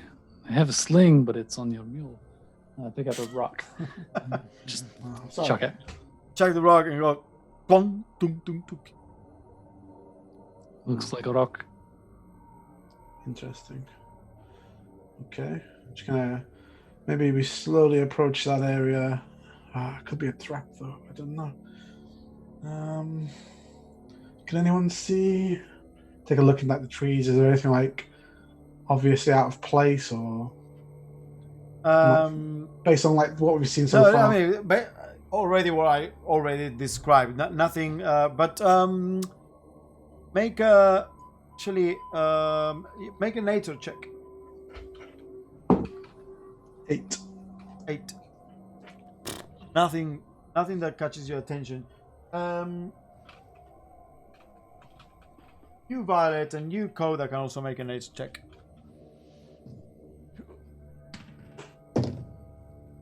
12. 13. So the only thing that feels a bit odd is that some of the boulders and the rock formations nearby, not only where the blood stops, but a bit further up as well, have a weird thing, like the moss and the shrub and whatnot is growing on the wrong side of the rock, as opposed to like all the other pieces of boulder, almost as if they have shifted or moved around. But the boulders are really, really big. We're talking about like big, like mountainous rock, but it has shifted, and you can see the lines where they used to be touched with the ground, and now that piece is exposed, kind of like when you lift a rock and you see all that stuff. So there is a weird shift there in the arrangement of the brush and the rocks. You see this? You mean the rocks? Yes. They've been moved somehow. It's too big. They're huge. I mean, what could move those rocks? I mean, I can see how the moss looks different, but With the right tools. there might be a mechanism of sorts, or like giants we're dealing with. Or something that is particularly good. Sometimes it comes to technique, Huh. Maybe. Yeah, I mean, I'm not good at rocks. Could you move that rock, Violet, with technique? Does it look like I could, if I leave it, I could be able to move something like that? You can certainly try. Or if I used my block and tackle with the python? Yes, with the tools, yes, you can definitely like jury rig some kind of like pulley system to leverage it. Yeah. Wait, Violet. Can I just kind of looking at the rocks? Do they look like they're roughly the same kind of size and shape? Oh, they're all like it's just full of rocks of different sizes and shapes. And what do you mean? Like, are there like bigger ones that look like they might themselves be actually creatures of some sort? Make an investigation check. Oh, it's true. The python's 14. In the eye. Will you roll? 14. 14. Very hard to tell. To you, they look like rocks. I understand what you're looking for, but you're trying to figure out different angles to see if maybe that's an arm. Kind of like trying to see shapes in the clouds. Yeah. But you don't think so. Okay, everyone just get ready. I'm going to just try something in case they might be alive or something, and just let my firebolt go on the rock, one of the big rocks. In case what might be alive? Wait, He goes- before you do anything. And then the fireball. As you go, hoping there is a creature there that you can target, it kind of like hits and burns a bit of the moss and sizzles out because it's quite humid. I mean, that was impressive, Otsul, but I think Violet's got the right idea. I once heard a man say, "Give me a liver." Liver or lever? Liver or lever? Anyway, he said liver, I think. You were the man one said. that was there. You would know, surely. We do not know. Well, I mean, it was a long time ago. I was a bit on my cups, if I'm honest. He said, "Give me a lever long enough and a fulcrum on which to place it, and I shall move the world." Ah. Do you have your block and tackle with you here? I do. Okay. That I keep on me. So. You suddenly see something that you were not expecting as Violet starts pulling out a complex set of a block and tackle essentially. But it is it's a useful tool to use. You see my eyes kind of light up as you pull it out, and I crawl over. You got a block and tackle? Yes. What are you gonna do? You gonna lift up the rock? I'm gonna try and move this rock. So I'm just going to use a python to attach it to one end and then attach it to the floor at the other end, and then we pull. Do you need a hand? Do you need to know? You probably know where the best place to put the python is. Well, I mean, I would put it on top maybe, so we don't pull it out. I've got a few pythons if you need a spare. I have some on me, but if you want to start doing the one at the bottom, and I will do this one. Yeah. Save time. Okay. Something like this might take my mind off all the blood. Sure, hopefully. No, I'll climb up and do the one on the rock itself. Okay, so you climb up, attach, you put a python there, kind of like clunk, clunk, clunk, clunk, It's like on top of the rock, so it doesn't get pulled straight out. Yeah, and then we'll go with the pulley underneath. How are you doing the pulley? So, it's going to be attached. So basically, I've got it on one attached to the floor and one attached to the rock itself, and then I can pull a rope from the pulley that's on the floor to then. Okay. I get you. So the rope goes like this to the top of the boulder. So when you pull from here, the boulder kind of like rolls this way. Although it would make more sense to do it the other way around, but I said I'd do it that way around.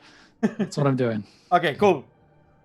So make an athletics check with advantage as you see Violet's muscles like going tight. She's not only strong, she's smart as well. 19. 19. And goes. And the everyone kind of like takes a step back and you go. You grab. You pull, and as you pull, the rock is moving enough, but you feel you need more distance to pull it. So you kind of like go around a tree, and then you step on the rope to generate tension downwards as the rope from the pulley comes towards the tree. Step on it, and you lean forward, and then finally that does it, and it goes past kind of like the lip of what appears to be some kind of hole, and go. And starts tumbling down the mountain. You have to release. So I'll look down the mountain and see if the town is at the bottom of this mountain. Yeah, or if we're safe. Crashes against a tree. Cloud of dust and leaves. Oh, no. That was loud. With the It takes your entire block and tackle with it. Another way. We'll get you another one. That's fine. And you see what appears to be some kind of collapsed tunnel. The blood was leading into the tunnel and disappears, but it is more rocks of different sizes, some boulders that are still blocking the way. So the massive boulder you moved was blocking like the outer portion, but now you can see now that there was a perfectly round and natural tunnel leading into the mountain, but it's still collapsed with more little medium-sized boulders and rocks and whatnot.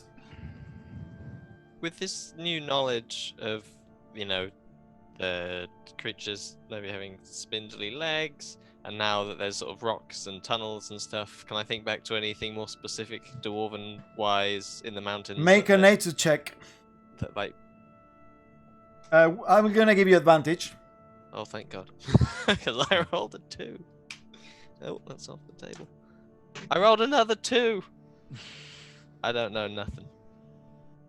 Unfortunately, nothing catches your attention. Oh, sorry, nothing like not catches your attention. Sparks your memory of what this might be. But certainly, I mean, none of you has to be particularly clever to figure out that this is not natural made. Any old It is man about stories? 5 foot diameter. Oh, I'm not sure if I'm gonna fit there, I must just say. 5 foot diameter Okay, is a meter and a half. I know, Violet said I was fat. Coda. I'm still smarting from that. I know that people have been saying things about your weight, but do not worry. You're not that big. I mean, that was very finely done, Violet. I'm very, very impressed. I mean, continuously you see that. I mean, you two could work together on some of your inventions.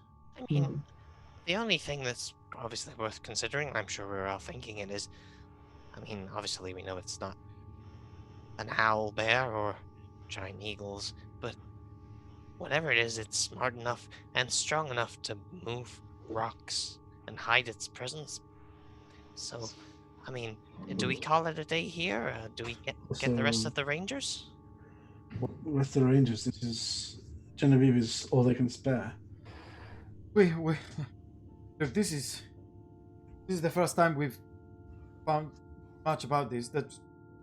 Thank you. You've done a great work here, and Bern and Bannon, they're just gone. What can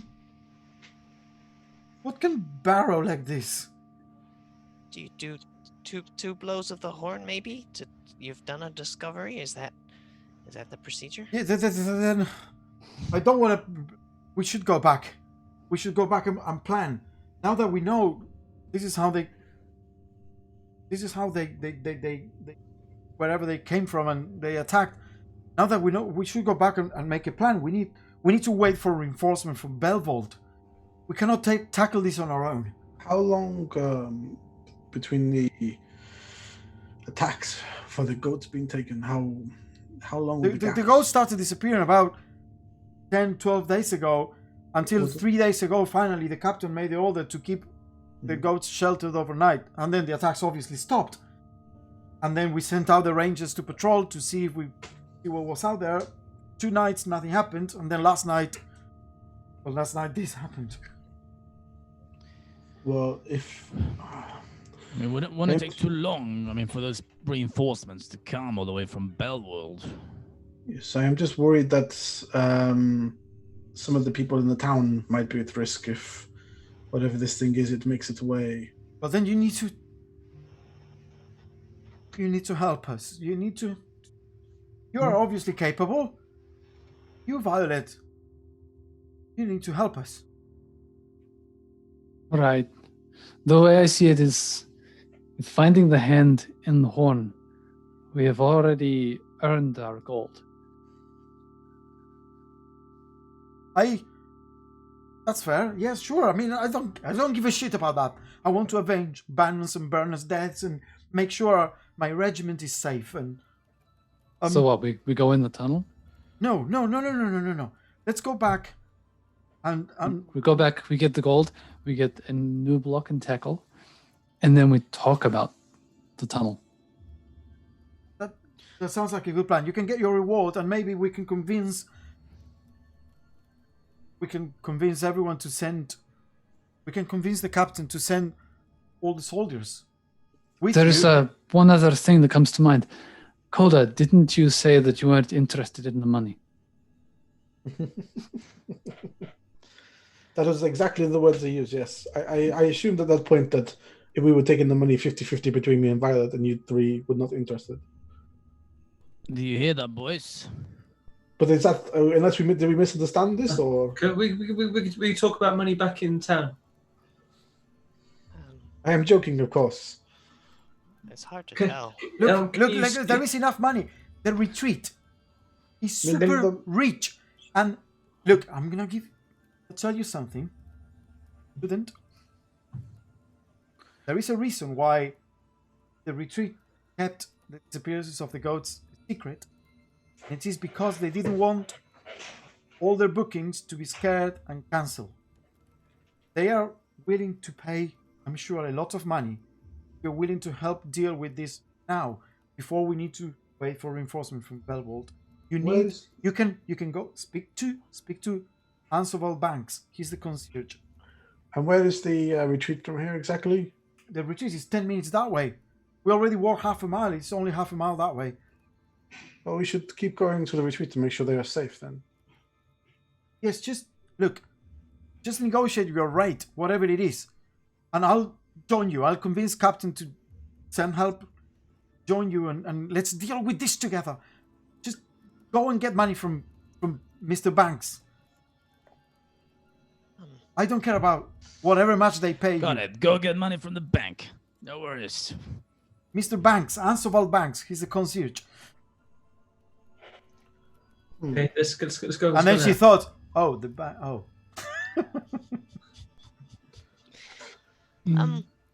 So we Well, we make can our just- way back to town? Is there any way we can It's so set up? close to the retreat. We might as well go and investigate, surely. Is there any way we can set up some kind of alarm here in case someone comes out when we're gone? Quick! Have you got anything you can? Very smart idea, Scon. Not on me today. I disassembled the alarms I set up yesterday, and I was tinkering with some stuff whilst I was on the top of the cart when the meeting was going on. Just some new ideas, and I don't have. It would take me too long to disassemble them now. I'm sorry. I thought we were done camping. We've shaken the whole nest now, so if I do something ha- comes out of here. I do have an idea, though. Miss Genevieve, do you have any magnesium in the town? I do have some magnesium here. I use it for climbing. It's actually what they use. Oh yeah, to rub on the hands. Magnesium? No. Why would I have magnesium with me? Well, These kind of does climbing anyone in the implements town- haven't even invented yet. Well, because if we have something that could create a spark, maybe a flash of light, we could make maybe a decoy goat, and as you were talking about using bait, and then we set that up, and then when the creatures go to attack it, it blinds them. We could maybe try and blind them to give us. I don't know about that, but look, if you need to use bait, we can get. I can get approval to get some goats out for bait. We certainly cannot leave rangers patrolling anymore out at night, which means we don't know when and how these creatures will attack again.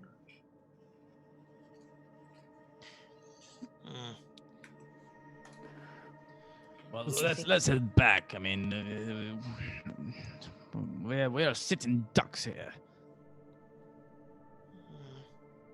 But again, we could head just quickly to the. I mean, you said 10 minutes walk to the. But surely we must speak to whatever his name is Well, if the first. people, we don't know the situation at the Radiant Falls. We should check to make sure it's okay. I don't think they'll let us in without Well, him. no, exactly. We'll need to speak to Answell so he can let us in. Very well. Let's head down. Hey, look, I'm extremely grateful for your help, even though Miss Bannon and Bern are dead. At least we know now, and we can do something about it. I'll talk to Captain Colbert, and get as much help as you need.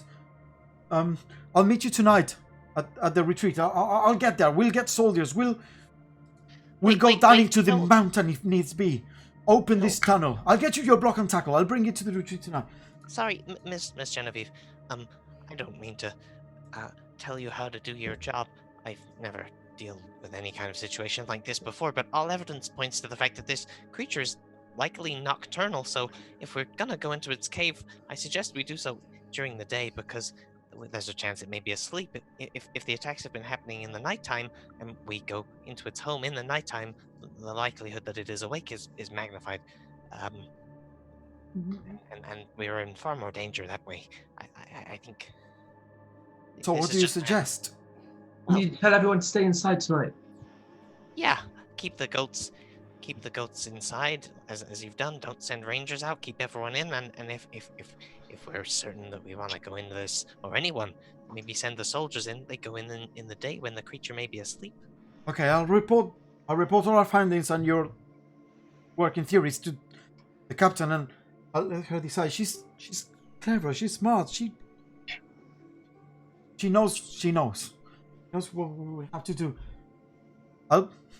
Thank you very much. I'll speak to you tomorrow. And she kind of like starts like going very fast down the mountainside. Are we not You are supposed left to follow her? alone here in this area, next to the tunnel. Violet, do you know the way back? I'm pretty sure I can work it out. It's Follow the down. blood. I mean, there is a road that you where you left the horses.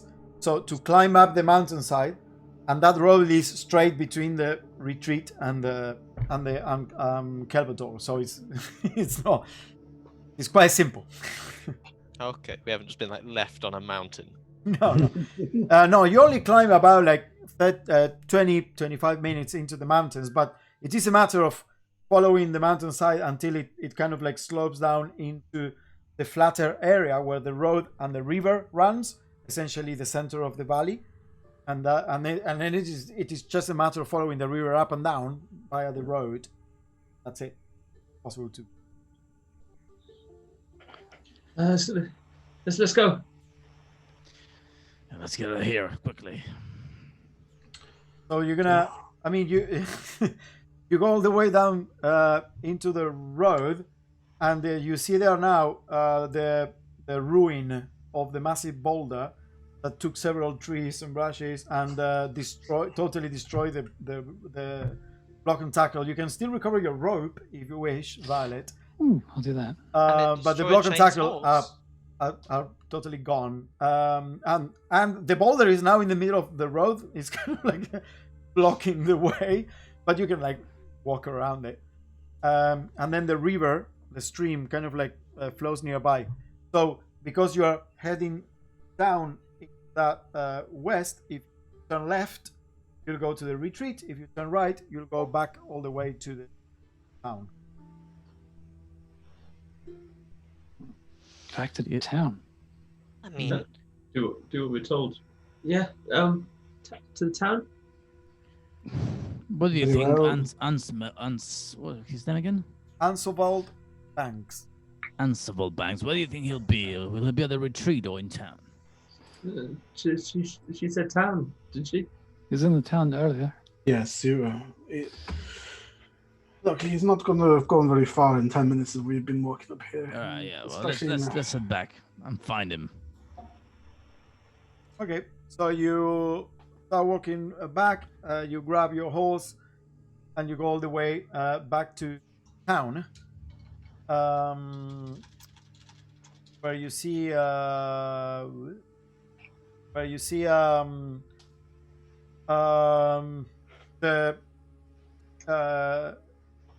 Ginny, Genevieve. She's kind of like in the middle of next to the watchtower, which is nearby number 7 there. You see her kind of like speaking to the captain and explaining and gesticulating, and Ansevald riding a horse along with a soldier, on top of a horse, like kind of like ready to leave as you approach. And the captain kind of like waves at you and asks, like, Ginny, kind of like gesture to calm down, comes to you.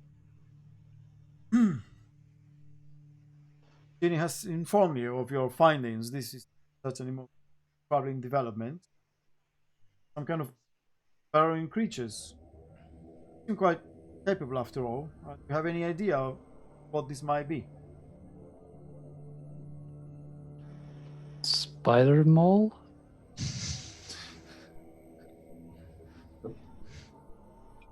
I don't know.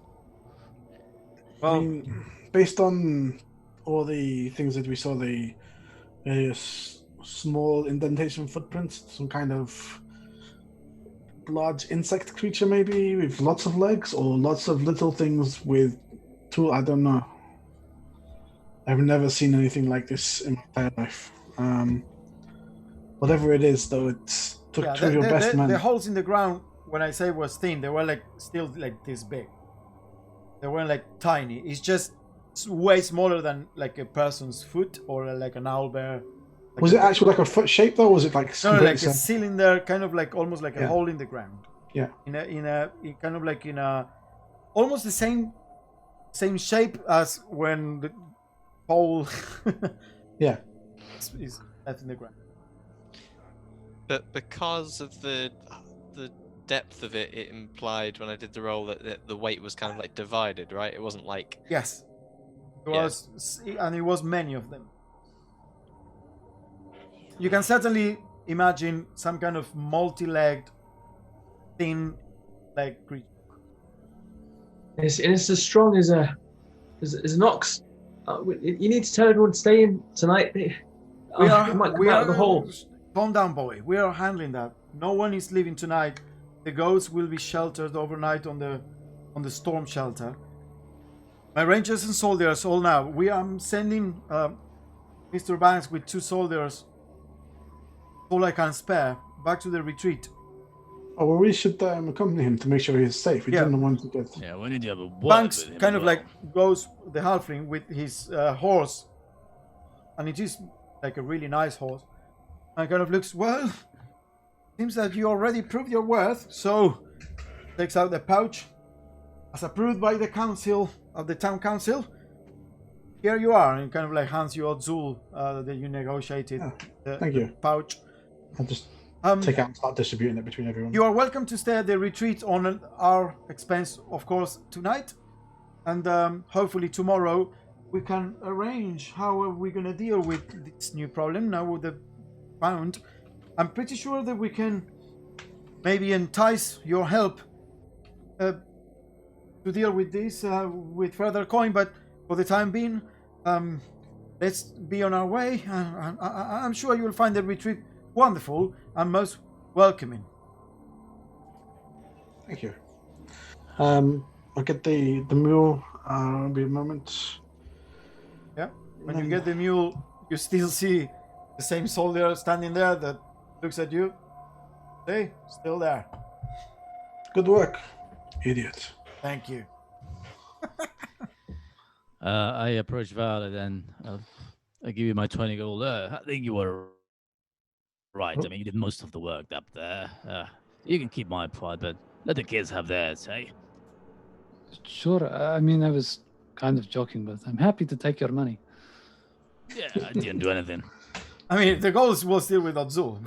Sure. No, No, I No, counted he it out. said it Oh, tonight. okay. You. Oh, sorry, I missed that. Okay. Scon, what are you gonna? Look at all that money. Oh, I've never had so much money. I don't know. And they want you back to help with the job again. I know. I feel bad for I'll look over to Violet. I'm sorry about your the thing that you used. You know, for the rock. Oh, right. I have something. I'll go in my bag. Just hand her a grappling hook. You know, I'm not very strong. I got a grappling hook. I thought you looked over my inventory this time. Wait, do you have a spyglass? Is that a spyglass? That looks very nice. There's no spyglass. Well, No, there it's hasn't been fine. quite Yeah, much no, to pull no. out. I actually checked the values, the values column, and was pretty barren. Scon, so you're fine. You see, I'm not very strong, so when I climb things, I always use this to help me. But here. Okay. Maybe I throw this for you next time, so you can climb somewhere higher. Yeah, it'd be good. You throw it further than me. Sure. Thank you. It's very kind of you. You made any friends, Scone? Well, she seems like a good friend to have right now. Yeah, she really did everything up there, to be honest. Mm-hmm. I'm gonna approach Genevieve. Genevieve, yeah? She's still around. Genevieve. I know it doesn't bring your friends back, but here, And just give her 5 of the gold thing Okay. pieces. um, you know, maybe you could give this to their families, or just give them a nice service in the town. Thank you. Thank you. I forget your name, but It's Quintinius Sanctifax. Quintinius. I know that your people and mine were on sides of the war, but I really appreciate it. I harbor no ill feelings towards your people. I think you make incredible things, and you know, if you go up there, I have a good friend up there in the retreat. If you go up there, make sure you speak to Narvi. You like her. It's a Narvi? dwarf. Oh, okay. It's been a while since I've spoke to a dwarf. She works up there with Steam. I also like him a lot. Well, them. I don't know. It's one of those, like your thing. Oh, like Goitian, a construct. Yes, it was one of the war. Dwarf and Narvi and Steam. They work the machinery that pulls water from the hot springs, so they can run hot water inside the retreat. It's very fancy. Oh wow! And it is one of them, the people with the constructs we fought. I lean in, lean up. You mean like a warforge? Yeah, he works the steam machinery. That's why he calls himself Steam. Oh wow! Thank you so much. It's been a scary day, but I'm glad I'll survive to see that. Yeah, for sure. Thank you again. I'll make sure to give this to. Yeah, Bernard's family is not here. Neither is Bannon's, but I'll make sure that we do something with it to honor the memory. They were the best of us. Bannon was a hero. To go off like this. Well, Thank you, little friend, and kind of pats your shoulder. I'll give a smile up. You're very welcome. I hope we can help in any way we can. I hope so too. We can't deal with this shit here. And she turns around and kind of goes back to the captain, and the captain goes, grabs her shoulder. Pull yourself together. Kind of pushes her. Let's go back to the watchtower. Answerable Banks, along with 2 soldiers, come next to you. Very well then, let's go back to the retreat. I'm prepared for the night there.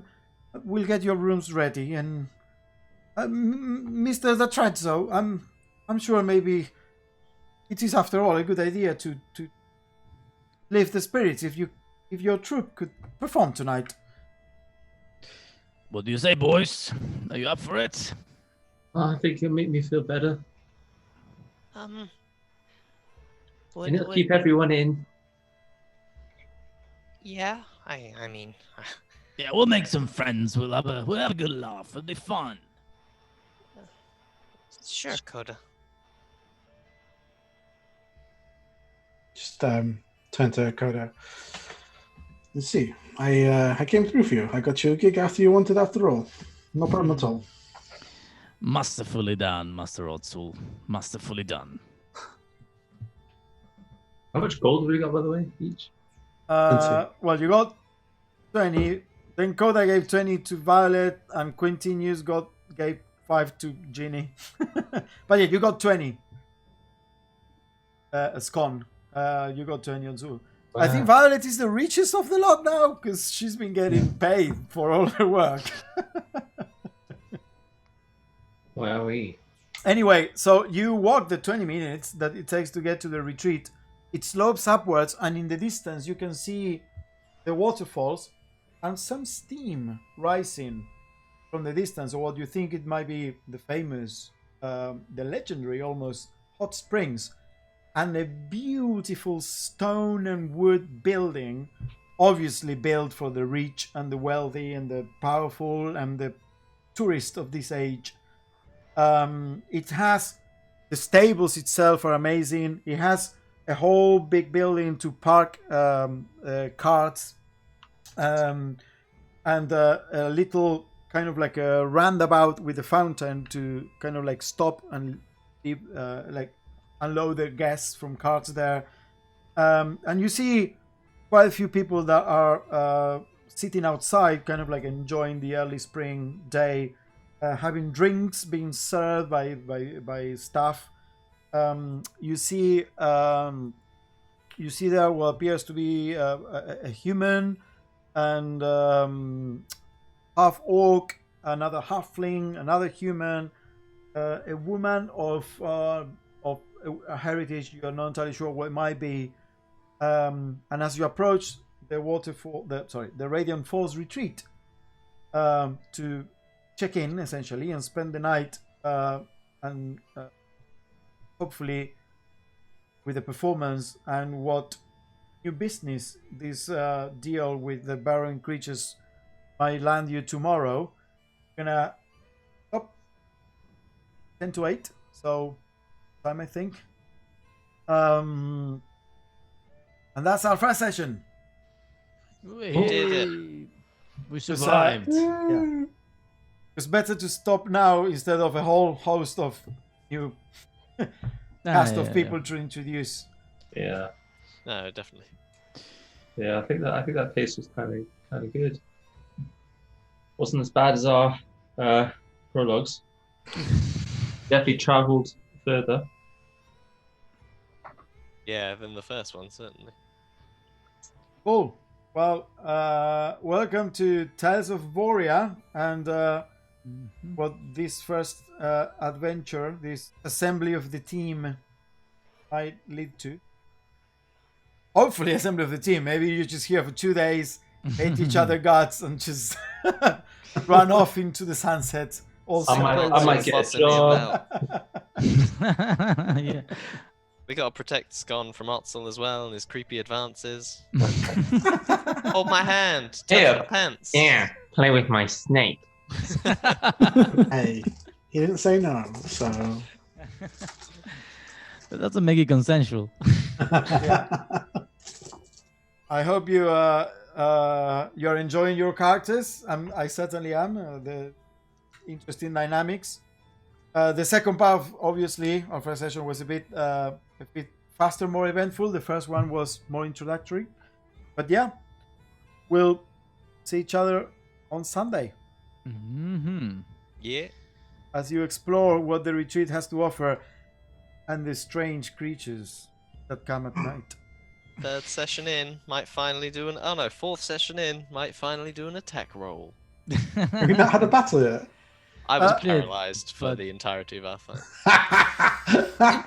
We didn't make an attack roll either. Yeah. Oh yeah, no, that's true. That And was there all was saving throws, wasn't it? There was a thing prepared, but I never knew if you would get to it. I had to be prepared though. Oh, I thought you meant the bear that's changed skin away. No. This. Anyway, yeah, you haven't yet made an attack. No. Continues. I mean, it works for me. I'm not a attack. My character is not someone that would go around fighting things. I killed those crabs, I guess. Hey, You love killed the fighters in 2 this. tiny river crabs. One attack. That's OP. Yeah. And a cantrip as well. Yeah. Nerf shocking grasp. That's OP. Okay, cool. Thank you.